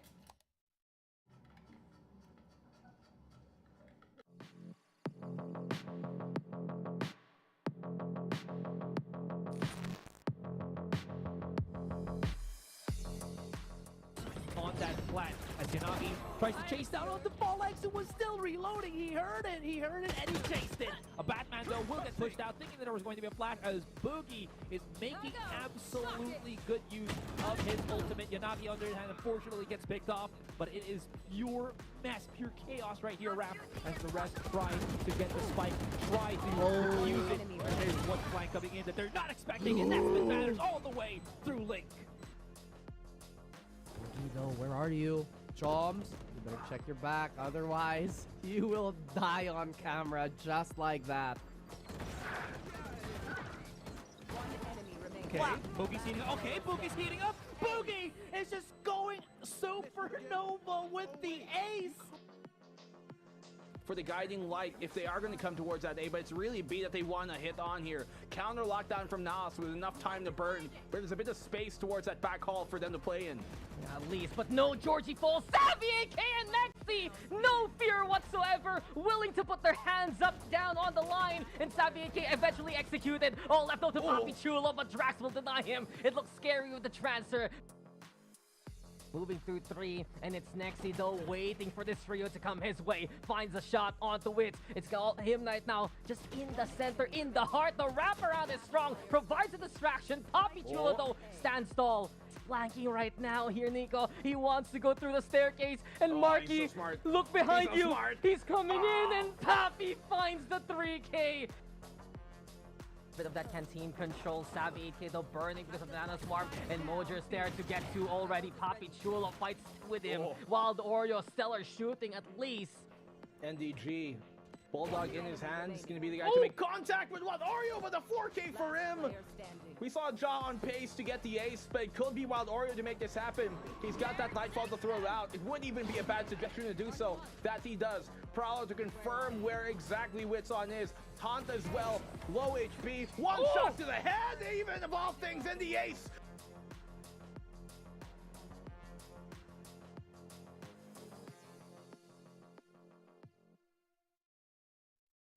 Hindi ba ikaw ang tatay ni Mark?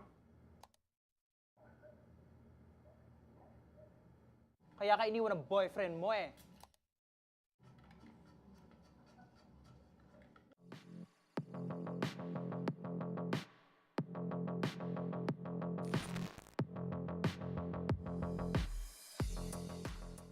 On that flat, as Yanagi tries to chase down on the ball legs and was still reloading. He heard it, and he chased it. A Batman though will get pushed out, thinking that there was going to be a flash, as Boogie is making absolutely good use of his ultimate. Yanagi on the other hand unfortunately gets picked off, but it is pure mess, pure chaos right here, Rap, as the rest try to get the spike, try to use it. There's one flank coming in that they're not expecting, and that's what matters all the way through Link. Where are you? Choms, you better check your back, otherwise you will die on camera just like that. Okay, Boogie's heating up. Okay, Boogie's heating up. Boogie is just going supernova with the ace. For the guiding light, if they are going to come towards that A, but it's really B that they want to hit on here. Counter lockdown from NAOS with enough time to burn, but there's a bit of space towards that back hall for them to play in. At least, but no Georgie Fall, Savvy AK and Nexi, no fear whatsoever, willing to put their hands up, down on the line, and Savvy AK eventually executed, all left out to Papi Chulo, but Drax will deny him. It looks scary with the transfer. Moving through 3, and it's Nexi though, waiting for this trio to come his way. Finds a shot onto Wits. It's got him right now, just in the center, in the heart. The wraparound is strong, provides a distraction. Papi Chulo though, stands tall. Flanking right now here, Nico. He wants to go through the staircase, and Marky, He's so smart. look behind He's so you. smart. He's coming in, and Papi finds the 3K. Bit of that canteen control. Savvy 8K though burning because of Nana Swarm, and Mojer's there to get to already. Papi Chulo fights with him, while the Oreo Stellar shooting at least. NDG. Bulldog in his hands. Going to be the guy to make contact with what? Oreo with a 4K for him. We saw Ja on pace to get the ace, but it could be Wild Oreo to make this happen. He's got that Nightfall to throw out. It wouldn't even be a bad suggestion to do so. That he does. Prowler to confirm where exactly Wits on is. Taunt as well. Low HP. One shot to the head, even of all things, and the ace.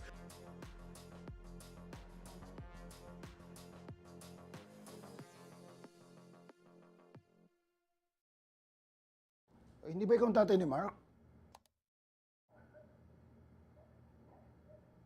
Kaya ka iniwan ng boyfriend mo eh.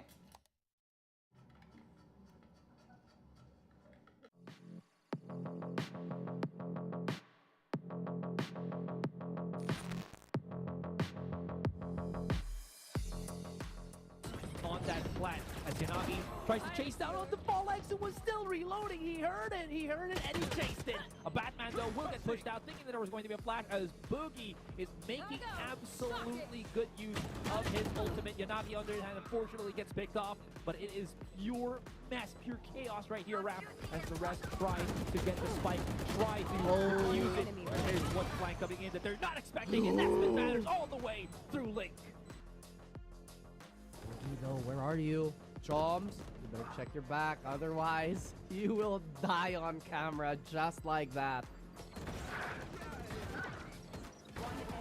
Okay, Boogie's heating up. Okay, Boogie's heating up. Boogie is just going supernova with the ace.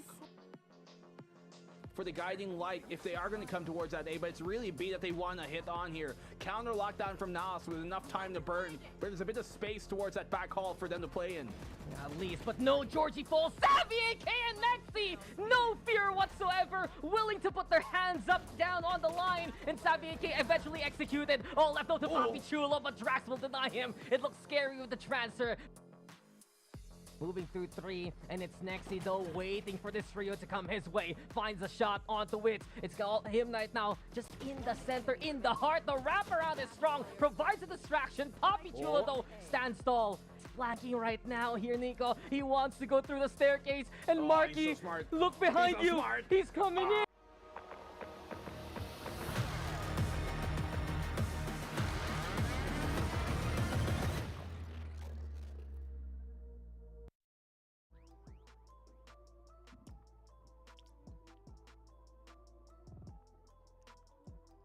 Muling nagbabalik ang VCTPH Split 2. This time around naman, naghatak tayo ng mga casters natin mula sa Filipino broadcast. Kasama natin ngayon si Osiris at si Ray Rayz. Ganun ba yun? Tama ba? Likeable. Pwede na.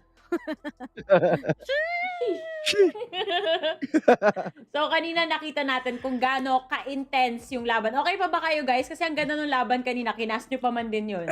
Medyo naramdaman namin yung mga intense na matches and sobrang deserving kasi labanan ng top 1 yun eh. And talagang they deliver parehas naman tulad ng Grab Unlimited.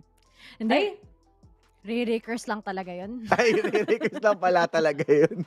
Sa bagay na kompleto Recados, meron tayong 3 maps, meron tayong overtime. Sagot dyan, re-rakers. Tama ka naman dyan. Pero dahil na-bring up na rin naman ni Osiris ang ating mga napaka-espesyal na sponsors, let's take a moment to actually thank them for making this whole event possible. So dahil dyan, maraming salamat po sa Riot Games, pati sa Mineski Philippines.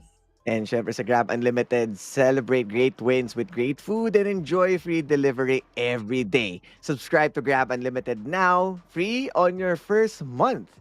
Enjoy free delivery every day and get exclusive discounts when you subscribe to Grab Unlimited. Don't miss out on our free trial on your first month. Grabe talaga. Sana all mapapa-order talaga ako dyan. Pero syempre guys, ang Food. ating VCTPH Split 2 is also officially sanctioned by the Games and Amusement Board. So big shout out po sa Gab dyan. Hello po! Hello po! Ayan. So back to business naman tayo dito sa panel. Dahil kung kanina intense yung labanan, aba for sure, etong next matchup natin, yan din ang action na ibibring to the table para sa ating mga manonood. Dahil una sa lahat, last time na nagkita-kita tong mga to, or hindi pa naman sila nagkikita this split, pero kilala na kasi natin yung mga players from both of these teams eh. Pero isa-isahin natin yan. Una nating ipakilala on this stage ang paboritong team name ng lahat ng nasa VCT, lahat ng nanonood sa mga crowd favorite. Heto, ang Rambutan ni Tatay.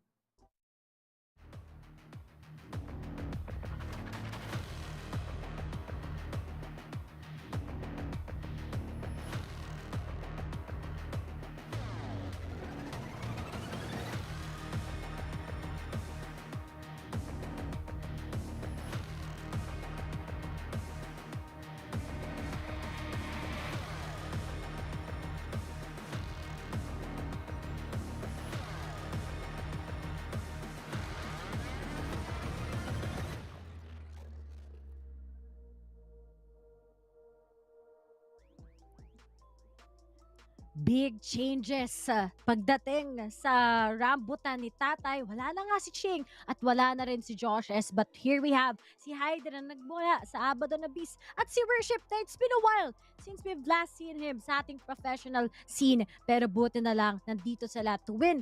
Maybe sa ating matchup against Zol. Pero nakita naman natin, it's kind of promising so far, Laika together with Osiris. Pero nga lang, mananalo ba sila sa Zol? Kasi yung Zol, di ba yung habol nila kahapon sa Oasis, sobrang strong din.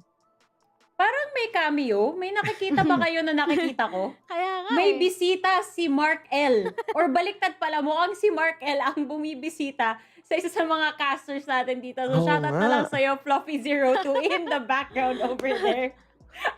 Hello, Fluff. Hello, hello. Yung pala yun. Nga pala para sabi ko, Yes. familiar yata yung background. Alam ko maganda yung background din eh. In-explain sa akin saan galing yung kahoy na yan, yung halaman. At yun pala, sa kay Fluffy pala talaga yun. And yun nga, going back sa Rambutan ni Tatay, they have yet to secure their own win. And this will be a tough spot para sa kanila. Kasi nga with the changes na nabanggit ni Ray, isa sila sa mga nagpalit ng roster. 80 test naman sila ng Zol Ragnar, which is one of the teams na may good synergy na kaagad. Pagdating naman dun sa makakalaban nila na medyo spinol na nga ni Osiris, di ba? Sakto, no pareho kayong may letter Z sa pangalan. So dahil dyan, bakit di na natin dire-diretso yung letters Z-O-L? Here is Zol Esports.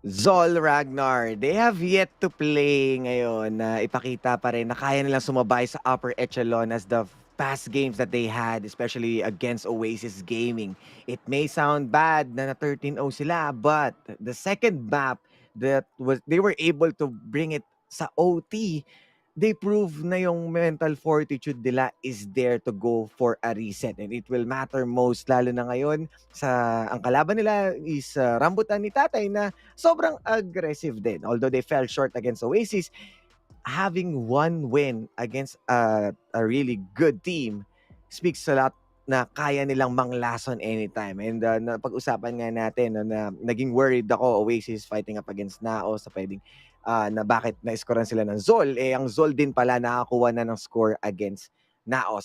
Just a map take though. Pero the moment na nagawa nga nila makakuha ng points from those big teams, pwede silang manalo. Inaabangan ko talaga itong Zol ngayon, but at the same time kasi yung nakita nga natin yung mga malaking pagkakamali nila, but they were able to make a good answer naman, di ba, on the next maps. At yun yung maganda about them, they are still outstanding. It's still Zol we are talking about. Sila nga yung nanggaling na nga din sa open qualifiers before, tapos ngayon nandito na sila, same roster, and meron lang naman silang konting addition, which is ito nga, nakita nga natin sa kanyang performance, but will they actually get this against R&D? Yan ang malaking question mark. Alam mo, pagdating kasi dito sa Zol, I have good news and bad news for them. Bad news is, natalo sila sa Oasis at sa NAOS in their respective series. And yun nga, na 0-13 pa nga sila over at Lotus versus Oasis. However, the good news now is that the worst is over. Yung mga Giants na to, tapos na sila. Nakalaban nila dito sa regular season natin. So kahit pa paano, mayroon na silang natutunan dun sa mga matches na yun na pwede nilang i-apply as they go against other teams na invited din o kaya naman galing pang open qualifiers. Medyo may kalamangan na sila pagdating sa aspect na yan. Kasi pag nakalaban mo yung ganun kalakas na teams, ang dami mo agad matututunan, di ba? Tapos, ang good news din dito, yun nga, meron silang mga nakuhang mapa against Oasis, pati tong sa NAOS. Lalong-lalo na nung kalaban nila yung Oasis. Sobrang bilib ako sa kanila doon. Imagine mo, na 0-13 kayo, tas next map, 3-9 kayo, pero nabaliktad nyo pa. That's something na kailangan din talaga nating i-commend when it comes to Zol. Ngayon naman, si Ray may mga players na napili for our head-to-head na kailangan din natin i-commend, syempre. And I'm talking about none other than Hydra and Naru. Ang ganda ng pagkapasok nila ngayon dito, no, Ray? Yeah, imagine, ito yung mga guys na dati 6-man lang ng mga teams usually, pero they are part of the actual roster na looks promising. Bakit? Si Naru, kilala naman natin siya as that initiator, tapos minsan, kumukuha nga din siya ng duelist, and that's the same for Hydra. He's the main initiator before pagdating sa ating Abaddon Abyss, but he actually changed also. Nagiging flex din siya. So, ang daming calibration ng parehas na players na to. And I'm looking forward to how they can get this, especially with Hydra kasi. Yung kay Hydra, lalo na yung mga flash plays niya when it comes to that sky. Sobrang ganda ng ginagawa niya. Although right now, he was pick up already right now on the side of RNT. I'm sure he's gonna be making that promises place already as that, of course, changes na pwede nilang i-apply sa RNT. Pero kay Naru naman ang next na tanong sa kanya, when will he actually give that good step up talaga sa isang mapa? Exactly. No? Parang there's so many questions kung kailan nga ba siya mag-shine, but yung spotlight nga towards Hydra na yung pasok niya dito is delivering really good performances. May mga clutch moments din siya on his own, and I think yun yung mas kailangan ngayon ng RNT for them to push further against Zol. I think yung maganda rin dito is hindi naman galing sa non-competitive experience ng si Hydra. Nakita natin siya last split. So yung mga mga first day jitters pagpasok niya sa RNT, hindi yan factor eh. Kumbaga pinagdaanan ko na to, kaya kong and if anything, this is my time to shine, which goes for both of them. Si Naru ganyan nga rin before, sabi ni Ray.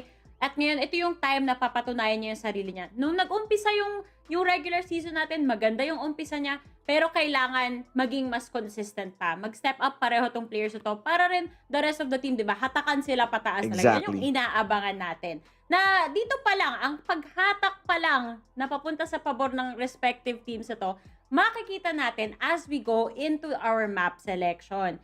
Ngayon, pag-usapan natin itong mga mapa, medyo tricky.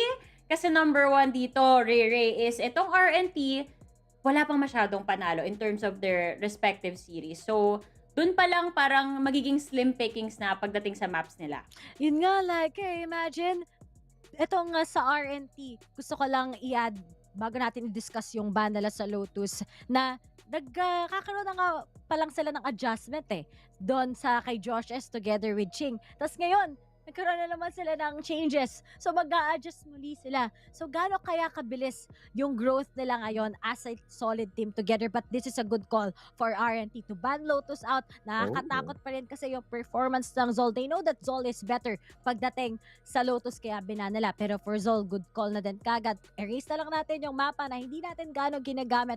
And let's give itong RNT yung magiging chance nila para makakuha ng map. Kasi I'm sure it's gonna be favoring Zol at the same time. So, look at that, they will be picking Pearl. Yeah, and going back sa point ni Ray na with the changes sa RNT, it's kind of hard to face itong complex map ng Lotus, and it's a fairly good decision. Although yung stats nila is entirely, meron naman silang points towards Lotus, you can't really rely on sa knowledge kasi nga kung gaano nga ka-synergize itong Zol. And right now, we are moving into Pearl. The next one would be the straightforward map nga na sinasabi natin na Ascent. So, isa sa mga pinaka-basic hindi kailangan isipin. I mean, hindi ganun kakomplikado kung paano mo i-approach. You just have to go from some openings ng mid or you wanted to go mains. Ganun lang siya. Unlike Pearl, you have all those links, you have those waters na kung saan pwedeng magpabago sa sitwasyon. So, I really love the map choice ngayon, and I was expecting really RNT to pick etong Haven because as I check, maganda yung kanilang stats there, pero mukhang mas gusto nga nilang magsettle doon sa less complicated maps. Tinitingnan ko, medyo repetition to ng mga first maps ng first series natin no? Nako, ganun pa nga, Pearl, Ascent at Icebox na naman ang pupuntahan natin for the second series of today. So kung hindi pa kayo napagod dun sa map selection natin kanina, eto na naman tayo holding hands sa mga mapang to. But something na gusto kong i-point out dito na feeling ko may thoughts na dito si Rere, kailangan mag-ingat ng RNT. Na point out ni Osiris kanina na maraming mga connecting points pagdating sa Pearl. And the way RNT has played this map in the past is very straightforward. Walang masyadong lurk na nagaganap. And kailangan talaga, di ba Ray? Kailangan nilang maghiwa-hiwalay at this point and play default. Hanapin nila yung default nila pagdating sa mga mapang to. Sana mahanap nila yung actual key to being successful. Kasi guys, yung mga maps na magagaling ang RT, it's always the same as you can see with NAOS. Talagang sobrang may mga similarities sila. But will that actually work with Zol? Kasi nakita nga natin si Zol, diba? Mas better sila pagdating sa percentage wins sa mga mapa natin right now. It's really favoring them. Exactly. This might get talaga sa favor ng Zol, pero abangan natin yan. Abangan ko rin ang prediction. Nagsalita na si Osiris. Diretsuhin mo na. Make your point and add your prediction kasi excited na ako malaman. Parang sa sobrang intense ng mga laban kanina, palusob na rin ako sa mga discussion eh. Kasi grabe, sobrang intense. And we're going back onto the same map that we saw a while ago. And dito na naman magkakaroon ng mga team dynamics and mga picks. And makakita nga tayo ng mga harbor, ng mga maraming picks talaga sa Pearl. And it will matter na magkaiba yung mapipili nila para maiba naman yung approach nila. And I think RNT, as much as I want them to win with 1 point, it feels like kung gaano ka-solid yung Zol on taking maps sa NAOS at Oasis, kayang-kaya nilang tapusin ang series against Rambutan ni Tatay. Yan na yun. Ray, parang agree ka ba? So, malaw. Yung ngiti ni Ray, parang hindi ko maintindihan. Is it Zol? Is it RNT? Parehas kami. Pero alam mo saan ako kinakabahan? Mga panel curse to eh. Kasi magkasama kami ni Osiris. Nako, yun na. Pwede mangyari. Pangamatuan pa to. Baka makakuha pa tayo ng alam mo yun, age like milk yung mangyayari. Nako, yun na nga. Sentiments. Pupunta pa rin ako sa Zol. I'm gonna be leaning with Zol on this matchup. Yung pagkasabi mo, Riri, parang sinasabi mo may sumpa din si Osiris. Meron ba? Meron din siyang sumpa dati, sa kabilang bangbang. Pero ngayon, sa tunay na bangbang, meron din. Oo, sa Wild Rift yan. Since Riot Game din naman siya. Ayun, meron ako doon. Pero ang nangyayari naman doon, kung sinong team ang binoboto ko, natatalo.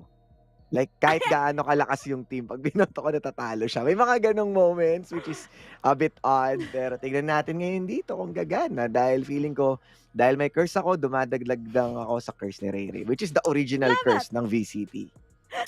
Diyos ko, sa pawan pala ng sumpa yung labanan dito sa ating panel. Pero alam nyo, ang ganda rin kasi ng points nyo. And yun nga, sinabi ko na rin kayo, na-appreciate ko talaga, na-impress nga ako sa mentality na itong Zol Esports. Sobrang solid nila. For that, I'm gonna go with the Zol Esports as well. Which means na lock in na yung predictions namin, and which also means now we're gonna proceed back over at Pearl tulad ng map selection natin. Pero dyan, ipapasa na namin kayo sa aming napakagaling na casters. Take it away.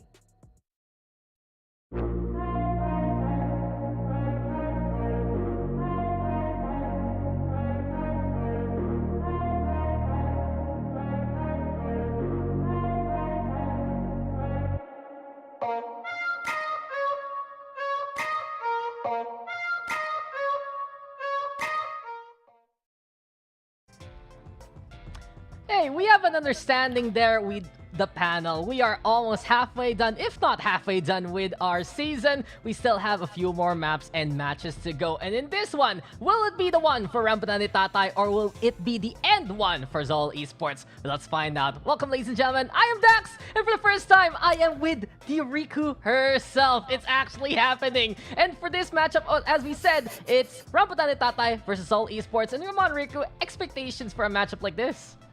My expectations is definitely a lot, especially we've established already Zol having to be very, very consistent. But at the same time, it's going to be a challenge for Rambutan ni Tatay because they have yet to score a point in the standings and it's already week 3. Yeah, it's always been a struggle here for Rambutan ni Tatay. It was a bit of a meme team glory in the open qualifiers. It has faded on the way here at the regular season. And a few role adjustments as well as roster adjustments have been occurring so far for Rambutan ni Tatay with Hydra as well as Worship in for the departing Ching and Josh S. But on the other hand, let's talk about Zol because this squad, which was majority of that SR Nakage squad, they proved a lot of things in the past few series, right? They finally got that first win over MVP Esports, if I'm not mistaken. And even though they lost 13-0 to Oasis on their first map, they came back at them on Ascent for second. So as of right now, Zol does look mighty strong in essence with performances like that so far.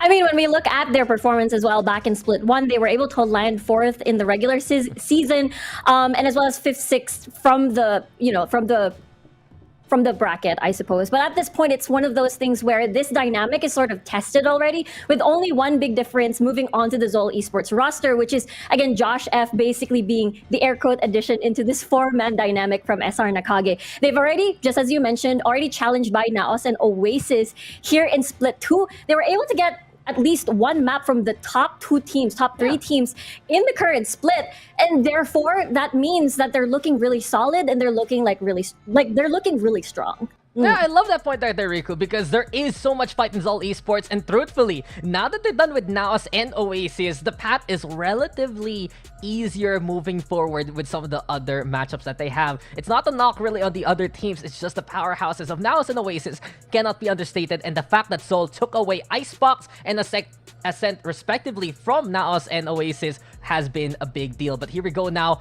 on to Pearl, and Rambutan and Tatay, they're gonna run that double wall setup yet again. But interesting enough, there's a bit of a dynamic shift this time. The Chamber is in here for Mark L. On the other hand, you see for Zol Esports, it's that Phoenix in the front and the Astra instead playing that solo control antic instead. Yeah, I feel like for Rambutan and Tatay, for sure with the double control, we can see that there's going to be, this big advantage as well when it comes to the shift over for defense. But as they're going throughout the attack, this means that they can keep re-hitting points because of the so many options to, again, attack a site.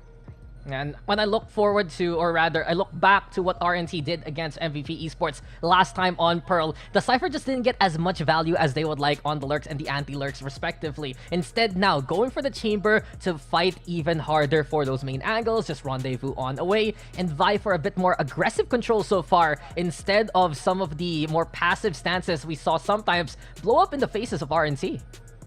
Yeah, I feel like that's the biggest challenge now because there are different layers in play. Not only the different roster swaps that they had to do, so therefore there's going to be another, work in progress when it comes to adjustments with the dynamic, but as well as something of a an uncommon configuration based on what we've seen since Split 1 and Split 2. We normally see Chamber probably on Lotus on a different map, but for Pearl this time around, makes me wonder if your only option is definitely to have that big long control over towards B and see how you can go from there with your double controllers. Yeah, they have so many operator players right now in their hands, right? You have Mark L on that Chamber, that ultimate, of course, the Tour de Force, perfect for keeping an eye of that angle, and perhaps that pressure is something RNT can utilize with the double walls themselves. It's very hard to coordinate, but if they play things right, there is a lot of chances that they have, especially the fact that Zol Esports is only running a single duelist. We see sometimes double controller with double wall fall in front of double duelist because there is just no fear to push since you have a buddy with you, right? But if it's only the Phoenix going in there and perhaps assisted by the Sky, there is a bit of timing right now that RNT can manipulate versus Zol Esports, who might have some hesitations instead with the comp that they have in the entry. Yeah, I think that's one of the scariest things, I suppose, when you're running just a single duelist such as the Phoenix. It's very telegraphed. You know, once the flash comes in, you know he's gonna enter a site. But good thing there is that secondary flasher like the Sky to help assist with the entry. And as we're looking at defense first on the side of Zol, there is that classic setup for that Astra, being able to guard that A site, just funnel all your stars into one area and block that entry point for RNT to slow down. Yeah, but my biggest concern here for Zol Esports is, sure, they had a commanding win over MVP Esports last time they played Pearl. On the other hand, you look at their history versus NAOS Esports, which runs a double wall setup usually, or in that case, they run double controller with the Astra and the Viper in the matchup we had prior, then that might be where the weakness really lies. If they get stopped immediately, what can they do for the re-engage? That is a point that RNT can try to pivot off from, and we're gonna see if that's gonna work out. But I gotta ask you right now, Riku, RNT, they're just looking for that first win, and what do they even need to do right now? Because they have some stellar players in the roster, but it's just not gelling against, I'd say, the teams that we have established here in the season itself. I think it's because that they're still currently in that adjustment period, meaning that's both a disadvantage and as well as an advantage. It just means that Zol Esports still has to figure out what kind of configuration, what kind of movements they're going to be doing in this sort of setup. Yeah, well, for RNC, they have the new players, and they will get into a new series on the attack side to begin with. Split, though, here from RNT towards A. Art being taken already by Mark L, as well as Eugene S or Le Magician. So it seems like there's a lot of responsibility right now for Josh F, the one who got added in, or effectively, who took in everyone else, right? He was there already. Be like, guys, you want to join Zol? Sure, why not? Who you bringing? Oh, everyone else. No problem. And he's the one all alone on that A site here. Yeah, he's definitely like, come on in, boys. And here we go. First contact. Just chip damage onto Mark L, actually. But now that they see a bit of movements already coming from RNT, they still are going to be very solid on their positioning still. Yeah, Mark L actually infiltrating now towards Connector, and Zind might be that first contact indeed for Zol. A slow push, though, towards that B site. The toxic screen set up for Hydra already. It's only going to be a matter of time till Hot Sauce gets in position towards that cubby and puts up the high tide himself. Zindo, big start. Mark L goes down. Naru playing with the wall. Hydra finds him. Le Magician on the board, 2 for 2 right now. And this will be RNC taking the site away. Are looking for more frag stick. Find Senior Carl. They find Batman. And it's all left to Josh F again. That's a very, very aggressive entry coming from the side of RNT. Now it's all up to Josh F, but I don't think he can do anything much with just a turret in play. Well, hey, the turret has auto aim. It might find a few of those targets. Help him out, little bot. And here you go. Put it on heaven. Pick up a ghost. Broken immediately here by RNC. The crossfire is just so set. They have the intel that they need. And Rambutan and Tatay, well, they lose one. Could have lost the second. Hot Sauce able to duck for cover and get that takedown instead. And there you go. They find that round to begin with.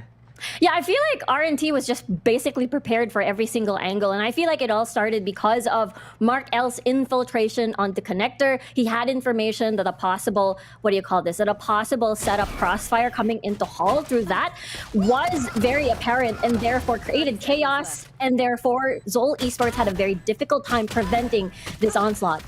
Yeah, and not only that, since Zin was too busy watching out for Link, that was the timing for RNT to go right. They went towards the back halls, they had all the site control that they wanted, and they picked apart Zol one by one. So now, they're gonna go for the anti-eco, and look at the investment so early on. 3 Bulldogs and a rifle already for Hydra even. Yeah, very aggressive buy. Very confident buy as well, considering the fact that there's not a lot that Zol can do with the weapons in hand at the moment, so they better definitely make this count, as they're already creeping slowly onto A. There are no setups there on the site itself, coming from the side of Zol, and only a measly turret looking out in the open of A into Art. Yeah, seems like it's full eco here from Zol, and whatever they can get, they'll just go for it immediately. Rotate already towards that A site. RNC ready to execute the way that they want. And Le Magician priming that dash to lead the charge. Guiding Light as well as Snakebite thrown over to the opposite angles to clear things out. Batman falls, and it's RNT already taking names and taking those bodies down. It's all RNC, and it's pretty much expected the way that they have such an arsenal so far. Yeah, especially the fact that, again, just a very big and heavy buy, and only so far it's Mark L losing his life. Now it's going to be a quick round. RNT, good start for them. Yeah, just as per usual, you win the pistol, right? Yeah! You got the guns, you just go for it and just win it anyway. There's a bit of confidence right now here from RNC, and I feel like putting Mark L on one of his signature picks, his chamber, is just a different antic right now that RNT loves to run. Give everyone a possibility to frag out. Just don't hesitate, just get in there after their setup, and that's something Zol will need to respect because of the possible firepower from RNC. Yeah, that's true. Definitely the focus of Rambutan and Tatay playing to their strengths. And right now, it's a very solid rush. You can't just do that. Yeah. Wall broken, but Naru finds Mark L anyway. The beauty of the curveball, it's so strong at CQC. And the slow orb even allows Zind now to pick the orb itself up. This is exactly what Zol wanted. They vied for orb control, and they will take it. Re-engage right now. The Trailblazer coming into play. Zind already with his 2K, though it's Batman who gets on the board with him. Hydra fights back, but the damage has been done by Zol. And here, Yui thought that Zol was able to just calm the storm already with that wall, but RNT just basically reinitiated, and they were rewarded, or rather, the other way around, coming from the side of Zol.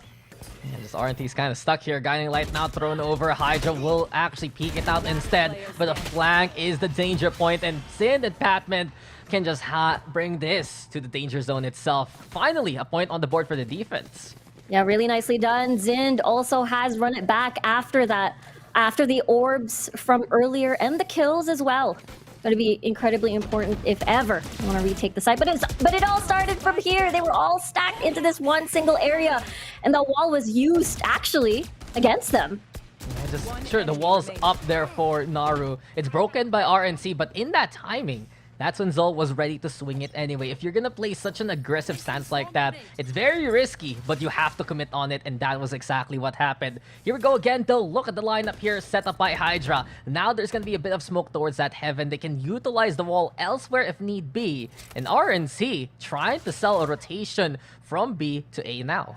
Yeah, and that's the strength of having a double controller. You can do this sort of setup, try to rotate if ever you want to pivot, or keep hot sauce there on that harbor, on that A site if you do want to pursue. There's a lot of options for RNT to do, but they still have to be careful because that's full setups coming from Josh F.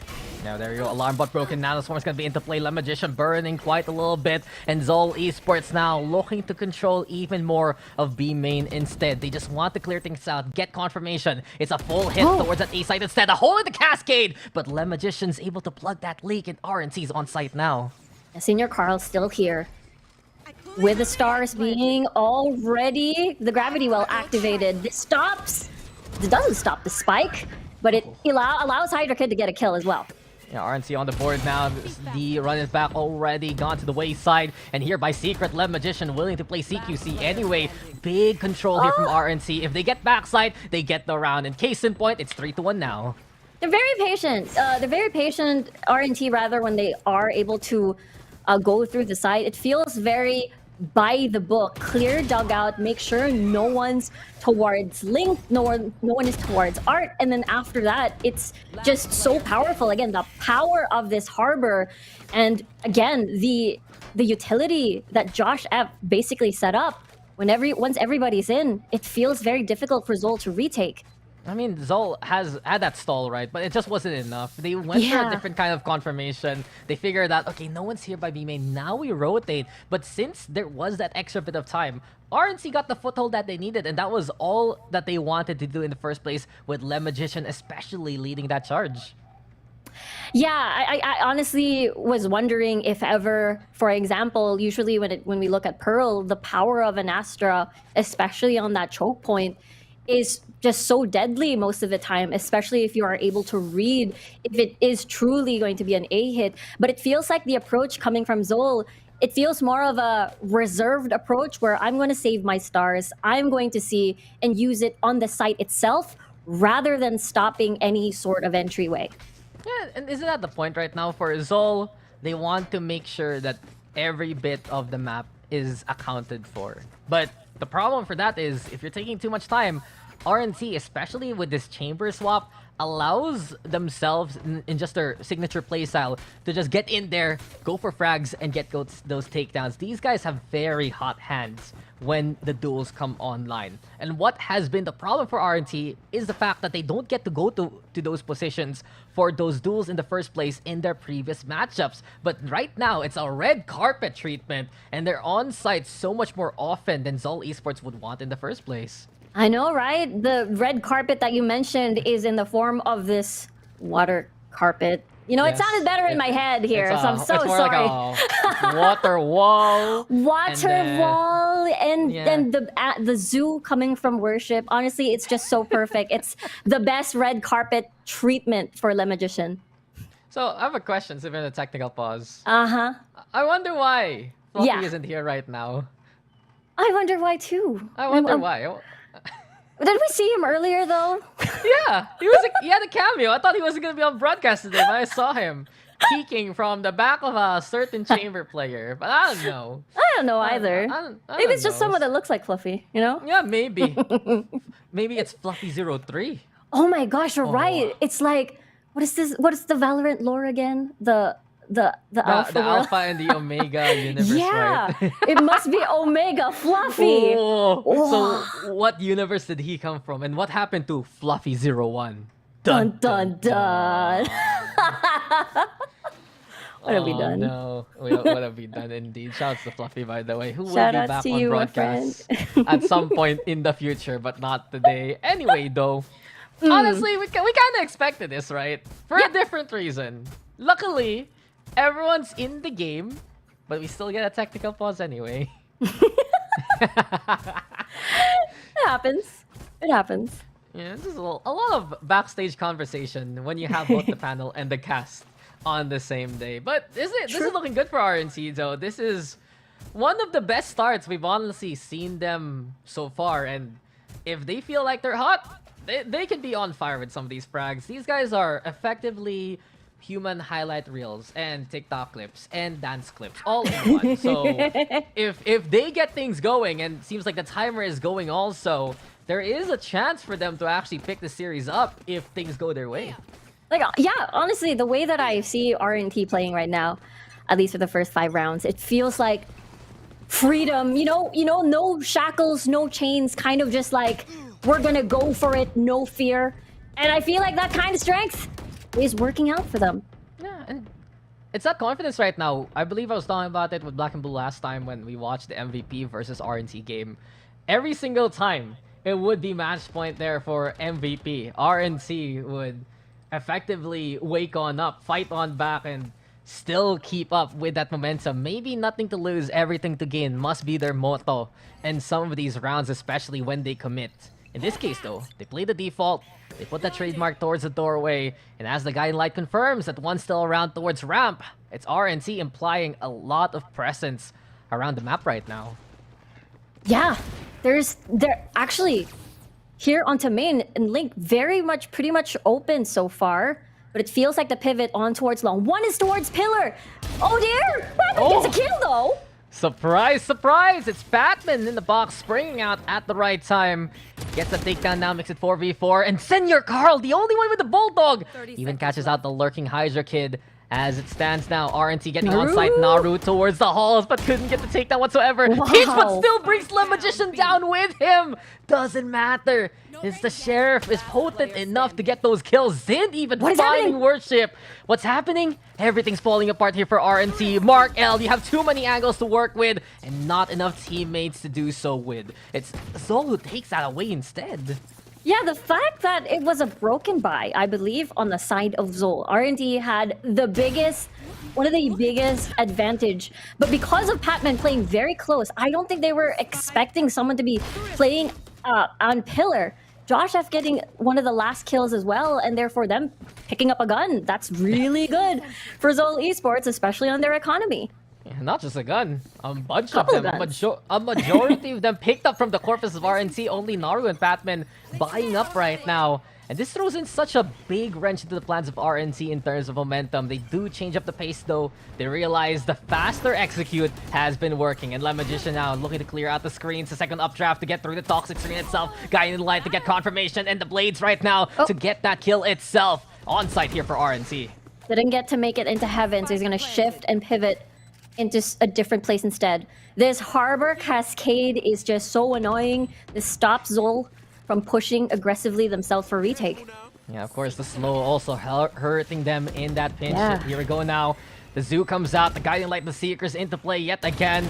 In the smoke though, it's gonna be Le Magician. Mark L loses out versus Senior Carl. Worship does get the takedown of the Batman. The res comes online. That's what the Sage is all about. Equalizes the odds. Soul still fighting, but Le Magician looking to slice and dice and make it nice here for RNT. It's all Rambutan ni Tatay, and while Senior Carl has a send-off for himself, the 3K isn't enough. RNT gets the round again. I honestly feel like Zol, for them to win these rounds, it's so difficult. Once RNT gets the plant, their post-plant positioning and their aggression to be confident in taking a lot of space is what gives Zol Esports a very difficult time getting that retake on the board. So it's better to just prevent the plant from even going down, or else they'll struggle. The fact that RNT coming into the next round, they have the Reckoning, Seekers into the Viper's Pit, which means once they are able to get the plant down, they have a lot more control after post-plant especially.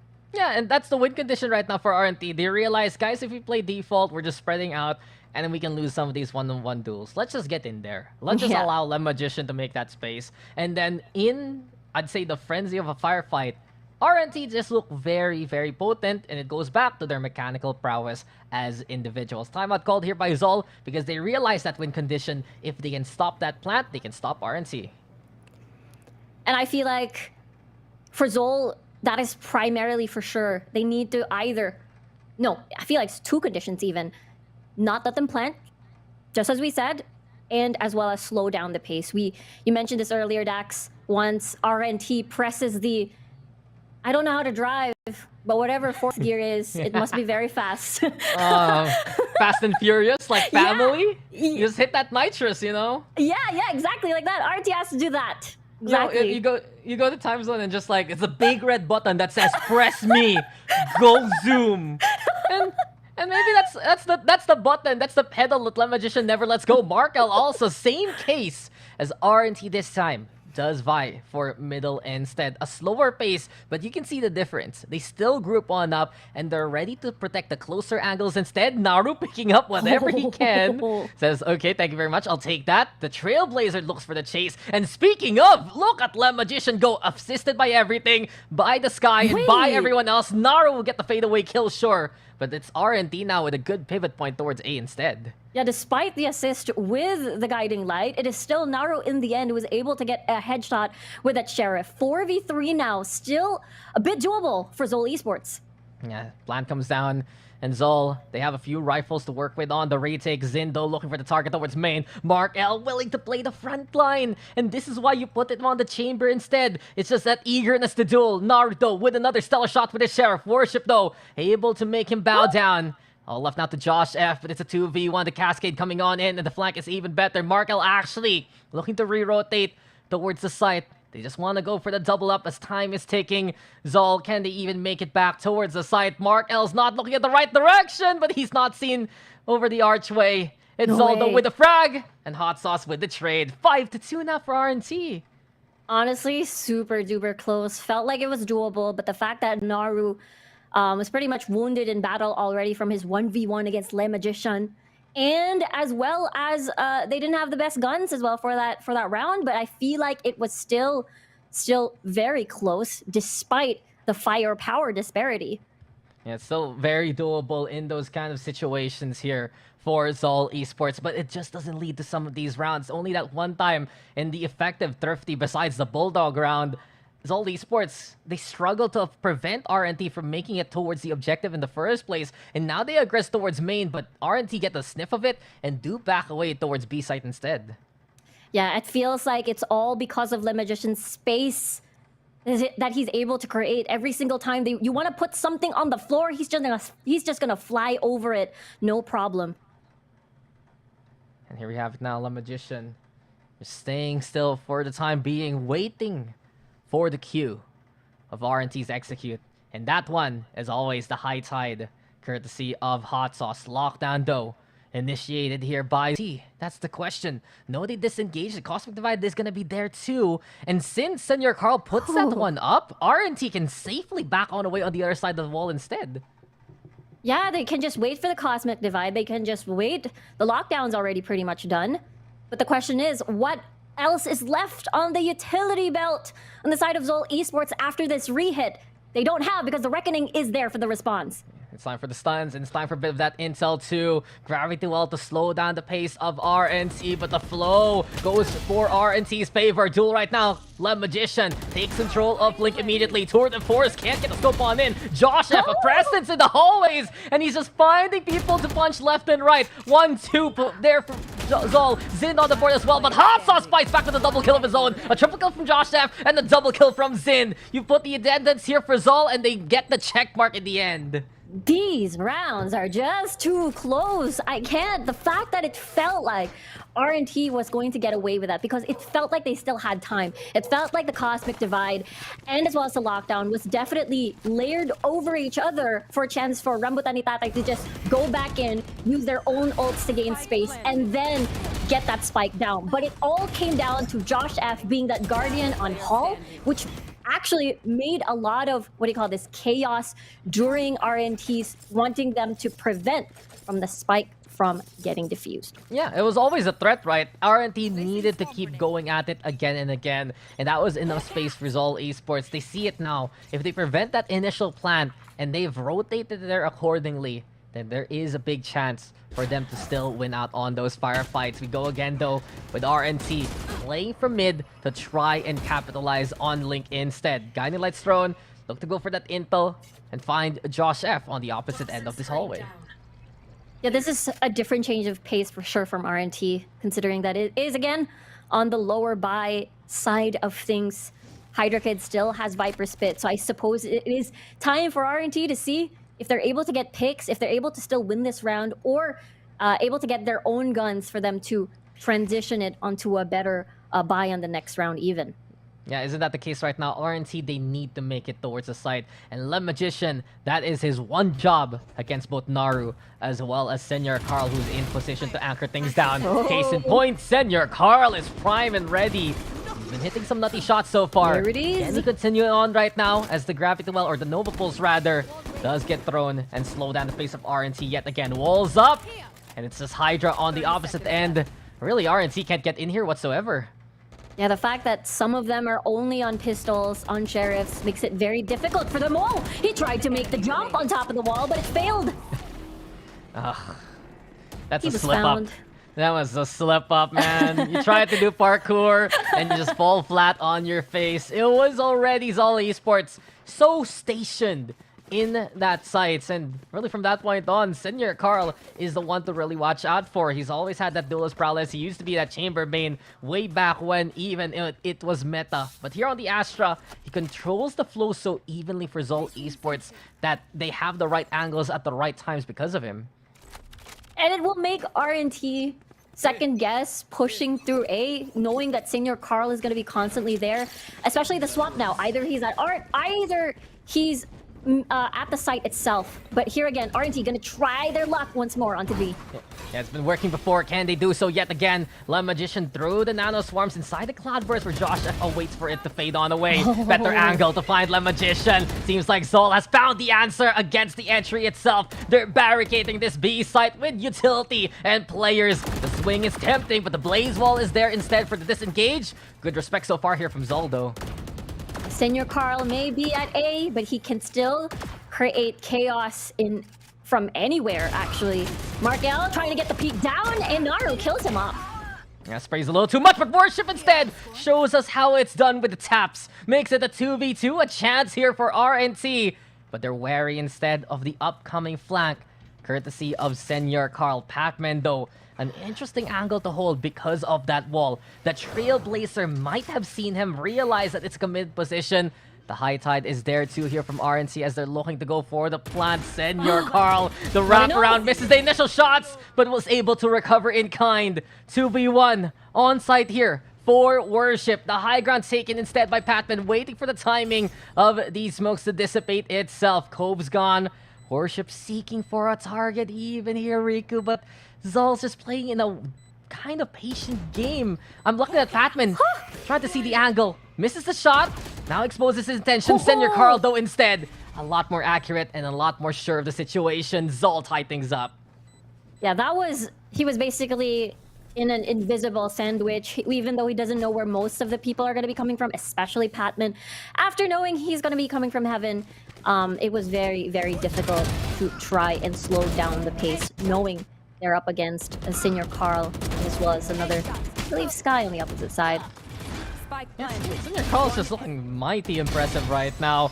Winning out these duels, getting these small microflicks going his way. I like what Patman did, though. Even though he missed the shot, him hiding his intentions there and basically trying to funnel that last member of R&D into the hallway. He had the pixel angle, just didn't really work out for him. In any case, though, Zol has recovered here, Riku, and we do have much more of a game in our hands. Yeah, 5-5, especially, again, R&T. This is a team that is still adjusting onto their roster. Oh, the wall from the box! That was so close! Markel, I know that's not your computer, but You need to get topped up there, good sir. At least Worship had the regrowth in hand. Trailblazer now yet again to scout out the Link area. And Patman, a little too eager there as RNC still bunched up as per usual. Finds that frag to begin with. And now they're looking elsewhere. Lem Magician also finding Zin. So it's a lesser buy state here for RNC, but they're getting the kills anyway. They're able to pick up the guns. Naru again. Coming from Link, is able to meet eye to eye, but Hot Sauce is gonna come from the flank. Really nicely done by RNT. Yeah, RNC is always in position. Seekers though now into play. Seems like Senior Carl though gonna get spotted immediately. Tries to rotate through the smoke. Mark L though runs into him, and Senior Carl still fighting back here with ferocity. A 2K sure, but the damage has been done. A single bullet is enough, and it will eventually hit there from Worship. RNC, they keep the lead in check. That was too close. It just felt like Senior Carl didn't have any time to reload anymore because he is basically sandwiched by 2 players from Rambutan ni Tatay. But again, it is that execution, despite being on the lower buy end of things, they're still able to push through. As we take a look at the replay, it's all because of the space that RNT took. It looked a bit sweaty because Senior Carl was getting a lot of kills, but at the end of the day, that 1v2 was still very much enough for RNT to win that round for themselves. Yeah, RNC just looking pretty potent still. Once they get towards the site, here we go now though, as the blades have been unleashed here by RNC. Operator in hand for Lem Magician in the last round of the first half. And we see a split approach here from RNT yet again. It's concerning though, since Zol is now taking that mid control, being a bit more aggressive. RNC might get caught out here. Which is very important because ults are up on the side of Zol as well. One more orb, one more kill for the side of Josh F for a lockdown to slow down the pace into the Cosmic Divide, which is again what enabled them to win earlier, maybe possibly making it into a 6-6. Hydra Kid has eyes, and he's able to get the kill. Pavan and Senior Carl immediately though gets the trade in. Yeah, with the 2 for 2 there, RNC will now look to establish themselves on that B side. Cosmic Divide though thrown here by Senior Carl. The reckoning into play, and the flash is perfect. Allows Josh F to still fight on back. Patman will play off it. It's Zol on site taking the fight to RNC, and Patman mans up in the end with a 3K of his own. The 6-6 scoreline ends our first half. Crazy stuff. It is just so dead even for both of these teams. And it's just so crazy because it feels like there is still no clear winner, considering the fact that when we look at a greater scope of things, again, for Zol Esports, they had a lot of experience in Split 1. And this is basically a retained roster. For RNT, this is them, again, having to adjust, but they look like really, really strong in Pearl. Yeah, RNC looks a lot better than some of their previous outings so far. Has to do with the fact, I guess, that they look very comfortable against their previous matchup here on Pearl. On the other hand, Zol Esports, they found the recovery. They have Senior Carl to keep everything in pace. And it's just whoever can get that extra bit of edge now moving into the second half. Pistol already looking to be such a staging ground here on A main. Swing comes from both Worship as well as Lem Magician. And Zol Esports will choose to disengage instead. And moving on, as they saw 2 players, might do a bit of quick math to see if they can just go through Link and see if they can meet anyone there in create space. And yes, they do. Trademark though. The trademark slows them down to a crawl. And from that point on, RNC keeps Zol in check. Another flash comes on in. It's RNC with the frags that they need. It's all left to Senior Carl though, who's creeped his way towards the site. But the main force on Link has been unchained. And here we have it. At least Mark L falls. A 1v3 situation. The Cascades also into play. Senior Carl desperate to find anyone to duel by himself. But it's still RNC with control of the spike now. Yeah, at this point. Again, RNT did an amazing job of rotating quite fast. It didn't allow Zol Esports to react at all. Let's see if Senior Carl can pull off a miracle here. Yeah, they line up sure, but look at this. Desperately trying to tap through the box. But the Hot Sauce shows him how it's done instead. So Rambutan ni Tatay, they're gonna get this round yet again. I think this is their second pistol win so far. So it allows them to keep going with the momentum that they had in the first half here, Riku. Yeah, honestly, again, I gotta commend how fast they move. The moment that they... Again, I guess it's a combination of the confidence that they're able to garner in this particular map, plus seeing them, seeing Zol Esports stack onto Link, and then Rambutan ni Tatay says, hey, we're just going to constrict them with space and we're going to sandwich them and make sure that they cannot rotate anymore. Yeah, it gets claustrophobic, and here we go. Close quarters of the Zin kind. We go again. Naruto with the classic in hand. Zol Esports, they have the numbers here, but Hot Sauce trying to prove that the firepower is enough. Zindo fights back. Worship now retreating towards the site, and this is a good chance here for Zol Esports. They pick up 2 Bulldogs, and they have a staging ground to play towards A if ever.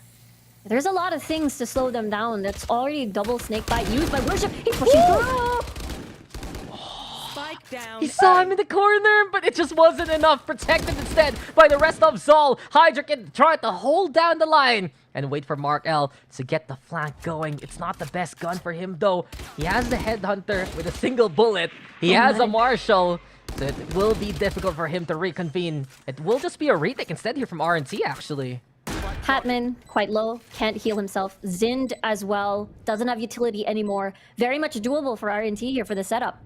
As Zol Esports on site again. Batman keeping an eye out towards main, but it's a Link instead they have to watch out for. Josh F given the gun. He has more HP, might as well fight back with it. Zin will be that sacrificial lamb to get that first contact, but they don't need to. They confirm now. It's all left to Mark L as Batman finds Hydra. Time ticking at 3v1. And the backside control is strong here from Zol. Nice shot though from Mark L, trying to do the same through dugout itself. Gets a tap, a single bullet in the chamber. But speaking of the chamber, he falls to Batman instead. We get Zol tying things up, and they steal that round away from RNT. Yeah, despite doable for the side of RNT, it was very difficult to try and clear the crossfire of dugout into Flowers. So at that point, with just a Marshall, there's not a lot of options for Mark L there to try and take that.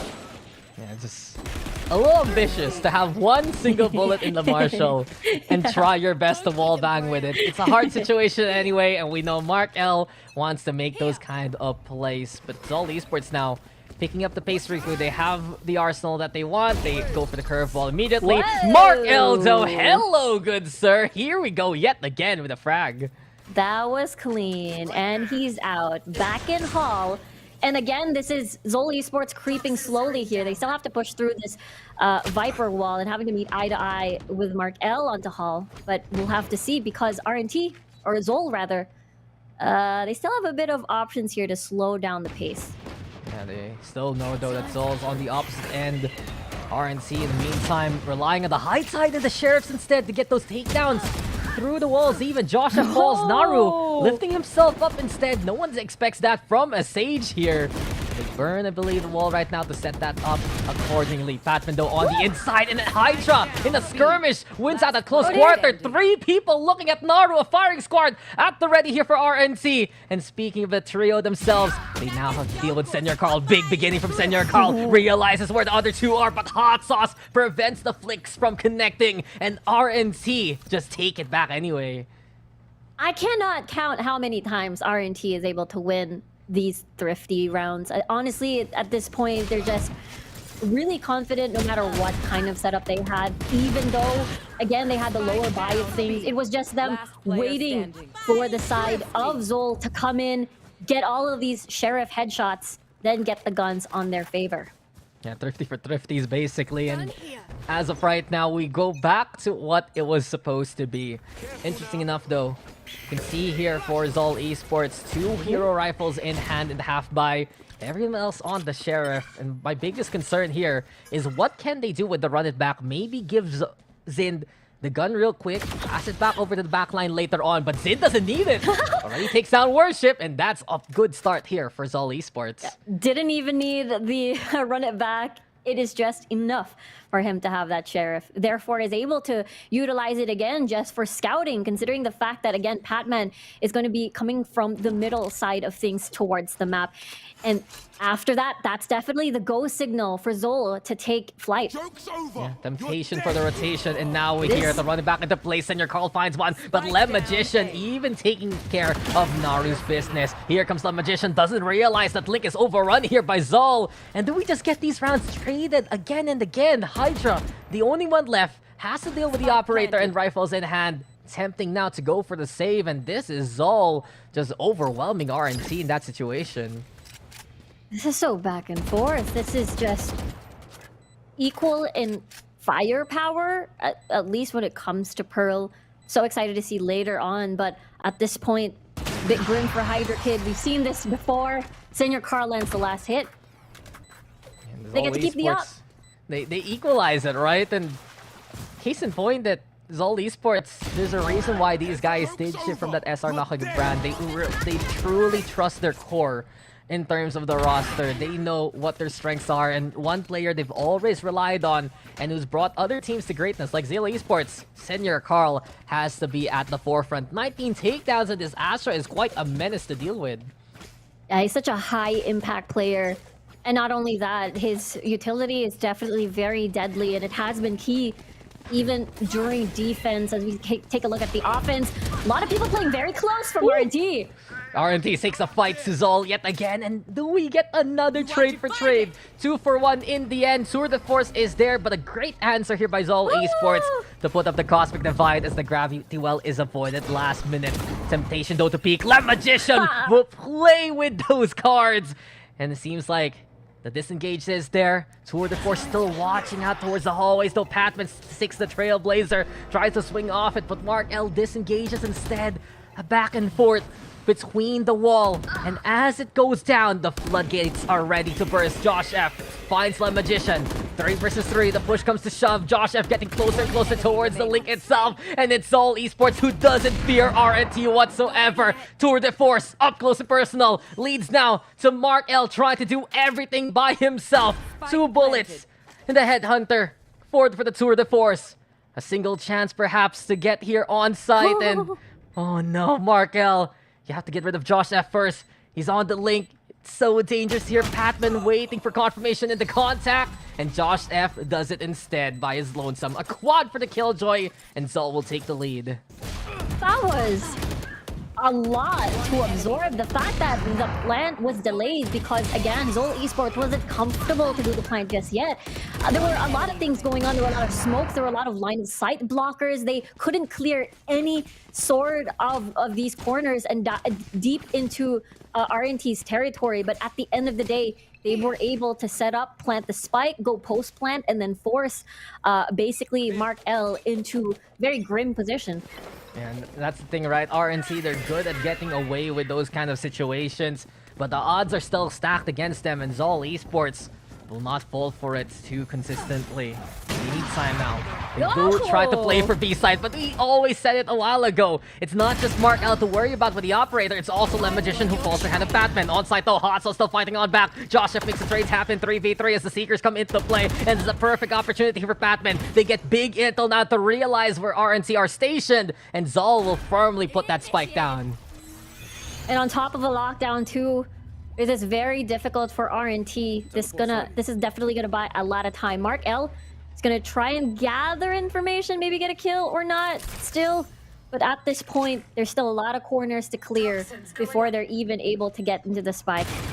Big concerns here. RNC now looking to make the retake work. Hallways, though, is one to watch out for as Patman is right behind that veil. Poison Cloud to just try and provide a bit of cover, but on the inside, Patman bites back. Just sinks his fangs onto Hydra. Mark L yet again in a situation where he needs to clutch it to win it. Not gonna happen. The 1v3 is too much, and to save the gun, they must give up the round. Yeah, there's just so much post-plan setup. I think that's the biggest difference from RNT's attacking side earlier. You've got the nano swarms, you've got the gravity well coming from Senior Carl, and just so many things to watch out for. On top of wanting to clear where it's gonna get planted, it was planted for long. There was one at Hall, so they were basically, again, put in this very, very scary position. And again, just lots to think about after Zol plants the spike themselves. Yeah, just really goes to show Zol here.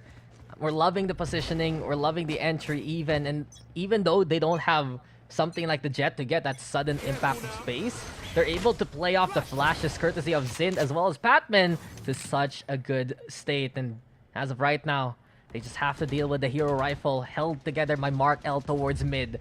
The rest of RNC on the eco by Sheriffs and some Marshals, easier to deal with here for Zol. Yeah, they do have the Reckoning as well.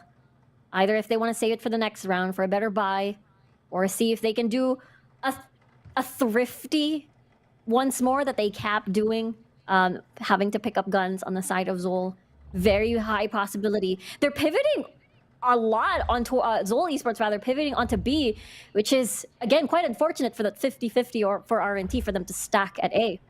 Yeah, the gamble just doesn't pan out the way that they want, and Zol Esports, this is one of the beautiful things that they can do with this kind of setup. Since they're not too afraid of the walls themselves with the flashes, then they're gonna be able to get on site, and that's the thing right now. It's something I'd say some other teams are talking about. Why play the double wall when someone else can play something a bit more frontline heavy? That's why other teams have moved over to the Astra Viper instead. Here we go, those all just fragging out. They have the gun advantage, they have the sight. This is a big check mark that they're able to enable themselves with, so it becomes 11-8. And it's Zol Esports close to match point. Honestly, today, Dax, we had a lot of close games. I wouldn't be surprised if we ever do reach overtime. I feel like the longer VCT goes, the more chances we get the overtimes. I believe we had our longest already last time. Yeah, Was I think it 15, so too. 15? Yeah. 17, 15, something like that. That just went the distance. We're like, I thought the series was over. But wait, there's more. There's more. Can RNT say that? That's the question. They still have an open hand for Le Magician. They believe in the power of that first pick towards that B site. But Zol Esports, yet again, they're so strong potentially in CQC with the Phoenix and the Sky together. And now they're vying for mid so far. Yeah, trying to get mid control to pivot possibly onto Art or go the other way around to Link. As we get to see, again, a lot of mystery. No one's trying to give information right away on their positioning, but Zind slowly creeping up onto Link. There are 2 people over there in that area. And as it stands, Zol's now in position to push towards Art itself. Have Hot Sauce trying to keep an eye out towards the exit of Connector if ever, but Zol here just looking to slowly but surely remove the initial intel that RNT has. Keep them on their toes on the rotation. They have a strong force mobilizing towards main. But they need to be wary that Mark L is nearby, who has the faster reflex. It's Josh F who finds him instead. Hydra playing in the side of smoke, very committed position, looking to just bring people down. Trigger discipline. Let's too fast. Now checked out here by Patman, and Hydra gets the takedown, but Zind will find him anyway. Zol Esports get on site. Hot Sauce though with the find, and seems like Fire is able to burn down Water instead, as the Hot Hands gets the kill anyway. Seekers to deal with. The Reds comes online. Le Magician finding Naru instead, removing the medic from the equation. And as the spike's planted, it's 3v2. Hold close here from Josh F. Dangerous for Le Magician to actually move into this distance. Josh F gets one worship now with the trade. It's all up to him to try and clutch things out here for RNT. But look at the positioning for Senior Carl especially. The flank is ready from the flowers. And it's gonna be full bloom here from the Astra. 10 HP. The Thorns hurts. Worship bleeding out on the site, and Senior Carl provides the coup de grace to end it. 12-8, and it's match point here for Zol. Man, that long rotation coming from Senior Carl was definitely worth the setup for that crossfire. Coming from main, honestly, Josh F. Honestly, this part from Hydra Kid, that was definitely a horror movie. And the trigger discipline allowed him to, unfortunately, only kill one from hiding from that poison cloud. But here we go. Rambutan ni Tatay, they still have the reckoning. I believe they kept this for 3 rounds straight. And this is the time to definitely use it. Yeah, turn the tides indeed this time.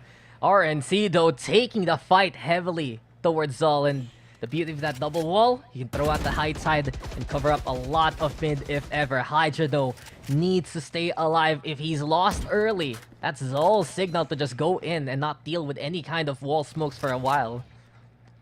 And I like this coming from Zol. They're basically trying to bait out some of these utilities at the first few seconds of this round and then proceed to move from there, gather information, sort of let them use that utility so that it's scarce later for retake options. And for now, isn't that the thing? It's like Zol here, they're gonna keep everything that they need for the right execute. They've already pulled resources away from RNC, but Hot Sauce peeking, but he'll only get one. And this is the danger of playing such a committed position. The Reckoning's gone, and Worship says bye-bye too. It's Zol now hoofing it towards that B side. A desperate endeavor here from RNC to make it back early on, and Lemagician at least keeps the fight alive. 3v3, high ground here for Hydra Kids. Senior Carl going for the plant though, and it's really just a matter of timing here for Zol, but RNT to fight back. Sin, can he handle them all? Absolutely not, as RNT survive. Not gonna lie, it feels like RNT is constantly checking that screens area. Every single time, they're gonna be expecting Naru having you know, this surprise eyes on towards heaven, but I guess it all started because of that slow for Hot Sauce sacrificing his life, gathering information for the team. This allowed Rambutan Tatay to move immediately onto B because of his sacrifice and playing close. Honestly though, this is just the RNT 0-12 power spike, or in this case now 9-12. They see, okay guys, the other team's on match point. Time to bring out our A game. Nothing to lose, everything to gain. Venture in, and with the judge for Lemagician, that might be something to watch out for if he gets close enough. Yeah, he does have complete utility. He's got the dash. He even has the knives in his pocket. But mid control has been the fallback coming from Zol at these later rounds. It has been proven to be very effective, as you can easily transition to both sites and constrict space. But this is very sweaty now. Of course, Zol, they want to win this here and now. And they're getting some good intel. Realize that Lemagician has creeped all the way up towards Club and has B site under his lockdown. We saw though from RNC though, they have to be wary of any kind of wall since the flash can come out of it. So much confidence for the peaks here of Zol, and they're navigating towards A this time. You gotta love Josh F. Keeping tabs onto Plaza, making sure no one's gonna be rotating from there. But slowly but surely, this is them wanting to attack A, but there's 3 members already nearby. And you can see it, the smoke setup is a go here for RNC. The Viper and the Harbor will just keep their opponents at bay. Such an awkward spot here for Zol. They're running out of time. They might have to commit onto that A side. They'll run it back instead to begin with here for Zin. Hydra in a good spot to go for the wall bangs. The slow orb's gonna be there too. Whoa. And Zin will actually catch out Mark L to begin with. Hot Sauce though fights back. And Snaru who does make the trade happen. 2 for 2 as the site hasn't been taken yet here by Zol. Spike's not down, but time is ticking. This can be a perfect chance here for Lemagician to just pop off and get these kills. Josh F though holds the line, protecting his teammates. They brought out the banner of Zol, and the Seekers are there too. 2v1, and it's Hydra, the newest addition left here to try and fight back. Turret though says hello. The Nano Swarm is popped immediately here by Zol. The Toxic Screen is still set. A chance right now to put up that veil. But look at Zol Esports. They're so stationed and they're so ready. And as soon as the wall goes down, RNT's chances does fall with it. Zol Esports who takes the win 13-9.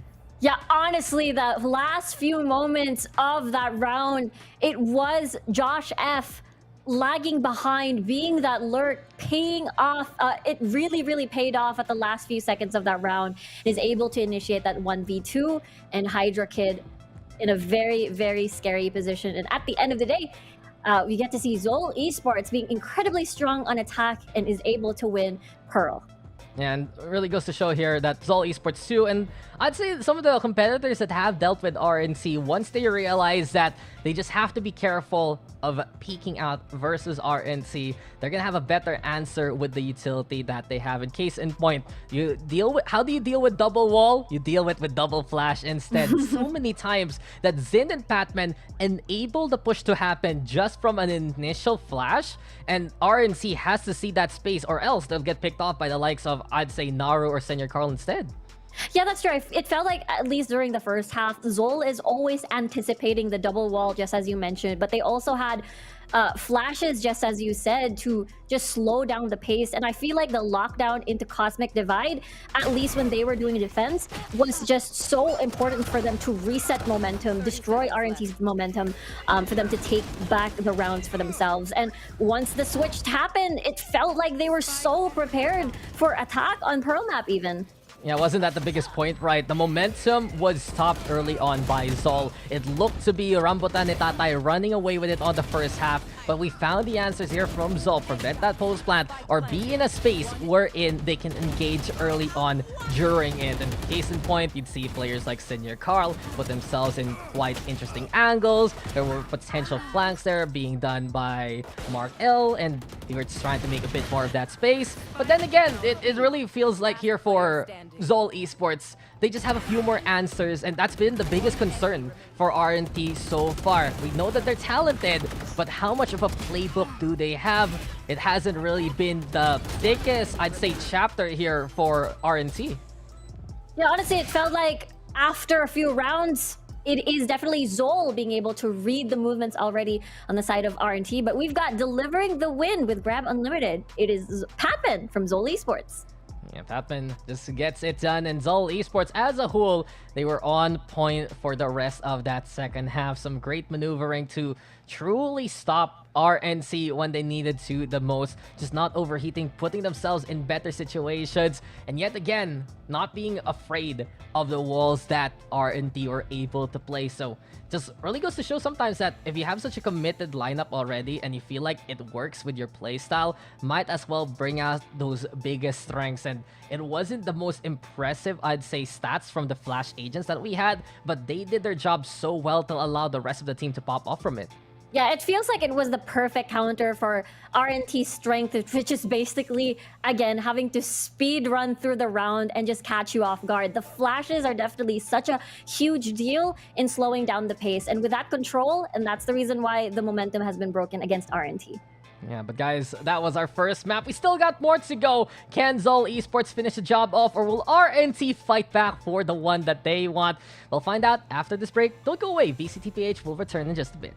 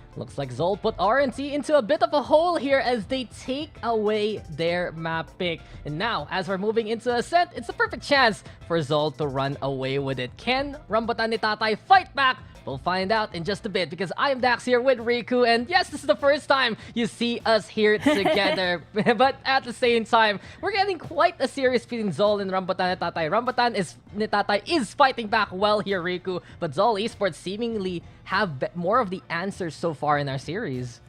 And it honestly feels like because Zol Esports is just reading the right books, reading the right pages out of Rambutan ni Tatay. Like, honestly, it feels like you think that RNT, after doing this rush mode, what we call with their approach in especially on attack, it feels like after that Zol Esports is able to figure them out. So it feels like coming into Ascent, there has to be multiple layers through this rush attack, or else they'll look at the right places every time. They always expect a couple of people on the same spot here on the same attack. So honestly, that's what I'm looking forward to, the extra chaos that RNT can bring to the table. No, I'm gonna go the other way. Just be better at shooting even more. Just double down on fragging out, right? And even though this is, I believe, a Zol Esports map pick, Rambutan ni Tatay are no slouches on this map. This was one of their surprise picks. Bilang, whoa, here you go.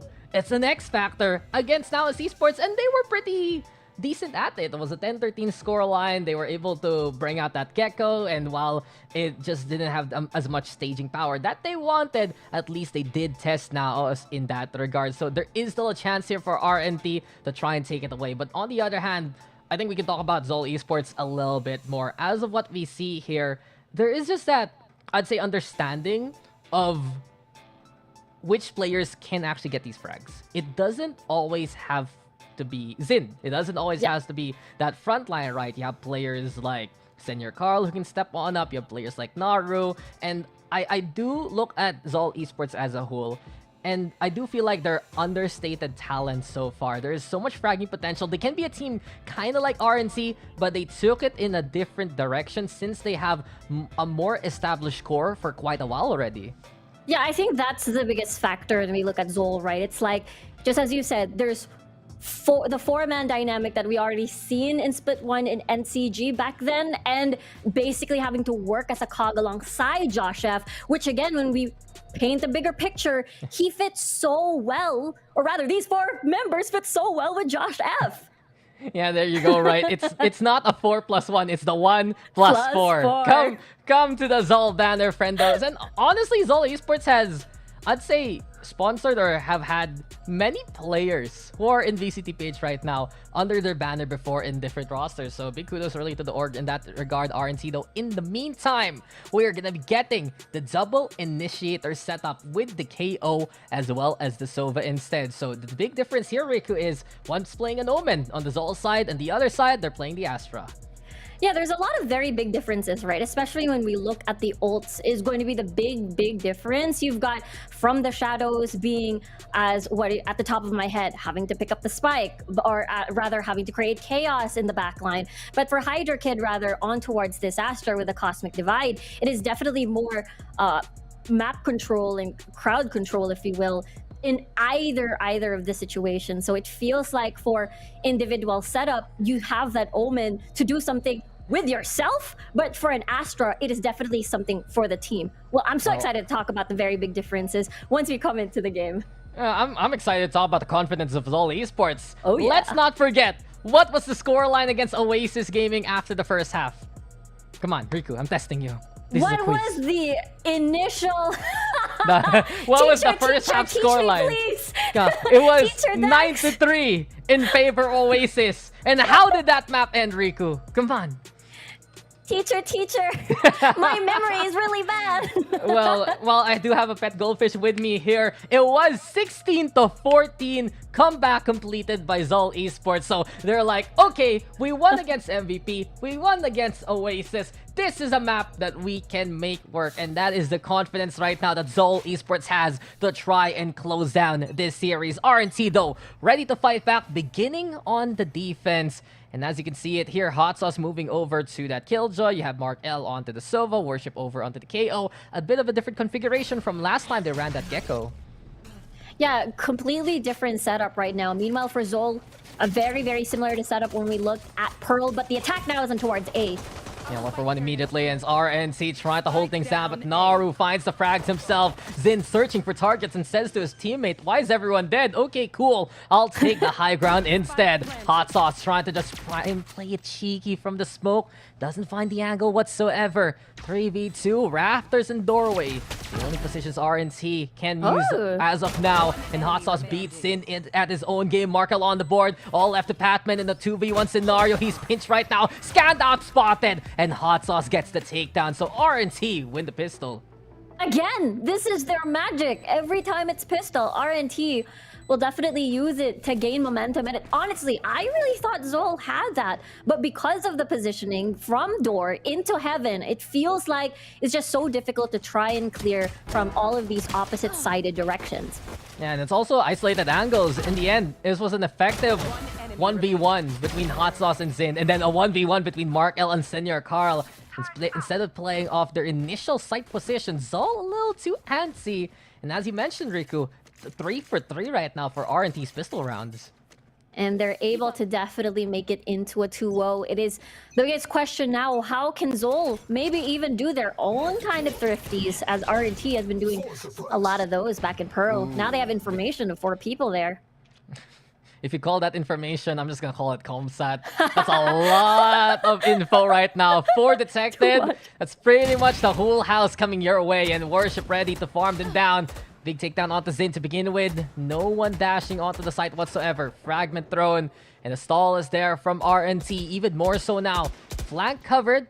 Joshua falls, and this is just RNT holding things down. And look at them go. They just want to make this map as claustrophobic as possible. Take the fight, but drops down. Hydra puts himself in a bad situation. Allows Patman to pop off and find 2 heads instead. Now the rest of RNC desperate to try and contest the midpoint this time. Senior Carl, his 6th sense is glowing and giving a bit of intel. Hot Sauce is nearby. Crossfire being set also towards the cubby itself. And Senior Carl, not gonna be a victim this time here, Riku.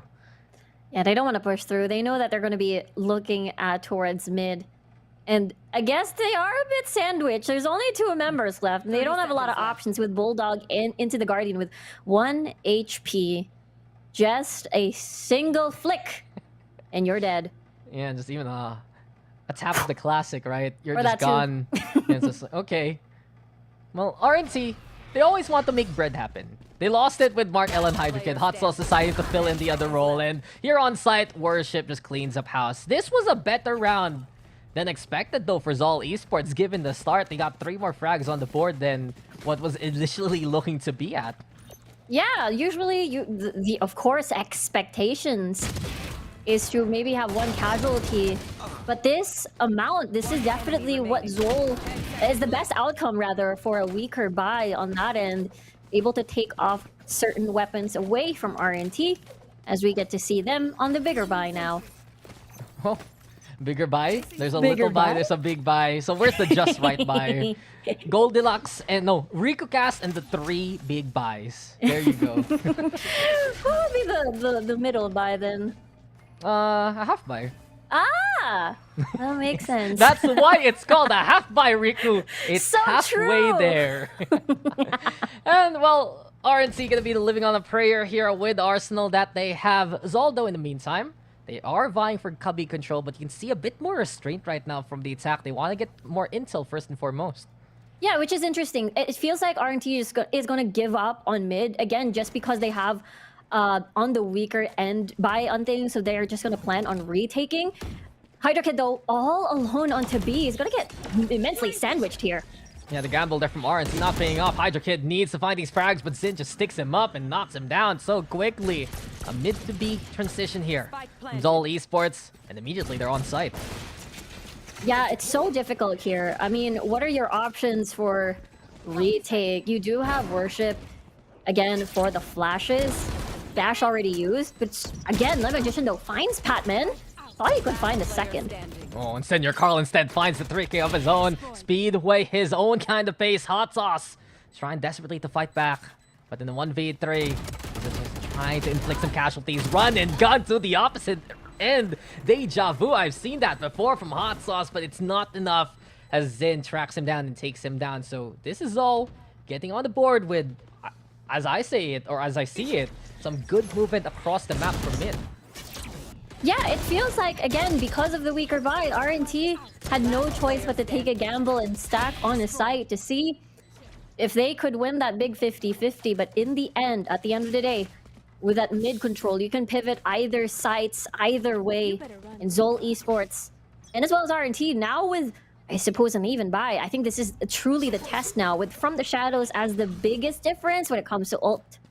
Yeah, truly a test, better chance even. And RNC, do they fight back with a rifle round of their own? Zoldo, you can see immediately that mid really is so important to Zol Esports. This allows them avenues to play towards Cubby, towards Market if ever. And RNC, I do wonder what their stance will be later on, if they'll be aggressive at peeking at it or just holding down any kind of pushes because of it. And I feel like that's the reason why Mark L is already primed in position on towards this area. Good thing they've got Hot Sauce with a lot of encirclement on his utility to warn the rest of RNT if this is indeed a commit onto his own side. Yeah, base building, but it's just a pillow fort that's knocked down here. But Hot Sauce preventing anyone going from the inside. This is his home, and he will not stop fighting for it. What? Sneaks on it to get the triple kill even. Just crawls in through the sewer system, and suddenly Hot Sauce makes such a big splash. 4v2 on site here for Senior Carl as well. Batman, and speaking of Senior Carl, he says bye-bye. Batman absolutely edge trap. He just brings in the damage, brings in the kills. The 4K from Batman. The fights till the bitter end. And the 1v1, Le Magician trying to come in from speed by Batman, though has a better angle from both hands. Gets the peek, but not the takedown. Just jiggles on the round.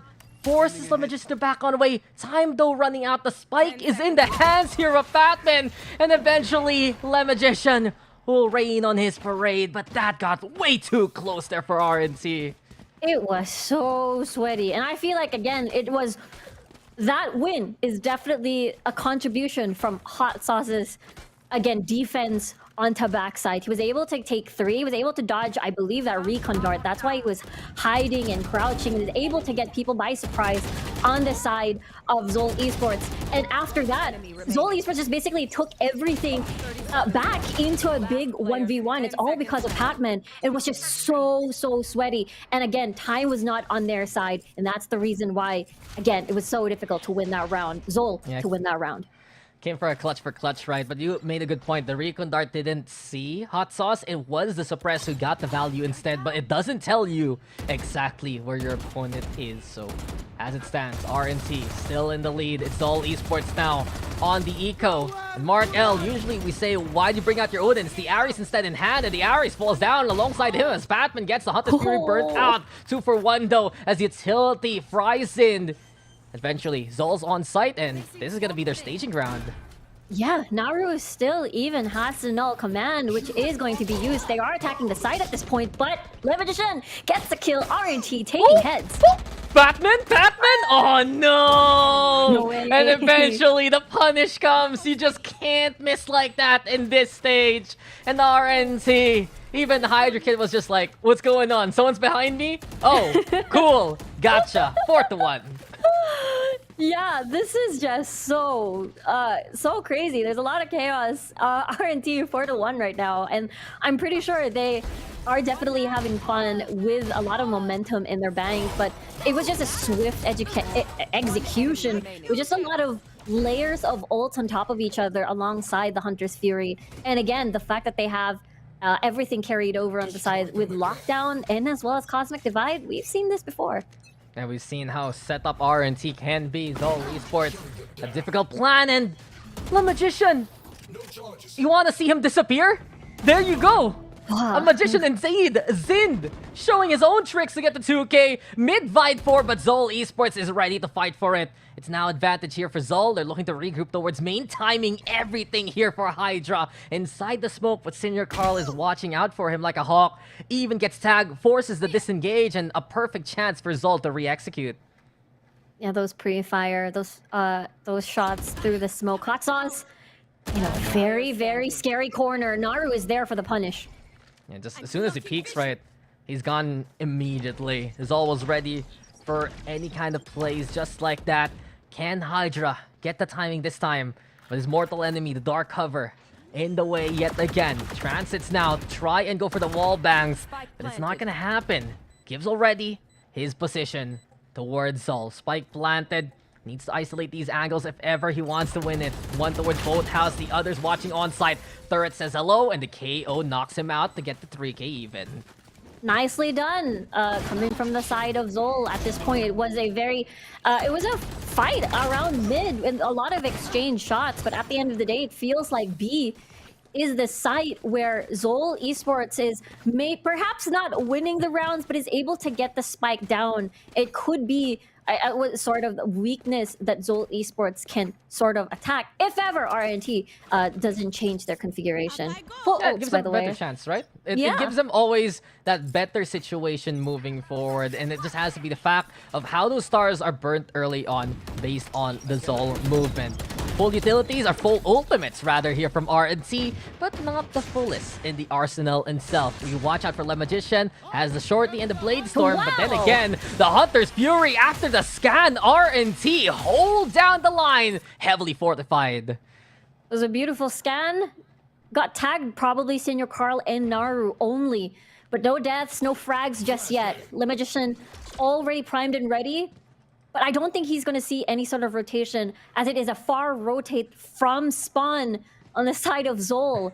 And again, this swap from B, again, with the positioning that they had, means that they're going to meet eye to eye with Hot Sauce again, who has lockdown, and it's only 60 seconds more or less. Look, you know, the safest rotate is the longest one, and now they're made their way towards that A side. Le Magician, though, finds the first frag even towards Josh F. And Mark Ill just taps away to get that takedown. RNC stealing these kills out of nowhere. Zol shaken, but the resolve cannot falter here. Aldro now to try and help out the push towards Rafter. Zin and Senior Car getting on the board, but Le Magician, here comes the blades as they fly through the air itself. 2v1, 22 HP. And Markel has the rifle. Perfect chance here for RNT to take it away. He fakes out the plant. This time tries to stick it away in cover by the boxes. Markel slowly but surely looking for him. Seeks, destroys, and wins the round here for RNT. That was honestly super crazy. The fact that, again, it was 60 seconds on the clock. They still had to deal with a lot of things. 1v2, but at the end, RNT got a lot of these kills. And the recon coming from Mark L. Twice, by the way, foiled Zol's plans time and time again. We see it here, though, for RNC. They can fight. They are there with the firepower. Yeah. They just need the right positions to do so. And case in point, I don't even know where that first Blade Storm kill came from Le Magician, but him getting that A main control was effective enough for the rest of RNT to just slam down towards that site retake. Yeah, it's just, again, they have to watch out for Mark L. They scared them off of B main, even into the side. And look at this, very aggressive, just trying to spot out anyone. Good thing there's a buddy system with our Hydra Kid. Yeah, well, that's what kindergarten teaches you. Bring someone along so you both get in trouble. Here we have it, though. Zind brings trouble to his own kind of definition. Eventually, Hydra and Hot Sauce, the H&H's, do fight on back. RNC in position towards the site. You have Le Magician also watching out for main, if ever, by the staircase. And such a big wrench for the plans of Zol Esports, just thrown on away. Le Magician on the board, but Josh F can't transfer against the second one. Hydra with a 3K of his own, and it's RNT making it a 4-round gap. It feels like B is definitely something Zol wants to constantly attack, but RNT, they've already made their adjustments when it comes to positioning and resources on who do they want to dedicate. The fact that Zind was able to make it through markets, I guess kill 3 or 2 people against RNT, but everyone was pretty much already stacked and ready in that area, and therefore didn't have the numbers advantage despite getting the initial kills. No, they sense a weakness, and unlike Achilles, they actually put armor on their heel, right? This is perfect here from RNC. A chance now to just outread Zol Esports. This is the form that we saw from them versus NAOS instead. And what's the power spike for Zol, right? Do they need to be down on the first half for them to make that comeback onto the second? It struggles so far, though, to make the transit towards the objective itself. Honestly, sometimes that does happen. You kind of unlock this, we gotta pump it higher And possibly, especially that Zol Esports won the previous map into Pearl. It wasn't a dominant finish, but it is still that momentum that they had to bring to this map. You know, you sounded like a Zumba instructor when you said that. How Gotta pump it up higher. Gotta pump it up higher. Yes. 1, 2. Okay, guys, if you ever need a fitness coach here in esports, it's already Riku right there, right then. But RNC, they need to stabilize now as Zol Esports are at their doorstep. 2 down, make that 3. Hot Sauce Hydra Kid, why don't you just take all the kills? Why don't you? RNC make it 7-2 even. And that round just ended in a flash. It just literally started and then it ended immediately. And for Zol Esports... That sounds like the reps I tried to do at the gym. It's like, 1, done. Okay. Oh, I'm good. Anyway, your point. Yes, I actually forgot, but I will just focus on the ults now. How does Zol actually crush the momentum that RNT has? There is this big of a problem that they can't attack A. B has been the solution, but because RNT is always so ready for that, the answer is lockdown in null command. They gotta be swift. They gotta catch RNT off guard for them not to rotate. And I feel like because this is slow, they're always very ready. RNT is ready with this op. Yeah, Zol Esports has the 2 no-nos. No-no to the space with the lockdown, and no-no with the utility with that null command itself. Josh Efto putting it down. Operator in hand from Le Magician, but he's staved off by Zol Esports. The space, though, provides a bit of cover towards Rafters. Maybe Worship can play into the corner, and exactly that. Worship gets 1 over on Hell. Worship bringing them with him down. 2 for 2 in the end. Hydra instead stepping up yet again. You kill 1 head. 2 more rear out from the Rafters. Exactly what Hydra's trying to tell here. It's all left to Senior Carl. Big problem though, the spike is not in his hands, even though he has to from the shadows. Just witnesses Naru die in front of him. There's the transit, there's the find towards Hot Sauce, and it's time to evacuate. Hit the emergency button, we go to B. Can he do it? Yes, he does. And he goes to B with a 1v2, but against an op and the recon dart. The problem is you're up against a controller and an initiator. These are 2 best things to have on a retake situation, which makes it very difficult for Senior Carl to buy time and keep that guessing game longer. Yep. Mark L has the recon dart even. I do believe Hydra has a star still in hand. And now the dark cover gets thrown over towards Speedway just to slow down the double peek if ever. Senior Carl though, playing towards that left door to isolate that staircase tool. And Senior Carl gets away with that pickoff. Time ticking. Mark L needs to get this kill and fast. Teleports now into the smoke. Doesn't expect he's on the high ground. And mysteries revealed by Senior Carl. Movement is magnificent. And this is all taking the round. Man, this guy is just so good. He did so much impact in Pearl, and he's done it again on this 1v2 scenario, which looked a bit dicey considering that he's stuck in backside. But because he's an Omen, that is something an Astra cannot do. Despite you having the same roles as a controller, you can reposition, you can create chaos in this kind of scenario, and Senior Carl, it just paid off so well. Yeah, Senior Carl, hats off to you, good sir, as per usual. With the big brain plays.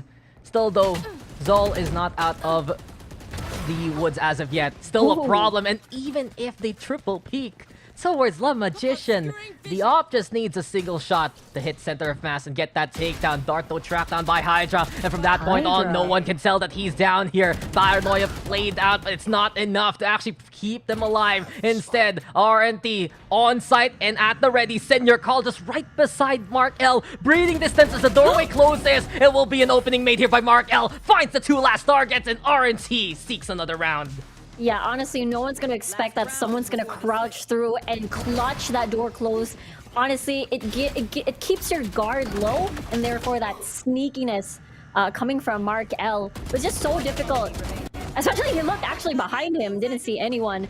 And at that point, 8-3 now, RNT has that momentum. It feels like they're just unstoppable. Yeah, perfect timing there from Mark L. Once you realize the doorway is closing down right, if you don't actually check inside the smoke, the other guy can just go to where you were at. It's like, peekaboo, right behind you. So scary. Or a game, Valorant, sometimes. Nothing personal, kid, but hey, Hunter's Fury is the call. And Worship, there is just no escaping. You deal with the bow and arrow on one side, you deal with Zin on the other. Spots out the target, over onto the rafters. Naru clearing out the blinds even. And here we go again with Zol taking their sweet time just to clear out some extra angles. Allows RNT to fight on back. Le Magician even with the operator before falling. Zindo with a triple kill of his own, stepping up when they need to the most. Hungry for the ace. Can he get it versus Mark L? The detain comes. Zin's at the ready. And there you go. It's victory for Zol at the end of the first half. 8-4 at the very least. And that is definitely ending the last round into the half on a high note. What an ace coming from Zind. And again, he is definitely the key. He was definitely the key there as well, alongside Senior Carl on that second half. But it is still a long a high hill to climb with that 8-4 score finish. Still RNT having a lot of control so far. So I'm curious to see how the attack's gonna look like for RNT. It's not the worst at all, at least for Zol. Big clutch moments from Senior Carl and Zind, especially in the past few rounds near the end of the first half. But as you mentioned here, Riku, job is not done. Zol needs to prove that they can fortify and they can stop RNT. And we've seen that to be easier said than done. Pistol yet again. Can RNT continue the streaks ongoing? Yeah, they have been winning every single pistol round since Pearl. They can do it again. And it's a critical point because 2 points lead to the double digits. Ever so close into taking it into map number 3. Yeah, well, RNT this time, they are going to vie for mid. They realized a while ago that Zol has been very, very eager to try and take it away from that in the first half. Even as the sides have been swapped. Perhaps the same case, and Zin having to back on away thanks to the pistol taps. Le Magician, in the meantime, wants to lead the charge. As the fragment gets thrown, he burns the dash to get towards the doorway. Hot sauce, though. A good beginning towards Batman. Do they realize that Naru's still there? Naru and Senior Carl. Actually, Senior Carl! Hello, sir! He had the most opportunistic angle there since everyone was looking for Naru. And from that point on, it's Zol able to stabilize. Yeah, they honestly had... RNT had to look at too many different directions. And, whoa, Mark L getting another kill. Just double peek him, please. Don't let him get the 1v1s, man. Yeah. The turret is the biggest contender. Now it's gone. Mark L, though, with 15 seconds left. Hoofing it towards the spike just to try and make it towards the side. Nothing to lose, everything to gain in this scenario. With 10 seconds, he goes for the fake. Swing comes from Josh F, and that's enough for Zol to get the round. At least this time, Zol wins pistol. Honestly, the way that Mark L almost played that clutch so beautifully, but let's take a look at Senior Carl's angle here. Again, it was just so... He took advantage of the pure chaos of that attempt onto B. But it felt like that recon dart was there to push Hot Sauce, or sorry, was to push Josh F into a scary position, or to go retreat, and therefore had space to get the spike. It was the steps after that he had to execute. It was doable, but very difficult on a pistol round, which means this definitely ends the streak of RNT's pistol round. RIP RNT pistol round streak. Map 1 to map 2 first round. In any case, though, I'm liking the opportunistic angles that Zol is looking to take here on this defense. It's something that we saw also against other teams that they've played against on Ascent rather. And as it stands, then if you have to deal with one player, right, there's still another in a different spot. So you kind of have to trust each other that you can win those duels anyway. And it's a big problem if it's Zol instead who has your number early on. Yeah, especially they have a lot of rounds to catch up on. Ooh, there's the peak. Patman with a spray down. Nanoswarm's there. Don't worry about it. Patman's ready. Patman's got this. And Zol Esports just ready to mow them down. Shock dart fade away. Hot Sauce wants the kill. He's still fighting with the shock darts. Just tries to lob it in the face of Hot Sauce. And Hot Sauce desperate to look for the knife instead. A 3K for Patman. On the opposite end of the map, Naru able to confirm Hydra Kid. And Lev Magician 30 HP. And no dreams for you, sir. Sleeping now thanks to Senior Carl. Zol make it a clean anti-eco. I know that was on a weaker buy for the side of RNT. But honestly, that round was just so clean. The confidence of Patman playing very close to B main, honestly, is just so perfect considering that he had that Ares in his hand. And therefore, 8-6 is just a 2-score gap between the two. Yeah, Zol's getting closer and closer. And this is the half and the side that they made that comeback happen against Oasis Gaming. Their defense might be a bit more potent from what we've seen so far into the map. But RNC, they have the guns this time here, Riku. A chance, especially if you put Lem Magician at the start of the initiate, right? Yeah, especially when you have the double initiator on your side, it's just so what do you call this? It's just going to be very effective once he goes in. Just all the utility in the world. You have Worship, you have Markel, and you have the Intel there too. But look at the positions here from Zol. They stay safe by the boxes. And Zin with the takedown. Markel, though, hugging the wall. He decides to take the responsibility by himself. And the triple kill comes Markel's way. Decided, man, okay, Lem Magician's gone. Let me substitute for him. I'm the duelist now. Yeah, he had 3 kills after that, honestly. He had perfect aim, especially on towards this round. And I'm not sure if Josh F can do anything with just the Spectre in hand against 4 people onto the site. A bit difficult. It's a space, though. Lem Magician makes it no matter what.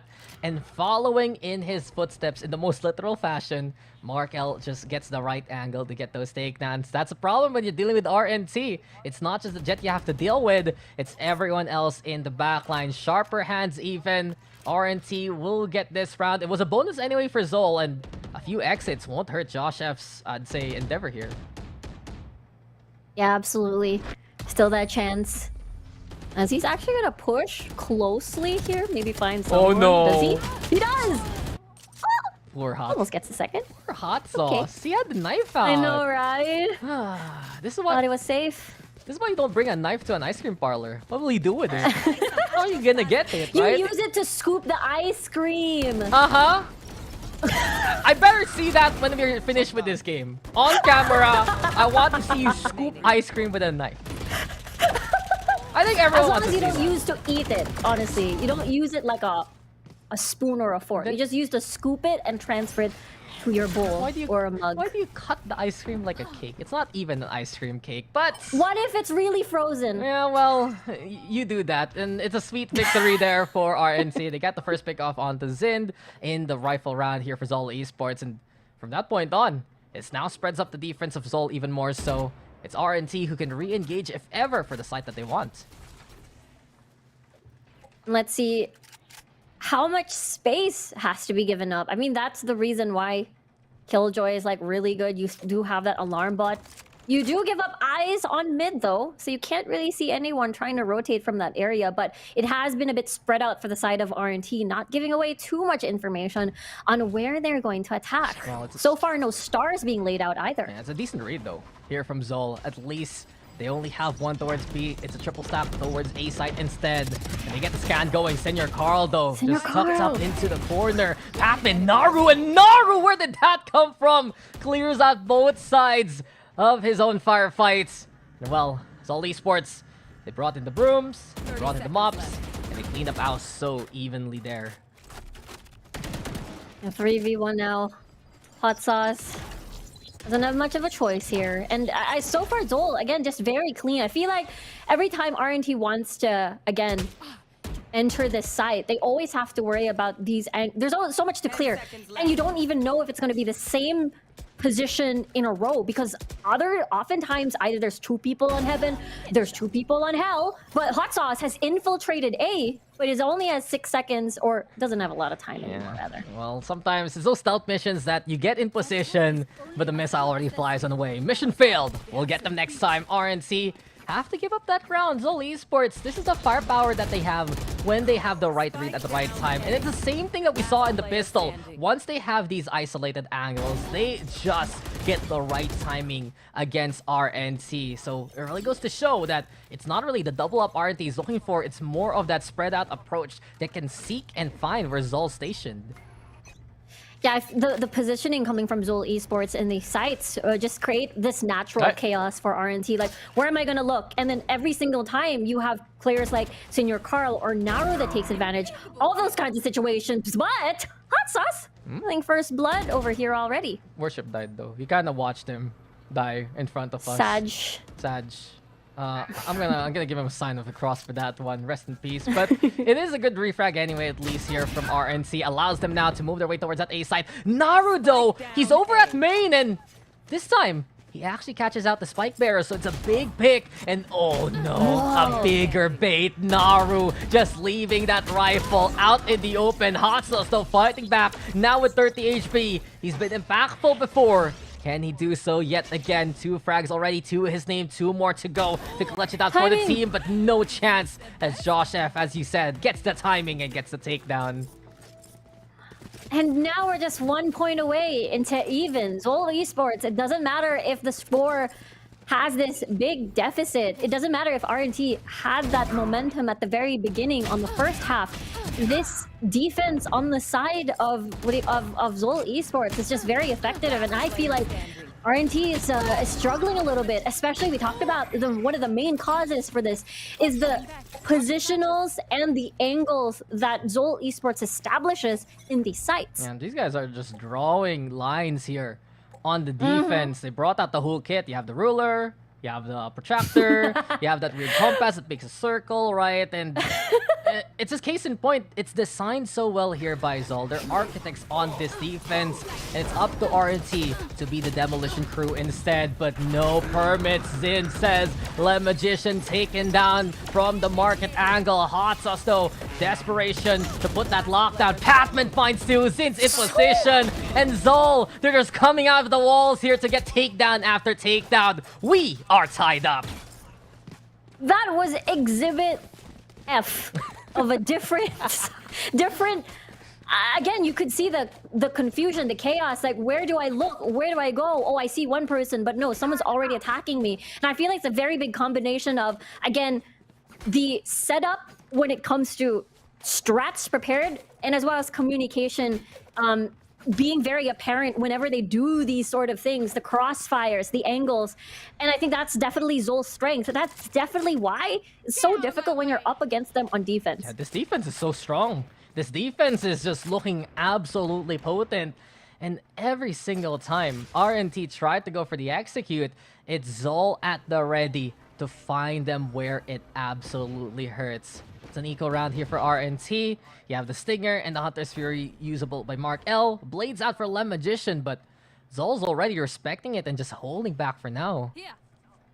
Yes, honestly, super patient. The fact that Zol has null command into Hunter's Fury just to flush out any sort of players if RNT decides to commit into something. But again, it's very difficult with the lack of firepower in their hands. The alarm bot though does say hello, and you can see the smoke in the way of Josh F, if ever, timing everything. And Pac-Man avoids a few of those blades, but in the end, Le Magician finds the marker anyway. 1 for 1. Josh F dipped in to get that takedown. Spike now retrieved, slows down though the side take here of RNT.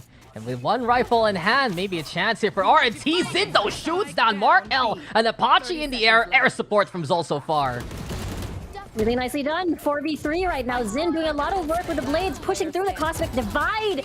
And again, Zol is doing it. It's all up to Hot Sauce. I can't see anything though in Hot Sauce. What can you even do? Sight taken away, sound gone, but the reflex is still there to get the takedown. The trigger finger absolutely itchy, and is able to scratch one down. Senior Carl, though, with its tap, doesn't expect the rotate here from Hot Sauce so far. The dark cover in the way. There's the spray it down, and Senior Carl sticking it halfway. He won't let go. And then he does, and just because of that, he will fall. Hesitation, use your enemy, and RNT will take it as a result. Hot Sauce denying a second clutch against Senor Carl here.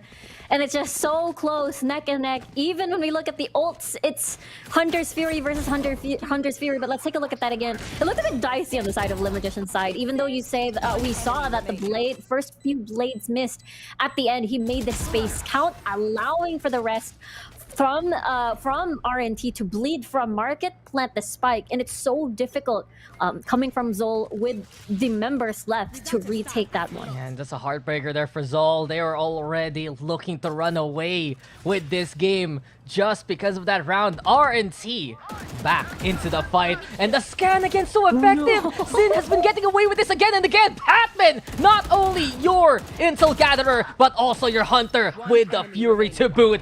Look at RNT fall apart like dominoes. Senior Carl with a 2K of his own. Hydra Kid, he was just having a nice good time. Trying to meditate, trying to set up the team. It just all falls apart in front of him. Now he has all the work to do here.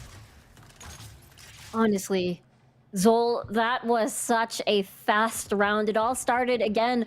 It has been sort of the battle of the recon, the intel gathered, the initiators falling through either Zind or Le Magician landing and taking advantage of the information given to them. Hydra Kid gets a kill. But again, honestly, Zol Esports, it feels like they really have this defense end in the bag, and RNT just trying to hold on, especially now that they have the off on the side of Zind. It makes it even more difficult for them to commit through these sites. Yeah, this is ridiculous how Zol gets so much value out of a single dart towards top mid. Yeah. I think RNT should just stop peeking it. Stop contesting. Yeah. They already know that Zol will fight and vie for mid to give them avenues on both the attack and the defense. Maybe it's time to give it up here. Yeah, especially that Zind has that up for sure. They don't want to give up control of mid. And as I say that, no one's really primed near Market or Pizza to have eyes on that. Possibly Patman moving already. But the attack from RNT coming from Catwalk, I feel like this is a really good adjustment from this team. Yeah, there's a chance, but Senior Carl also expecting that given the fact that they've given up 3 so quickly. Instead, there's a NAOS swarm of the Aldrin to try and flush out the wine side, but Senior Carl looking to reinforce instead towards main. Paranoia Love Hunt as Fury eventually pressuring both, and RNT do get the takedown. It's a lesser buy here from RNT, but Patman comes up in a big way. Then HP left here for Hot Sauce, 2v2. Zindo in position, lets the operator shot rip, but doesn't get the takedown. Mark Eldo doesn't hit his marker, has to reload. Josh F looking for the timing itself, but the dart instead is the priority. It's getting dicey for both squads. The pressure mounting here. And with the lockdown now, Hot Sauce forcing the hand of Zol. Do they push? Do they back on the way? Josh has half a different plan. There's the swing, but Markel with the takedown. And RNT get control of A site. They get control of A site, they get the door down, they even get the spike with 30 seconds to spare. And even though Hot Sauce has 10 HP, he can be the turret himself, watching closely onto heaven. 1v2, Zind, how can you play close range with the op that you have? He probably won't, but he'll definitely need the knives that he won't have with the recon. That's gonna spot him out, and Markel finishes the job. Yeah, and perhaps not communicated well there by Zol. Both Markel and Hot Sauce at low HP.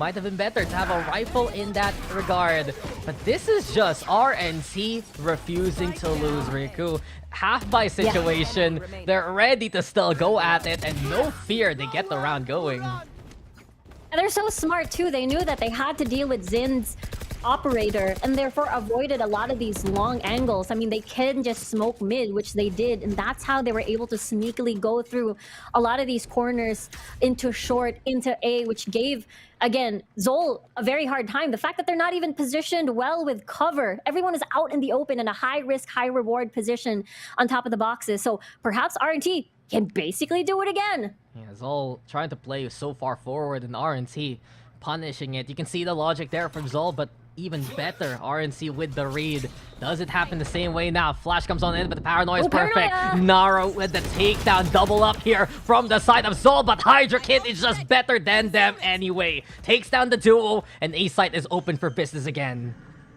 Great job coming from RNT. There was an attempt coming from Zol with that paranoia, but at the end of the day, Hydra Kid just really landed all of the important shots. Yes, saw them coming his way anyway. And Zol now on the retake. They're thinking about, is this the lockdown that we're gonna put down as time is ticking? Hydra though over onto Cubby. Seems like Zol, they don't expect it whatsoever. Timing perfect here from Hydra. The myth of Hydra rages on, and Barkel is there to sing that song even. RNT puts themselves on match points.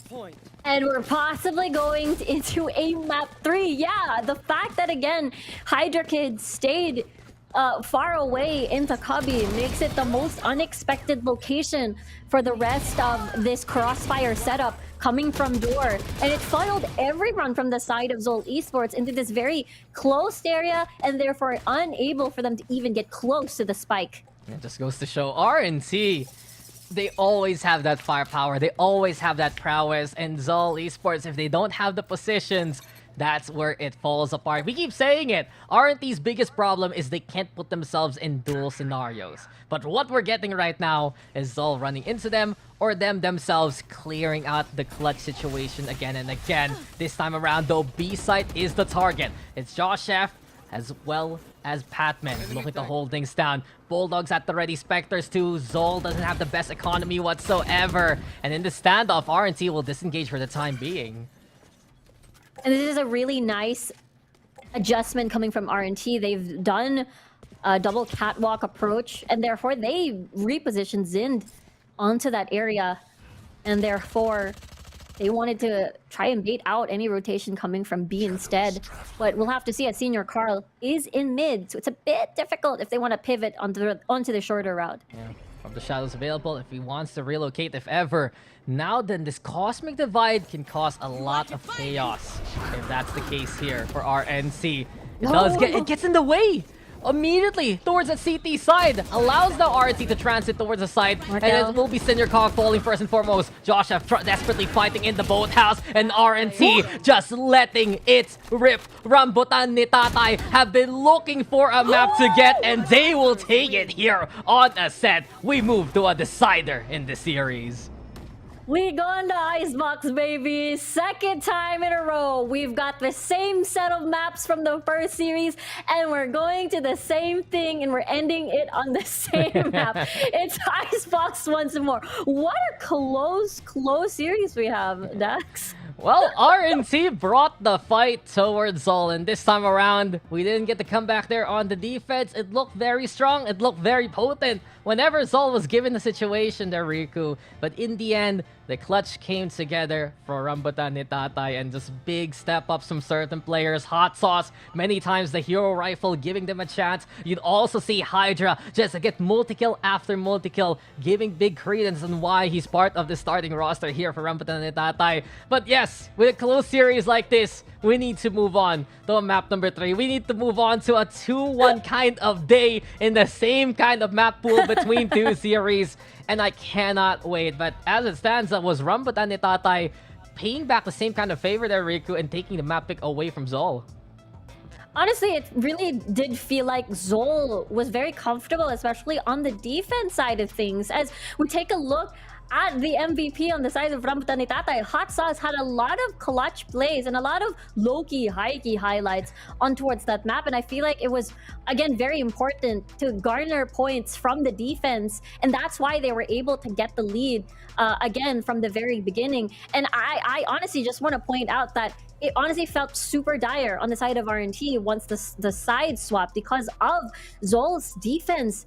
But you gotta commend their adjustment to throw Zol Esports off. Again, just changing their strategy, changing their approach, avoiding Zind as much as possible, going through the shorter routes for close range fights rather than the long range. And again, just gotta give props to this adjustment, and it felt like it rattled Zol Esports there. I mean, Zol Esports got kills for free when they shouldn't have, and true, that was the punish that they did versus RNC after we saw them just converge properly onto the site. When RNC stopped doing that and made those eco rounds work instead, that was why they got back into the fight, and that's why they got themselves in a good situation to actually win it. It was a medley of highlights though from many players. I gotta give props to Mark L also, taking really that semi-duelist role whenever Le Magician would fall for some outplays there, like in the case of Senior Carl. Zind also has a lot of updraft angles that I feel like you can utilize in many other games if you play on Ascent, but the creativity there of Zol just did not stand up enough to the firepower that RNT brought here onto this map. And if they're ready to hit shots like that and just get the multi-kills that they need quickly, you know the pace is gonna go in RNT's favor. Yeah, honestly, after figuring out that Zol Esports, it's all about geometry, the architecture of the multiple angles from different points. They just basically mitigated the angles that they had to go through by going through mid and seeing where they can go from there. And honestly, it's just such a what do you call this, a very good approach, especially having to just re-hit these sites. And again, props to Mark L with the recon darts and all of some of the clutches here and just making every shot count. Yeah, it just hurts there for Zol because I feel like there are a few moments where they could have just taken it away from RNC, but instead Rambutan and Tatay with a bit of magic there, delivering the win with Grab Unlimited, was Le Magician. Not only your entry point, but the one to say we out of Ascent and we move into Icebox. This series has been, I'd say, interesting. There are so many facets where you can really notice a certain player or two bailing out these teams in a pinch, but the initial plan is relatively straightforward for both sides. RNC, aggressive. Let's get in there. Let's get those takedowns. In the meantime, for Zol, it's find opportunity in timing and in positioning. Well, guys, with so many factors to watch out for, we need to take a bit of a break. And we return. It's that decider. We'll see you guys of more for VCTPH in just a bit. Stay tuned. Stick around. We'll be right back.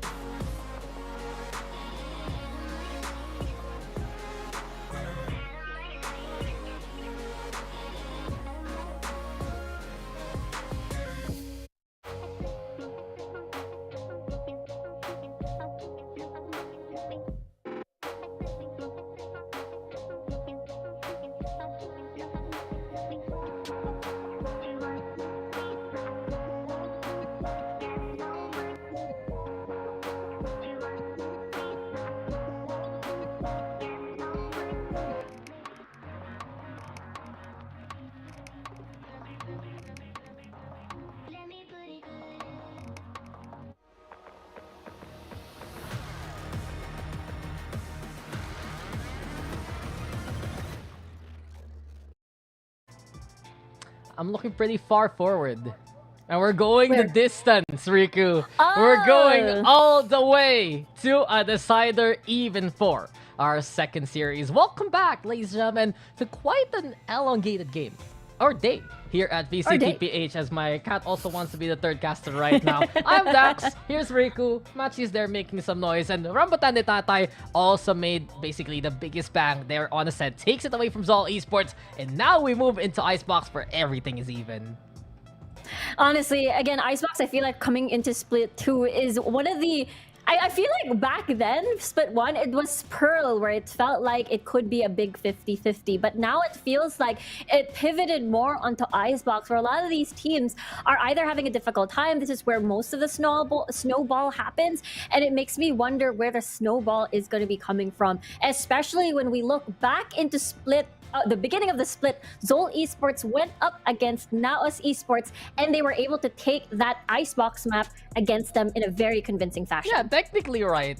In essence, Zol Esports are the kings of Icebox right now. Yeah. And that's not really supported by stats, except the one where they beat Naos. But if you want to say maybe they have the Elder One of it, that works too. Well, the Frozen Throne is being held together here by Zol Esports, and exactly what we saw against Naos, one of their biggest strengths was winning out those pistol rounds, giving them that momentum, and really from that point on, just keep on going with such a tried and tested composition. When you play the Sage on Icebox, you're saying your fundamentals are sound with the usual Icebox comp, and that's the case in point for Zol Esports. RNT trying to do the same.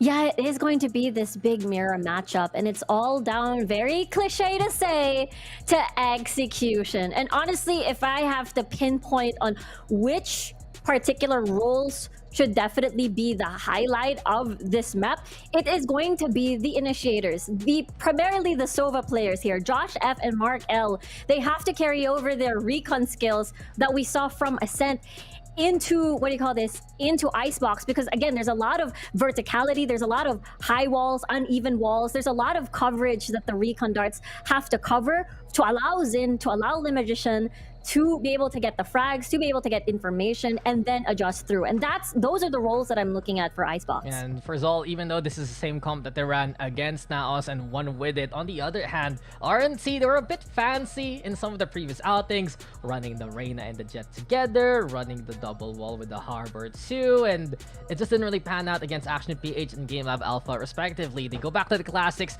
they go back to those core comps, and besides, of course, the execution that you mentioned, I think it's really as basic gets. Be better at the map. It's simply just such a tried and tested composition right now. You know, defaults are going to be so very important here for both RNT as well as Zol. And it just goes back to some of the philosophies of these teams. Can RNT's firepower and fragging potential bring them that win? Or will the positioning and opportunistic ideas of Zol Esports find them the timings to get the rounds? Yeah, I feel like, just as you said, it is definitely, even if it's the same composition, the standard composition, it's all about how they bring their own flavor is able to execute that perfectly. Look at this, RT, so close here. Yeah, they want to fight and they want to go for it. Zindo taps away and Hydra Kid goes down early. Dash outs here from Lem Magician. Zin gets the right cover at the right time, and as the Cloud Burst is there to provide a bit more of cover, Lem Magician still playing for pipes, but he's going to be singing the blues after Zin gets a headshot instead. Disengaged now with the Tailwind Burn, the wall in the way, and it's Zol now backing out for now with the man advantage. Yeah, it's very difficult when the wall is, again, just as you said, in the way with the pistol round. It's gonna take a lot of shots to even destroy that. Markel just casually using the zip line, like an amusement park. I watched that. I watched that in Milan instead, at the start, right? and Markel's like, now all of China knows you're here. Good, no problem. Or now all of Zol Esports knows that they have to be wary of the zip line itself. In the end, though, it's still 3v3, so a standoff right now as Zol's cutting noise. Eventually, the exit comes A-side's way. It's very difficult now without the wall. You only have heal. There's not a lot of utility for the side of R&D to prevent this from happening. Markel dove up top. Here we go again, but Zin this time checking out the rafters as soon as possible. A 3K for Zin gets healed up even by Naru as Senior Carl gets on the board. Everything's left to Hot Sauce, but he has no friends, no real turret right now. And the Ghost only in hand picked on up. Zind just in the distance, trying to actually duel from him the lower ground. The swing is better there from Hot Sauce though with the timing. 2v1.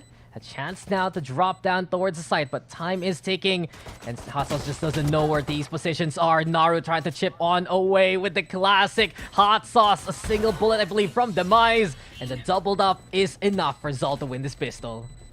Yeah, there weren't a lot of utility left on the side of RNT to prevent this push. The second re-hit actually from happening. The wall has already been used. There's not a lot of options. The people left on the side of RNT. So this is very clever from Zol Esports to just wait for the wall to fall off, and then boom, just retake the site. They have a wall of their own afterwards. Just very patient from Zol, and that's again the second pistol round that they've won so far, removing again the streak that RNT has built on pistol rounds themselves. I feel like Riku, sometimes you can just be a rapper. Because when you... Yeah, exactly. Boom. I heard the beat. I love that you double down on it. But for now, RNC, they're contesting here pretty eagerly towards green. They heard the music, and now they're following the source. Zol, in the meantime, though, backing on way towards that A site to get that spike going. Senior Carl and Magician do trade blows. It's Josh F, though, really the one to watch out for alongside Zin. So from front to back, it's all getting the takedowns and the spike planted. It's so difficult. Two members left, Hot Sauce and Lim Magician coming from the flank. And Patman just a casual stroll. And it's a very clean round for the side of Zol again, once more. Yeah, pretty quick, right? Scope in, burst fire. We're done with the round. And this is the beauty of Zol Esports. We always talk about how important positioning is. And you can see that from front to back. They make sure everything is as clear as possible. It has hampered them sometimes on retakes in the past few maps in terms of timing, but in those situations, security is safety to prevent the eco. And they definitely, I think that's definitely the strength that, again, RNT has to redo when it comes to learning that on this icebox in particular. And with that, with even a bunch of Bulldogs on the side and Senior Carl being, just as you said, with a hero gun on that rifle, which makes it which is gonna be absolutely interesting as RNT is a bit spread out here. On the other hand, though, Zol is in a good economic state. Even if they lose this round, look at the money they have here for the full buys later on. It's RNT who is absolutely in a critical state instead in terms of funding. Very important round to win. They are spread out for a 2-1-2 split, and especially Mark L playing for mid, but Kitchen is quite open. A chance for Senior Carl to actually get in there. Mark L trying to anticipate the rotate, but the Poison Cloud gets in the way. Forced back. Hesitated a little bit on the recon dart. Don't want to use it too early, too soon. Because if he did use it, then there wouldn't be anything left for this A side hit. Oh, the timing though. Who checks who first? Mark L realizes the situation, and Senior Carl caught with his back turned instead. RNC stationed now towards the backside. Lesser numbers here from Zol. Good stall even with the slow orbs, and Worship though will fall down. Zind having the hot hand so far, looking to continue the path of domination he brought to Ascent. 2 down for Zind. Naru also chipping in, now looking to go for the plant. The advantage RNC had completely torn asunder here by Zol Esports. From this point on, it's Zind and his show. A 3K even, looking for a fourth. Mark L spotted. They know exactly where the Sova's at. Mark L, though, at least spraying down towards Rafter. Another challenger, perhaps, here from the higher ground. Batman doing the same thing Naru is. Look up high. It's Naru there stationed, and Zol will get the bonus because of it. And it's a 3-0 already for Zol. And it's just so, again, it's just so clean. The way that they slowly creeped on to A side, gained a bit of control towards mid, and got a lot of space there. And honestly speaking, it's just so effective.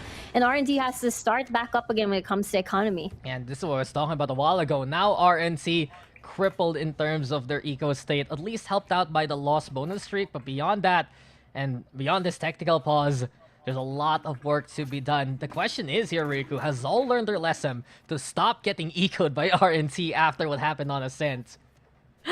Honestly, I think it's a very, very big lesson learned. And I think it's very apparent on some of the rounds that we saw in Ascent where they're very, what's the word, disciplined in not moving too much across the map and just being very patient with their movements, not being too comfortable, because they know that this is a very, very huge possibility, especially if you're up against Rambutan ni Tatay. No matter what the buy is, RNT is just gonna try their best, and actually they do it. It's not just trying their best, they actually are able to make it work. Yeah, they find those rounds right, but this is a bit of a different scenario from what we've seen for the past 2 maps. We've seen RNT get that good lead, and it's Zol playing catch-up. Worked on Pearl, didn't work there on Ascent for Zol, but this time, this is the first time we see Zol in a commanding position. So I do wonder if Zol can keep up this consistency and can keep up the performance that Zind especially is bringing to the table, or can RNT dig deep and fight back?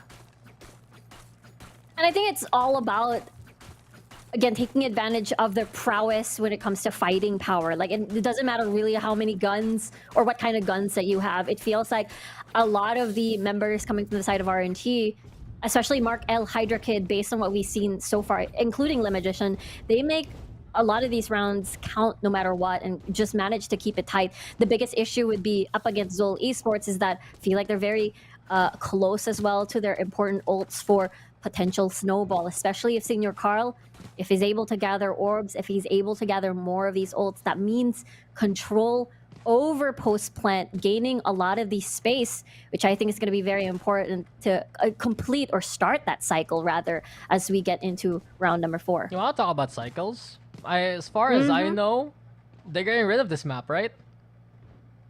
Oh, right? Are you sad about that? Not really, honestly. Because I do feel like Icebox is a little too learned by these teams. Come on, we have a core composition, right? We know this is a scrim map, but like, give us a bind back, give us a bit of that flavor. And as we're getting back into the game, perhaps this is the split that we say farewell to Icebox a little bit later down the line. Back into the game though, Zol at the ready, they have the rifles here, Riku, and Zid just does not stop right now.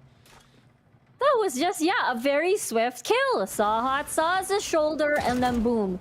And at this point, really good start already from Zol Esports. Just as you said, the snowball is almost there. Yeah, that's wordplay. We're on Icebox. Snowball. Wow, funny indeed. And boom. No jokes. Boom indeed. Senior Carl with the takedown. Begs for the heal. Even looks down on Naru. Says, please heal me. Come on, give it to me, man. And then this is the Zin show. We are just witnesses to his greatness. A triple kill, finally shut down there by Hydra. It was, of course, eco frags, but the momentum is there. Zolo Esports happy to keep funneling in getting these takedowns and getting these sites pretty, I'd say, quickly. Yeah, Zol Esports just not allowing any of the thrifty rounds again, which is incredibly important for them to keep momentum because honestly, RNT, I think in the previous maps where Zol Esports is able to, get the upper hand, get a streak, it's just always shut down by RNT. So Zol learned their lesson from the past 2 maps and just not leaving any room for RNT to breathe. And I'm expecting Senior Carl to get the orb and then get that Viper Spit for them to, again, what I said, continue the cycle. Bladestorm is there though, and here we go again with the aggression from Zind. I am curious though to the fact that maybe that wall was a little too early from Warship because they had the operator. The plan was to use it to disengage if ever, but in the end, at least the Bladestorm didn't get much done, courtesy of Zind. For now, Zol goes for that A site where RNC will rotate accordingly. Yeah, and at RNT is just very quick with the rotation indeed. Josh F already with the plant, but with a lot of line of sight blockers. Let's see if Le Magician even has an entry point with the op, with now the spike even being planted already. Yeah, this is a concern though. Zol actually backing on away, and there's still an op in hand here for RNC. Anyone peeks like that, courtesy of, well, Naru, Le Magician will punish it. Sin and Senior Carl though do fight back, realize there's an op to deal with, and they get the critical takedown. Swing comes from the pipes and the floor even, and Senior Carl is the foreman of A site, just able to find order and find the round. And they're able to pick up the op? No, not really. They still kept their rifles on the board. But at this point, it was a good kill from the Magician, but he didn't expect someone to be playing quite close for him for that immediate trade. It is, again, Senor Carl being such a reliable player in all of these maps, and it's showing once more alongside Zind here in Icebox. Yeah, I just love seeing more from Senor Carl and Zol Esports. There's just so much trust right now, especially when they look this clean, this coordinated, the system works. And Zol trying to prove it right here, right now. Aldron gets a tag onto Worship, realizes there's a one by Maze, but Hydra Kid just out of nowhere assassinates Senor Carl. That I do believe is a gun that RNT can pick up. But speaking of picking things up, Zol picking up the pace and trying to move towards the site. Worship though will fall in hand of Zin. Zin gets another victim into his tally. There's no stopping this man, and in a 3v1 Hot Sauce has to make wonders work yet again. So difficult. We talked about the, well, buddy system and making sure that they cover each other, and that was basically what happened. You saw, what do you call this? I believe Naru and Patman earlier around the fringes of this site. Now it's just so difficult for Hot Sauce to even enter this because Zind is just such a pivotal player as well on most of these rounds, getting first blood and therefore getting that man advantage over RNT. Yeah, it's not just the man advantage, it's the space and the confidence that lets Zol push. It's a bit more straightforward on a map like this compared to what we saw on Pearl and Ascent. The nooks and crannies are there on site. Zin can check it with the rest of Zol, and that's enough to give them the security that they want. 6-0 with such an overwhelming scoreline from Zol. The Kings of Icebox, yes, dude! The Kings of Icebox doing it here. Zol just so, it's again so confident in this map, and we did say that at the very beginning. It feels like it's going to be possibly a combination between what the initiators can gather with the recon darts into the duelists taking advantage of that information. And so far, it feels like, you know, Zind has been winning that game in this map. There's just no stopping him. Every single angle he takes, he effectively wins. And there's just so many good things about Zol Esports right now in terms of what's happened so far in the game. Win out that first pistol check, win out the bonus even more so, pop off with Zin, it's all there, and be at the right positions at the right times from both front to back. It's the Zol checklist that they've always wanted. And this time out, RNT, they're just trying to understand how can they actually dismantle Zol. And I really believe it's stopping Zid dead in his tracks and then finding the rotation afterwards. Yeah, it's just trying to find Zind when he does an aggressive updraft, especially when he has Blade Storm. It's expecting these, I guess, unexpected angles, especially when we take a look at Icebox. Think, what will Zind do? Where will he be coming from? And it's just, again, having to play that mind games. But one thing that they can do, though, Hydra Kid has Viper Spit. Use Viper Spit early, narrow down the choices that Zol can attack, or buy a bit of time for them to slow down. And they're getting position here. Zol want to make that B execute work, and to begin with, lockdown's there, and Markel has the Hunter's Fury, but he's actually staving it off for a later situation instead. The rotate comes. Since there's space created here for Zol, they can get the plant going. Yeah, there's the response of the Viper Spit on their end as well. Senor Carl activates that, and there's just so much to work with when it comes to space with the spike being planted. But the Hunter's Fury is going to slow that down, but Naru is just going to push through that. Oh, the Magician trying to be ambitious, but Zin sees through the veil and gets the kill instead.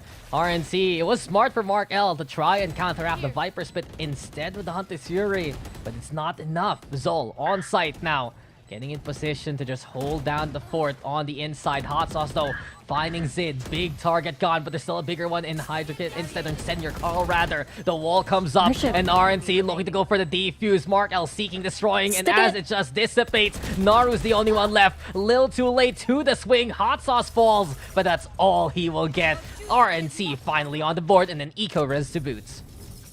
Really nicely done. Wall into the lockdown, pushing Zol Esports back without eyes on that spike for them to pre-fire, to shower all their bullets through.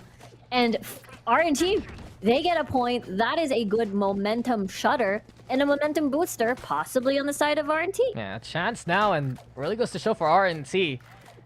There's a very straightforward approach that they can take, but they think of more optimal ways in terms of the retake, right? They're still smart players at the end of the day. It just hasn't really coagulated the way that they want as a team. Work in progress finally gets the first step going.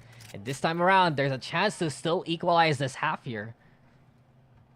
Yeah, Hydra Kid still does have the Viper Spit as well. Even though they don't have the lockdown anymore, it is still a big possibility to be used on a defuse scenario, on a retake scenario. Hot Sauce, Soul Guardian of the B side. We'll see if that's gonna be enough. Yes, gets first blood. Come on, that's Hot Sauce. You know he's just gonna be able to pull the theatrics and whatnot. Patman, though, just stable onto the corner. Hot Sauce yet again at the right time. And woo, it's spicy when it's Hot Sauce on the board like that. The triple kill to get the second round. And now it feels like Zol's like, okay, let's not go to B anymore. It's a bit tough now. Let's go back to A, where everything was running smoothly, where we get the spike down. We didn't have much problems. Let's just allow Xin to fly across the map versus in such an open space on B side, which makes it a bit more difficult for Xin to actually go in. Yeah, things were okay here on A, but they refuse to budge, and this time around, their economy is shrinking. They still have enough, I believe, to maybe half buy later on into the next. Believe in the Blades, courtesy of Xin, and more of a default approach this time, but RNT isn't budging. They realize them anchoring themselves onto B side especially has worked for Hot Sauce, and we'll see now as the Zol transition moves to A instead. They're playing a bit more slow on the side of Zol, but at the same time, changing their approach. Worship playing very close now, seeing if anybody has climbed through the pipes area. But with that said, this wall is a bit of an annoyance because it lowers down any sort of entrances. They're forced to go upwards vertically to enter through the site without them knowing. But with a recon dart, that's the go signal. Yeah. Excelsior ever upwards, they will go, but now down to the ground. Xin falls as Worship gets that takedown. Second chance though, courtesy of Naru with the resurrection. Here comes Maze and here comes Mark L. Perfect angle to be the Minotaur in that situation. Just guarding this site so far. Nearby forward Sen, he wants to go for more ambition, sure, but it's shot down in its prime. But Senior Carl instead. 3v2 now as the dust settles. RNT tried to reconvene onto the site and anticipate the spike plant itself. A chance here for Hydra if ever over onto the corner. Hot Sauce setting up the crossfire as well, but Josh F with the find. Josh F now backing on away, keeping Hot Sauce as bay. Over by screens. A transition though towards the back side. The wall keeping them separated for now here, Riku. Keeping them separated, but the head might peek. Hot Sauce finds the kill. Now a 1v1 Dax. Yeah, Hot Sauce is there. Goes again and wins it out the same way. Hot Sauce just does not stop winning. And, well, another triple kill on the board. And another round goes RNT's favor. Dude, don't call him Hot Sauce. Can we call him... You know what? Never mind. I was about... Yeah? Say it. Take a step back and not continue what I was about to say. Well, Never mind. But Hot Sauce has been doing really well.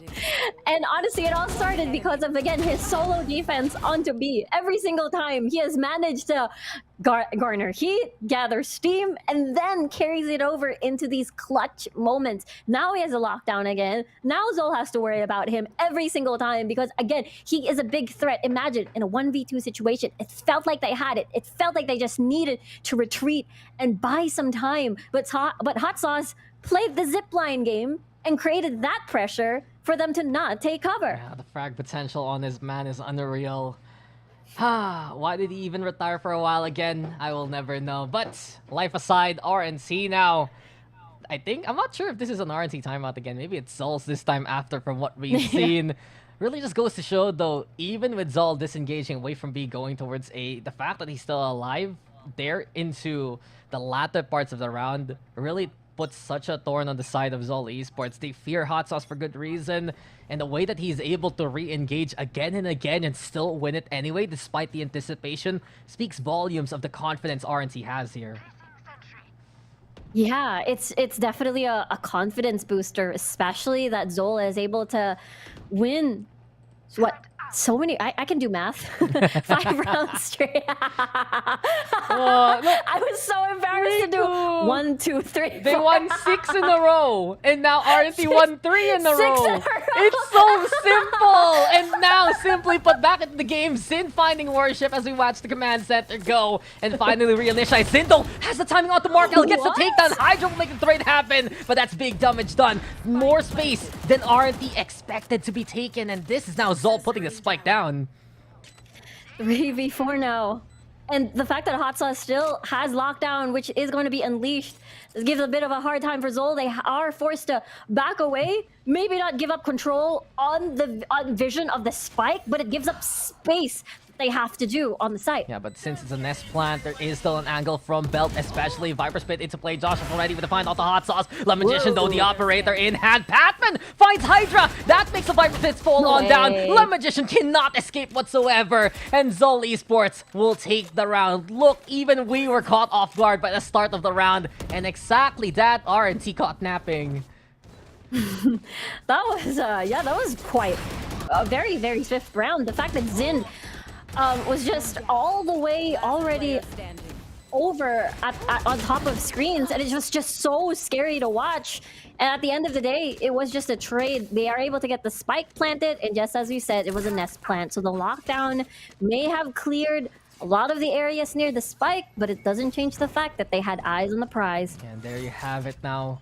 And as you can see here, Zol Esports, there's that confidence to go back to B. I challenge you, Hot Sauce, to a site showdown. We will put the gamble with the rifles and go again as Xin clears out yellow to begin with. But with a default plant, you get the wall, you get the Sages too. And the Hunter's Fury is the answer here from RNT to force them back. They're trying their best to bait out any sort of nano swarms and as well as that Hunter's Fury.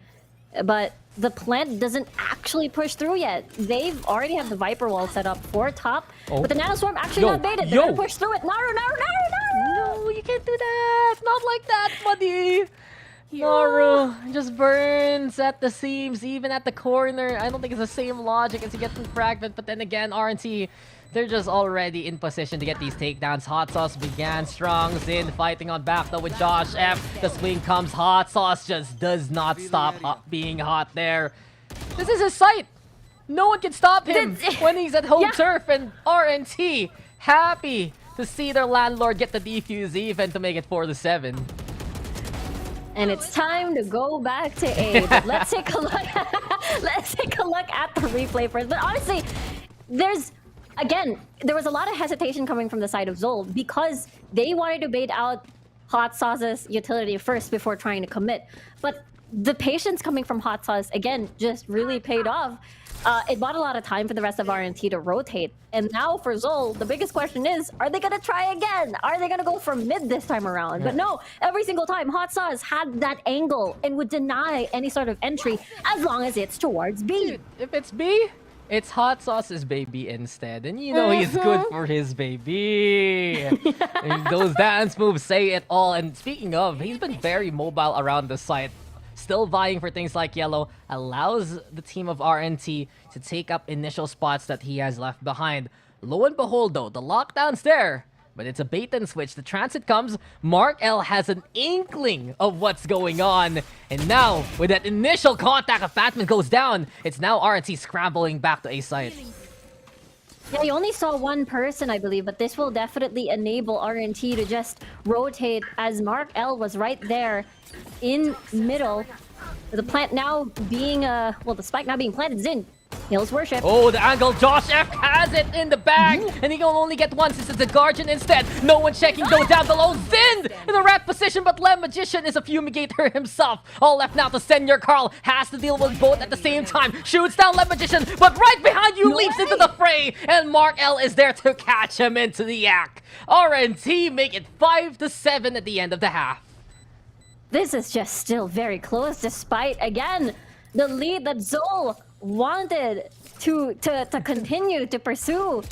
And at this point, I feel like this play, this round in particular, it all boiled down to Mark L's I guess, spidey senses to see if anyone's going to be coming, rotating from mid, and he's able to spot one and some coming from Zol, and now the swap happens. Mark L, again, a very important player, not only this map, but this entire series. Yeah, the frag potential from both Mark L and Hot Sauce are always something to watch out for. Always have to say the history of Mark L. He plays from everywhere, not just Fluffy's house, but in different regions, right? Like South Asia, like MYSG, here the PH. At one point, he was part of that Talon roster before they picked up Sersia. Same case for some members, actually, of Zol Esports. So a bit of a reunion in the battlefield going on of what could have been. But this time around, Zol on the defense, Zin looking to begin the opening round here in the second half with a frag of his own. And Leb Magician disappears immediately. That is the magic that Zin is able to do. RNT now forced to back away possibly to just pivot. And I feel like the challenge now is that Hot Sauce created such a huge impact onto Site B. Now it's Patman's turn on the defense as the Killjoy to challenge that. Senior Carl, what are you doing up there, good sir? This is a very dangerous spot if it does get checked. If not, RNC is in for a world of hurt. And who looks where first? Slowly staying behind Mark L. Trigger discipline, and no, the bow and arrow shoots him in the head. Let him look at him for a while, and eventually Senior Carl fighting to the bitter end. RNC will punish him accordingly, make it a 3v3 now as the B site's taken. No swing yet. Zin instead looking for the spike to be planted. It does get put there a little far forward, and Hydra Kid finds the timing instead. A triple kill from Hydra. 10 HP left. Zin versus the world. Seeks for the initial target, and a single headshot will do him in. But this is the big one. Zin versus Hot Sauce. Who can outclutch the other? Patience now from Zin. Statuesque in his approach, but Hot Sauce is just better on the shot. Finds the head as they shoot down together, and it's RNC with a pistol much needed. Hot Sauce, even though he's not on defense anymore, he is just crazy. Very reliable on a lot of these clutch rounds. And I guess it all started with Senior Carl's attempt being a ninja there, but unfortunately with only just one kill, despite the trigger discipline, he wasn't able to take down more with him. And RNT will be happy about this one. What was that though? Was that a Western duel? It's high noon somewhere in the world. and that's the thing, right? I do feel like I think I saw Zin shoot him, just didn't really tag him in the head. And yeah, Hot Sauce, bit more accurate in that stance. Now then, Hydra has the rifle. Zin though finding worship. The wallbang though is effective to make the trade work. And since they lose Zin here for Zol, RNC needs to give up that space. Patman though swinging wildly, doesn't find Hot Sauce whatsoever. And from that point on, it's Senior Carl instead being cheeky with that kill. Hot Sauce, honestly, he's able to gather steam and carry it over here on this next round. And Zol, it's a lot to deal with already, especially against the likes of Hydra, Mark L. Now Hot Sauce added into the equation. It's still 3v3. It's still pretty much doable for the side of Zol. But so far, so good on the side of RNT, knowing that no one's there on A. And even though the turret spots them, and now there's a go signal here for RNT, they can effectively pick up some guns here for Zol if they go for the wraparound. But in this case, they're willing now to try and catch out the rotation with the pistols instead. Naru with a find onto the Magician. Hot Sauce now doubling down towards that A side, and Senior Carl with a find instead. All of the Hot Sauce distracted by the dart, and Josh F will set it up and knock it down for himself. Zol Esports steal that one away from RNT in a round much needed. Yeah, and 6-8 now after this defuse, and again, it looks a bit dire on the momentum side, and as well as morale, especially in the previous round. It felt like their only choice was A every single time, even though the map says A and B. Felt like they can only see the letter A because of Hot Sauce. And at this point, what do you do with this side swap now? And I think they're picking up again. Yeah, they're getting back into it, right? And Zol Esports, if they were masters on A on the attacking side, seems like A is still the answer on the defense. Perfect angle and anticipation.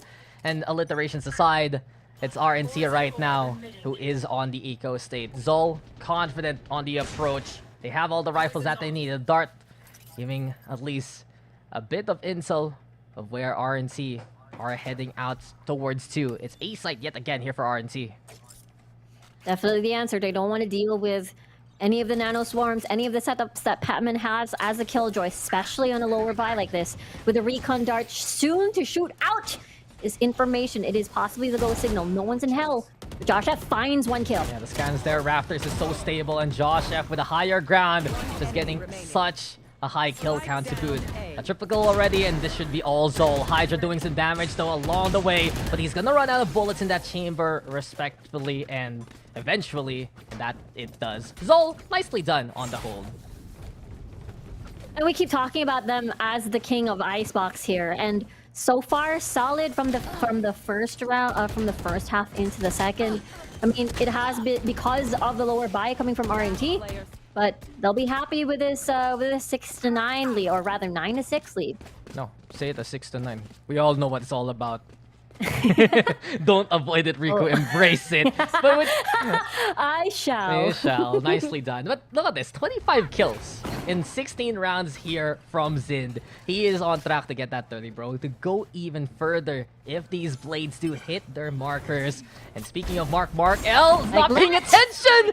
Zind just flies high and soars like a majestic eagle to get those takedowns too with the blades. Already it's 4v2. Zind is not done. He's just keeping up with the pressure, trying to play danger close. Josh F instead. The shock dart is perfect. Hot Sauce, the only one left, at least taps down Zind, teaches him a lesson. And the hesitation there from Zol gives Hot Sauce a chance. Now he goes around towards Yellow, tries to find the backside hold instead.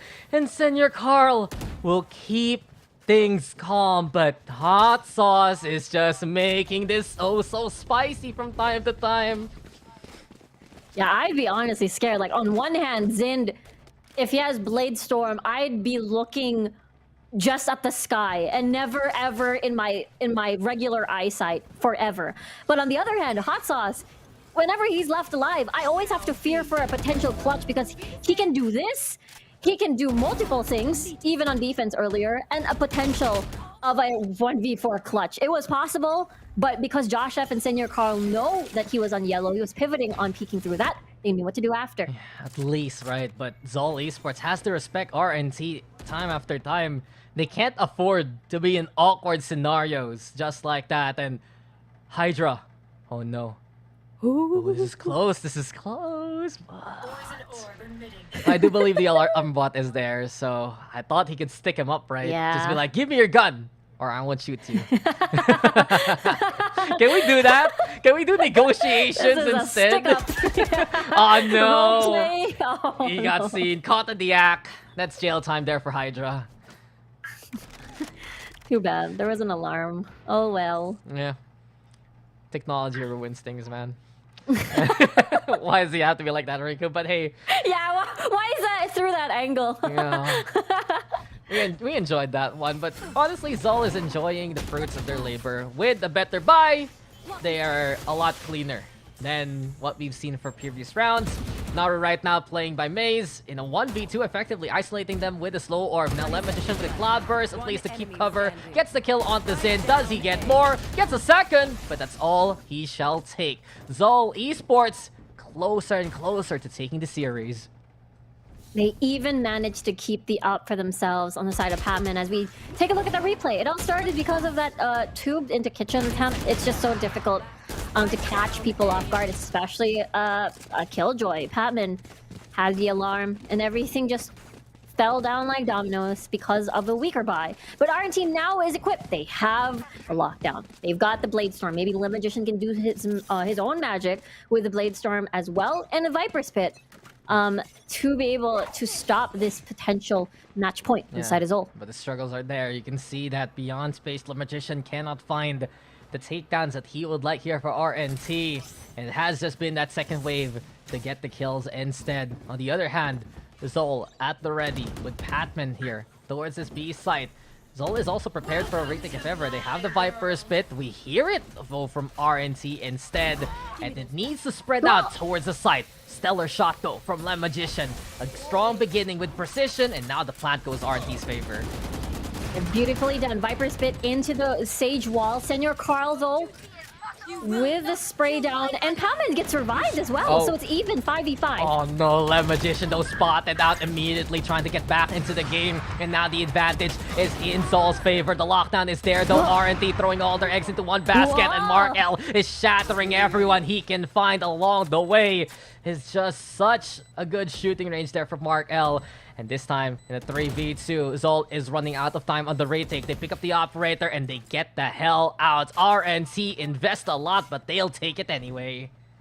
Really nicely done. Mark L is able to take advantage of the space created by the Viper Spit, is able to get 3 kills. Imagine, wall into the pit, and Hydra Kid removes, Josh F rather removes Hydra Kid into the equation, but really good combination to secure that 7-11 round, prevent the match point from happening. And with that said, taking a look at the economy of VALORANT Esports, while they're able to keep a couple of guns, they're still, I think, pretty good on the numbers advantage. Yeah. You can really see RNC, they had to throw a lot just to win out that round. Conveniently enough though, they still have that Hunter's Fury. Well done there by Mark L especially to hold down that yellow when Zol found the timing with that pick onto the Resurrection. We're not done though. RNT will always fight. Zol in the meantime is trying to get closer and closer to match no series point, and Mark L immediately gets the intel, gets the hell out. And it's so dicey now on RNT. What do you have? Only the Hunter's Fury to flush out anyone, or even post plant on the spike to prevent from a defuse. But for Zol, they have so many options to scare away everyone on the side of RNT. Yeah, well, Lem Magician though, he's picking up now the pace. RNC, unfortunately, the lockdown is said to be destroyed, but it still gets the detain anyway at the last moment. So the slows down rather. The push here from RNC. Zol in the meantime still anchored onto the site, and oh no, Zin, timing is everything. Does he scope in yet again? The poison cloud could have actually gotten the shot there of Mark L, but he wouldn't know that. Into the tube, Mark L goes, and RNC on the rotate instead. Yeah, they're going through tube into kitchen, going through mid, but with that said, they gave up mid already. I don't think Zin sees this, and it's just so perfect timing. Oh no. Oh no. A series of unlucky timings here, starring Zol Esports, and even better shots now from RNC. This honestly should be a save by this point unless Zin can get more out of that angle. Worship goes down, trying to deny the plant, so someone needs to put this down. It's gonna be hasty here from Zol Esports. Zin tried to play the hero, but cannot get the shot to ring through from the opposite end. Misses wildly also versus Hot Sauce Lem Magician, eventually punishing that hubris. It's all left to Senior Carl, and with those picks, it seems like Senior Carl thinks there's a bit of a chance right now in this regard. Wraps on the round from green towards the site. Seems like the angle isn't checked as of yet, but the alarm bot says hello. And now Lem Magician will bid him farewell. A 3K for Lem Magician, and now 3 rounds only the gap between RNC and Zol. Honestly, that round was it was a big deal. The timing in mid, Zin had eyes on mid. But the moment that he decided to pivot to A, bring the op there, it was the time for RNT to just funnel and spill through all of that position and take control of B. And now it's 8-11. And now, while still Zin still has the up, it's still, we'll have to see now if Coops will be the approach here, as he's already there. Yeah, he's in position, right? But the rebuy is costly. Zol Esports, if they lose this, it's going to be a delicate scenario now in terms of the money. RNT picking up the eco more and more, getting a better macro read of the situation. Hot Sauce, though! Ultra Instinct, man, just ducks away from all of that, and he gets away with his life.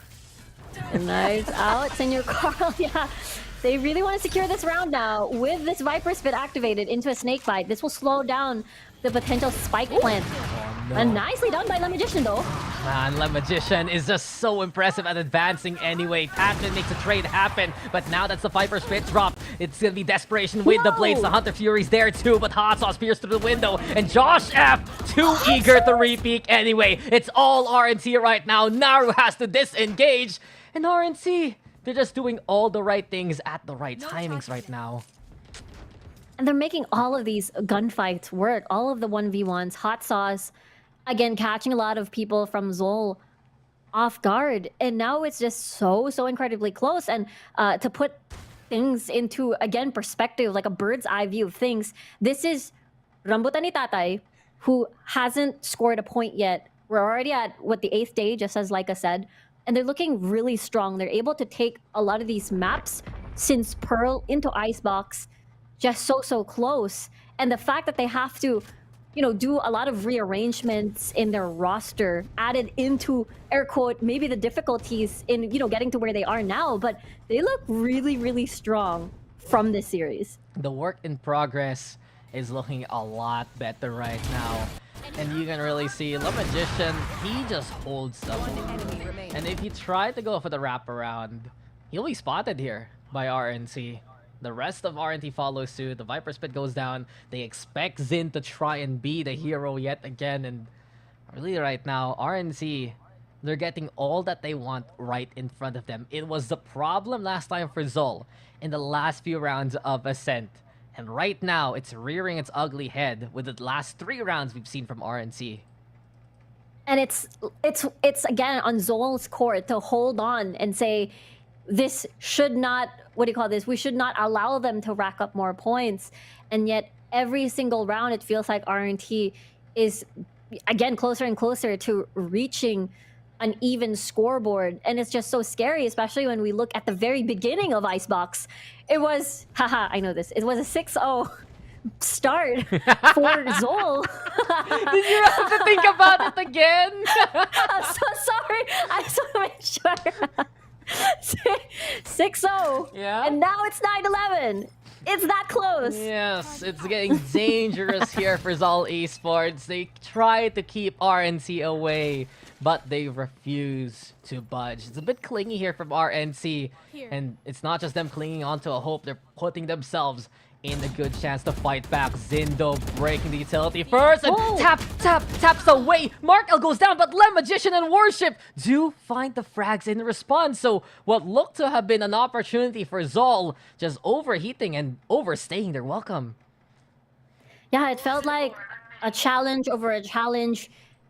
And with that point, it felt like it was a punish coming from the side of RNT. And now, where will RNT go, knowing that they have the man advantage? They have to get information. What would be the weakest point? And it feels like the spread of manpower is just to make sure to watch mid, see if anyone's going to be rotating through tube or somewhere else. Yeah, look to get in position right, and Hydra Kid wants to lead that charge if ever. In the meantime, though, RNT slowly but surely going to get in position. Patman found out better rifle here for the side of RNT, better arsenal even. Zol in the meantime, 30 seconds and a left. 2v4. It's such a struggle to stay on site. RNT is heading towards B, and of course the wall's going to be in the way. So difficult in a 1v4 scenario. 2v4 scenario, rather. Still, Senior Carl is still there. But with the wall in place and the spike now down, it's just with them coming from the same direction. There's not a lot of options for you to create chaos. Especially your Viper wall is way over towards A. Yeah, Shock Darts do a bit of damage, but it's only Zol trying to chip apart against this hold. They do find the Magician, but Worship makes it ready to work. And Worship, well, you just have to say your prayers when you're in front of him. 10-11, RNC have made it to double digits. This is a crazy series. We again, there's a lot of adjustments to be done on the side of RNT, but right now they're just looking really strong.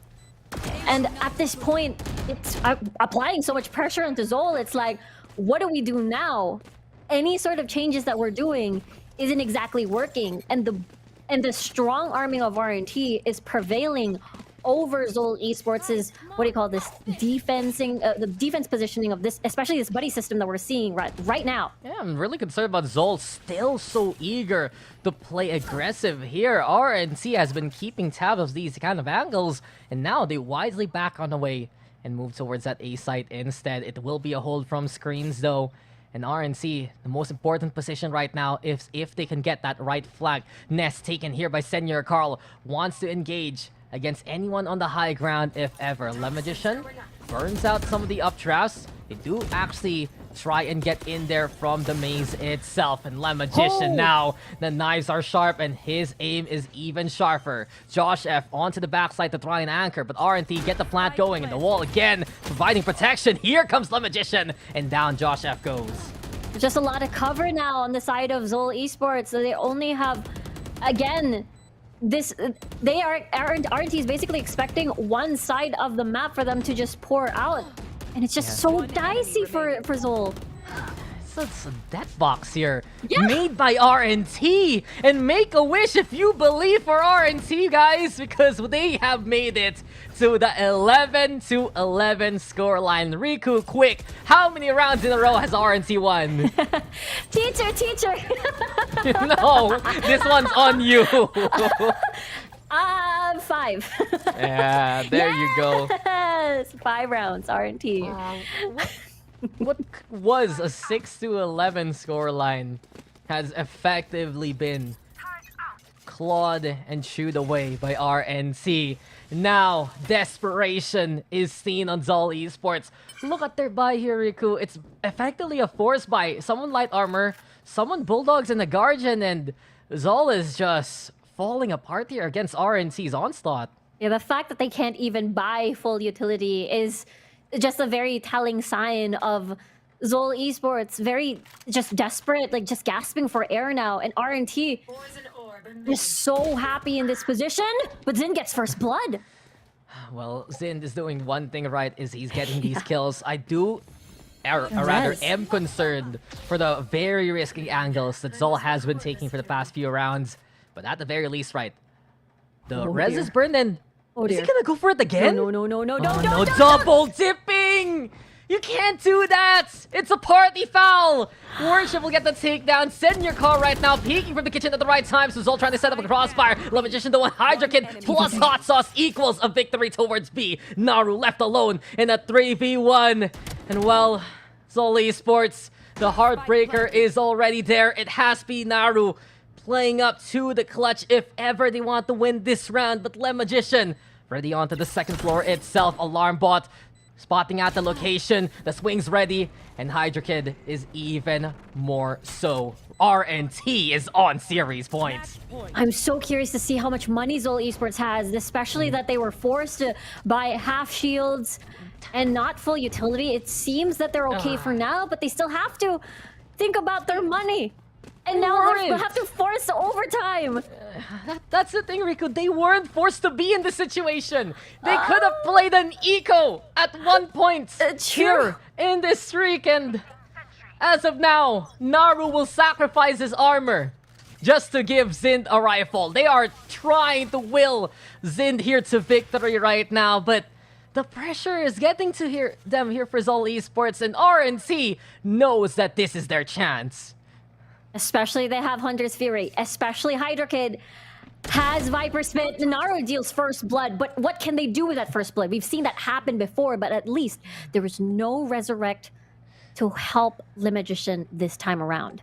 Yeah, Naru at least says no armor, no problem. Even with a Bulldog of all things and Hot Sauce, he does not prepare for that one. So Naru, where is this coming from? Out of nowhere from the stage. We saw he had that kill potential before. And now Zol Esports happy to see it from him. Hydra though finds the angle towards Sind. Good maneuver towards Pipe. RNC slowly creeping here towards his A side. Swing comes in. Hydra yet again with a punish. He gets away right now, and in a 3v3, RNC equalizes yet again. Remember what we said. Even though Zol Esports gets first blood, what do you do after that? Because RNT is able to take it back for themselves again. Worship with the trade, looks for the wall, and puts it in the way of Senor Carl. Mark Eldo finds Batman first and foremost, and it's all left to Senor Carl. RNC, they can sense it, they can see it, and they finally get the one that they wanted. They get on the board here in the season, and Father will be proud of Rambutan ni Tatay after that one. What sweet, sweet victory. Again, we've seen how this team grew as a squad and struggle at the very beginning of this tournament. But then will you look at that? They were able to take this series in 2-1 against, remember, this is Zol Esports. Most of their players, they played at the previous split. They landed, I believe, in 4th place. They're doing really, really well right now, and the growth is very clear. Yeah, but the collapse at the end. Zol Esports is gonna look back at that VOD and say, guys, we could have, you know, maybe called for a timeout, maybe called for at least a little bit of break on some of these aggressive plays. And while Zin was a monster, especially in the first half with 33 kills, it still wasn't the win that Zol Esports wanted anyway. On the other hand, RNC, one thing they have in spades is experience, especially with the players playing in different regions and different teams. Them coming back together like this is a new look, yes.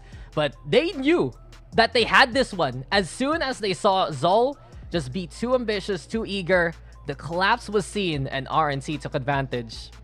Yeah, I mean, speaking of collapse, you said it so yourself. There were a lot of very aggressive movements, and not only aggressive movements, aggressive positioning that were just too easily punished by the side of RNT. The fact that, you know, you get 1 kill, but there's the eagerness to be a bit greedy, and therefore all of these things combined, it felt like RNT, okay, this seems to be an opening that we should take. The fact that it's also combined with not only that type of positioning, but also in the buys. You know, it was very apparent when the side of Zol Esports. I mean, it's very understandable. They were able to win 6 in a row. So, of course, like, maybe we can do it again is probably at the back of their head.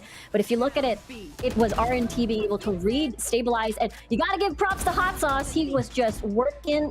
He was just doing a lot of work in Icebox. Yeah, he was the name you couldn't say, basically. The man that you had to watch out for. That B site was held together by Hot Sauce so many times. And I really feel like here for Zol Esports, it's just them dropping the ball, honestly. It's a heartbreaker because in the first half and in many of those rounds, we saw them outmaneuver, outposition, and outread what we saw from Rambutan and Tatay. But as Mark L delivered that win with Grab Unlimited, it's really the point that we made on on Ascent near the end. They would go into where RNT was strong at. They would get the fights that RNT was happy to take, and even with the first bloods taken there by the likes of Zind or anyone else on the Zol Esports side, it's just not gonna be enough if you give RNT the chance to fight back. And they are well equipped to fight back and make any situation count. The fact that, again, when we saw delivering the win, you know, it was Mark L, it feels like sometimes he would begin the round with a first blood, and sometimes he would even end it with a clutch, and it's just so very telling and so nice to see him being able to shine as a player here on Rambutan ni Tatay. Yeah, it's a heartbreaker there for Zol for sure, but this is a big lesson for them to learn and look back at. The firepower is there. Honestly, Zind has been impressive so far in this tournament. The core is still sound, and you know that it can work well into a map, but maybe maturity is what they're looking for. And well, the panel will break down everything that's happened so far. Let's toss it over to them now. Ang haba daw ng mga laro nyo. Totoo ba? Parang mahaba din tong laro ng Damods, ha?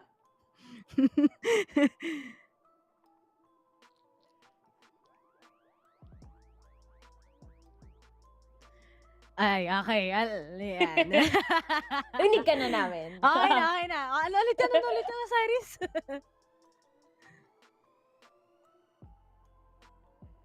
Okay. Ikaw na muna, Rere. Sobrang excited si Osiris. Tignan nyo naman, nakangiti lang talaga siya ngayon, diba? Pero kasi ano sabi sa atin kanina nung Damods? Parang ano daw, yung curse. Mahaba yung laro. Mahaba daw. May sumpa kayo.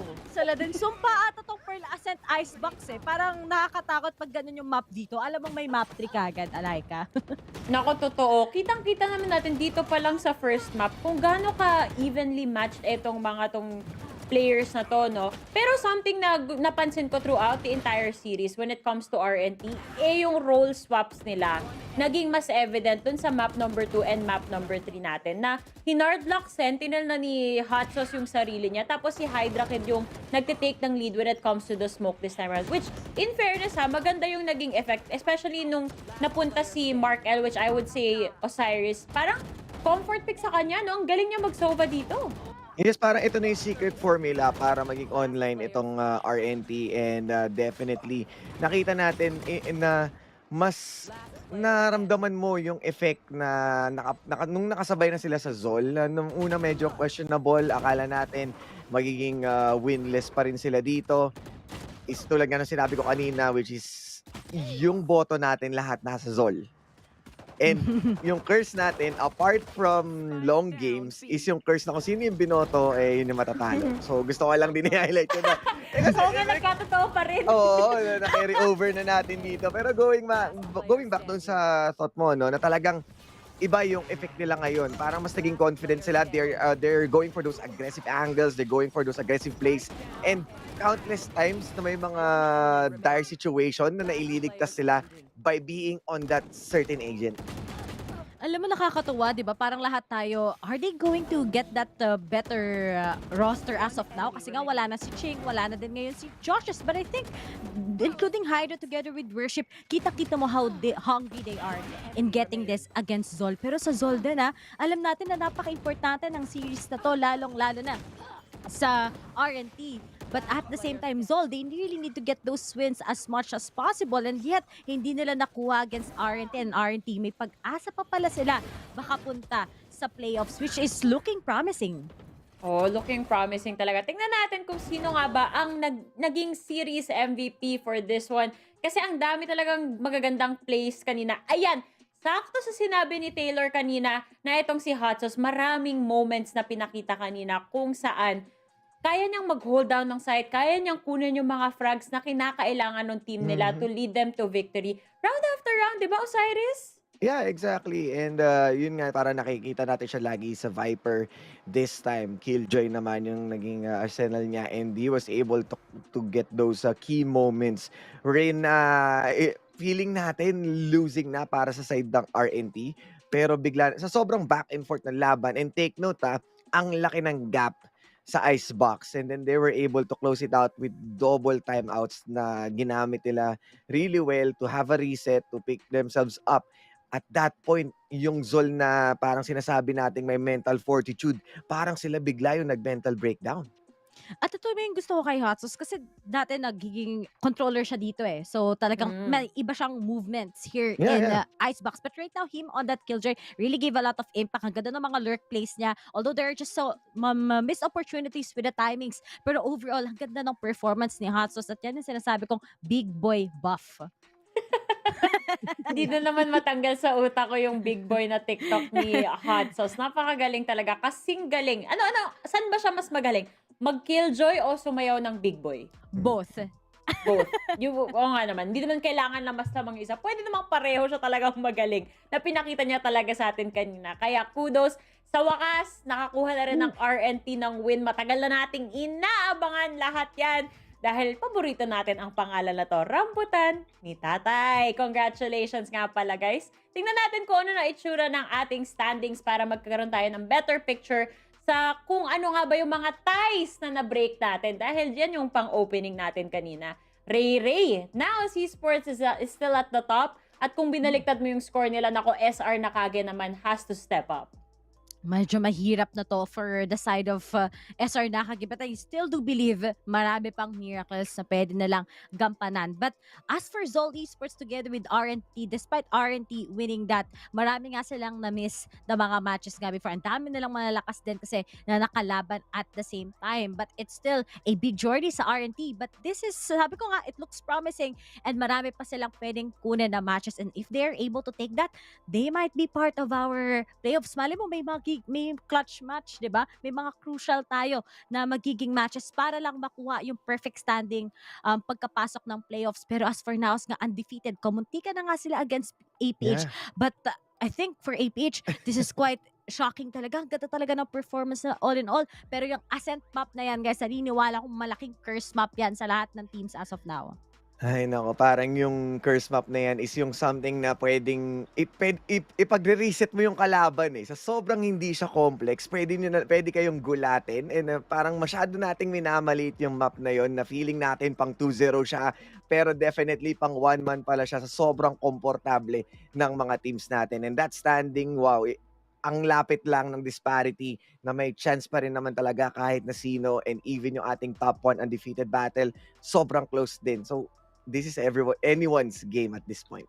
This is anyone's game talaga. Tama ka dyan, saktong-sakto. Lagi na lang sa Ascent na nadali tong mga teams ito. Yung APH kanina, lamang na muntik pang makahabol yung kalaban nila. Pero siguro moving forward, baka mabawas-bawasan na yung Ascent natin at madagdagan pa ng iba pang mga map pools, mga mapa na nasa pool natin sa ngayon.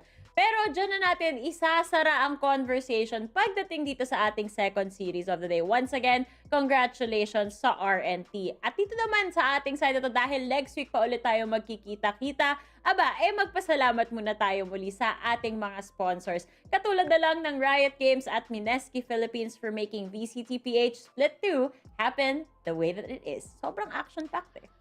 Yes, and syempre, it's a Friday payday weekend. Celebrate great wins with great food and enjoy free delivery every day. Subscribe to Grab Unlimited now, free on your first month.